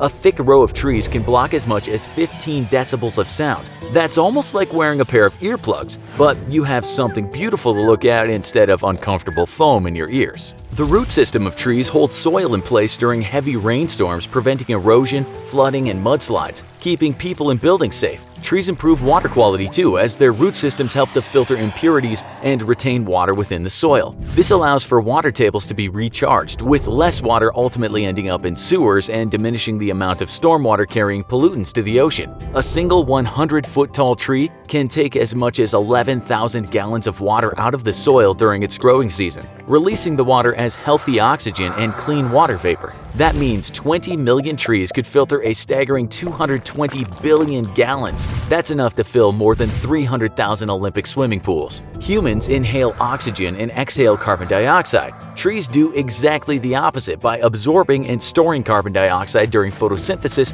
which produces and releases oxygen as a byproduct. Excess carbon dioxide is building up in our atmosphere, strengthening the greenhouse effect and contributing to global warming. The more trees the Earth has, the more carbon dioxide is absorbed and mitigated. The amount of oxygen produced by a tree depends on several factors, including the species of tree, its health, and the ambient temperature. However, some typical calculations are that a single mature tree can absorb carbon dioxide at a rate of 48 pounds per year and release enough oxygen back into the atmosphere to support 2 humans. 1 acre of trees annually consumes the same amount of carbon dioxide equivalent to driving an average car for 26,000 miles. If we assume that an acre has roughly 300 trees, then 20 million new trees could consume the carbon dioxide equivalent of a new car driving over 1.7 billion miles annually. Last but not least, in addition to carbon dioxide, trees absorb other potentially harmful pollutants, such as sulfur dioxide and carbon monoxide. The canopies of trees act as a physical filter, trapping particulates of dust, pollen, smoke, and smog. A single mature tree removes up to 2.2 pounds every year, which means 20 million could remove up to 44 million pounds. And that's not all. Studies have also shown that the dust level in the air can be as much as 75% lower on the sheltered side of a tree as compared to the windward side. No one, and we mean no one, likes dust in the air. So do yourself and your neighbors a favor and plant some trees. You may not know the ins and outs of these 2 American agencies, but there is little doubt you haven't spent a significant amount of time enthralled by their actions, whether that is through the news media, documentary film, or regular old Hollywood films. Both are, to some extent, shrouded in mystery. Both can be blamed for duplicity at times, bearing the scars of numerous scandals, and they are still currently the target of conspiracy theorists. Whatever your view, this duo are both catalysts of excitement, intrigue, and apprehension. While we can't promise you the often secret workings of the agencies, we can provide you with a few minutes of fascinating facts. In this episode of the Infographics Show, FBI versus CIA. Don't forget to subscribe and click the bell button so that you can be part of our notification squad. We will start with an abridged history of both agencies. The FBI, or the Federal Bureau of Investigation, was the brainchild of Attorney General Charles Bonaparte. In 1908, he and President Theodore Roosevelt agreed that the Justice Department needed a corps of special agents. At the time, it had no name, and it said that the 2 men were not sure how to to recruit agents. According to the FBI website, Bonaparte jokingly told the president they should have men shoot at each other and whoever survives gets the job. The Bureau of Investigation was created soon after, and 34 people were hired at first to work as special agents across all of America's state borders. In 1935, it officially became known as the FBI, and prohibition became its raison d'etre. As you well know, this meant investigating mobsters we still see on the big screen today, and from 1924 to 1972, the controversial crime-busting icon known as J. Edgar Hoover was the director. Mobsters weren't Hoover's only concern, and much of the FBI's resources were spent on investigating political radicals during the Great Depression, which later included diminishing the impact of Americans with communist sympathies. The FBI's historical cases are of course too many in number to list, but some famous investigations include the stick-up robbing sweethearts Bonnie and Clyde, the white-collar crimes of the company Enron, the JFK assassination, the murder of 3 civil rights workers in Mississippi, Watergate,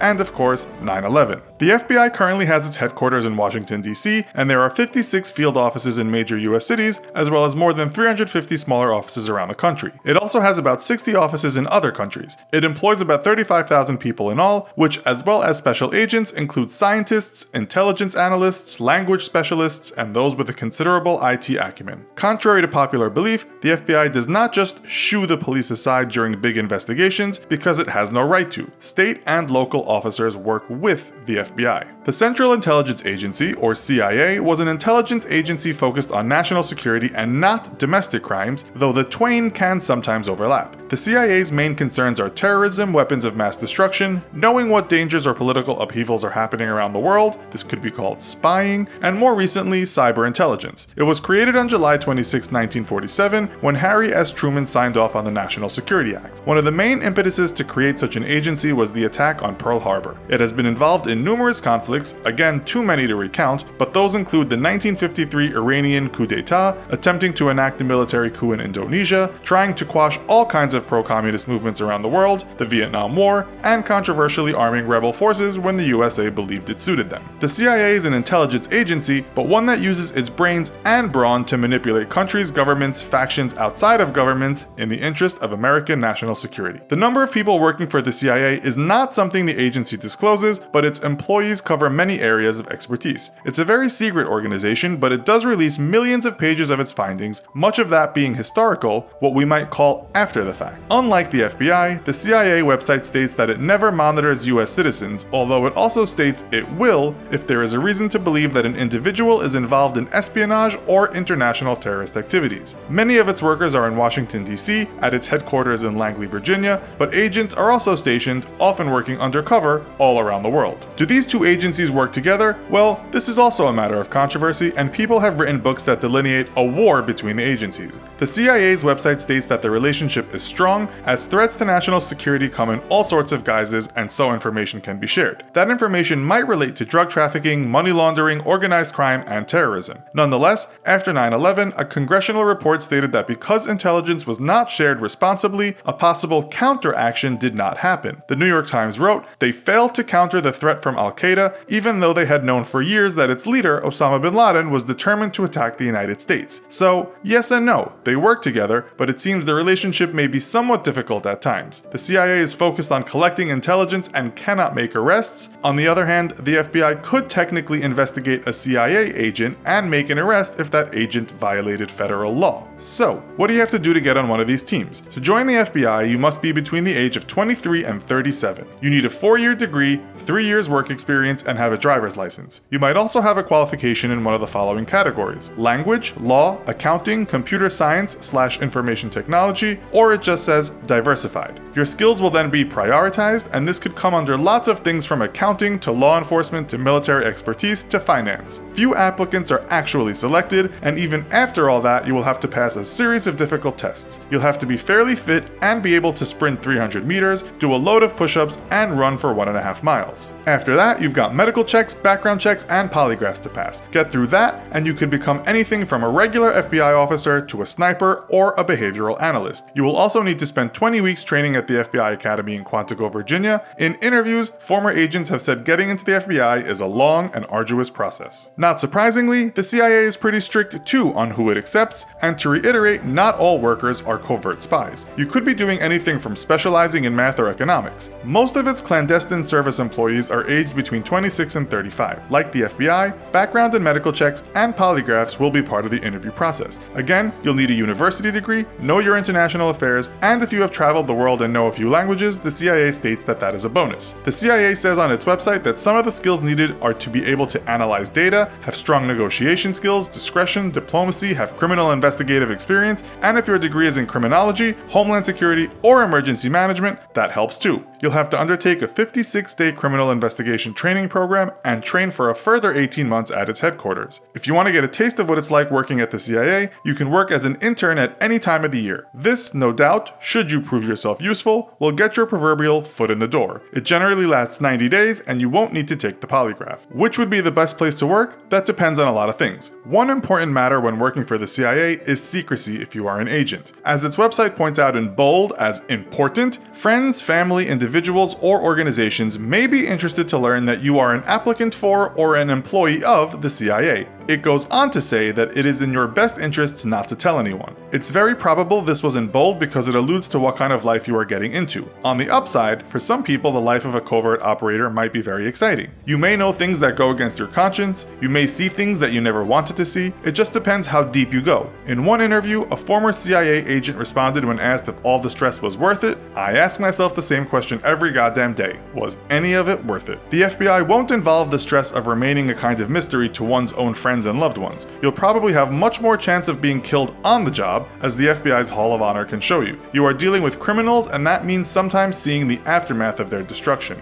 In one interview, a former agent said that was not the worst part, but the fact that you could spend much of your life away from your family. You can at least tell them about what you do though. The former agent told Business Insider, "There's only a very small amount of information that an FBI agent would not be able to share with someone. We can usually talk about what we are working on or have worked on in the past." As for wages, there are many scales when working for the FBI. A new agent, according to one salary website, receives about $47,000, but a senior agent might earn more than $130,000 a year. A CIA website puts wages for special investigators anywhere from $74,000 to $137,000. Again, it really depends on what capacity you work for these agencies. Be sure to check out and subscribe to our new YouTube channel called Fuzzy and Nuts. You'll learn something new while trying to figure out why Nuts is always trying to kill her good buddy Fuzzy. The first episode is called What Happens If You Drink Liquid Nitrogen. Give it a watch and let us know what you think. See you next time!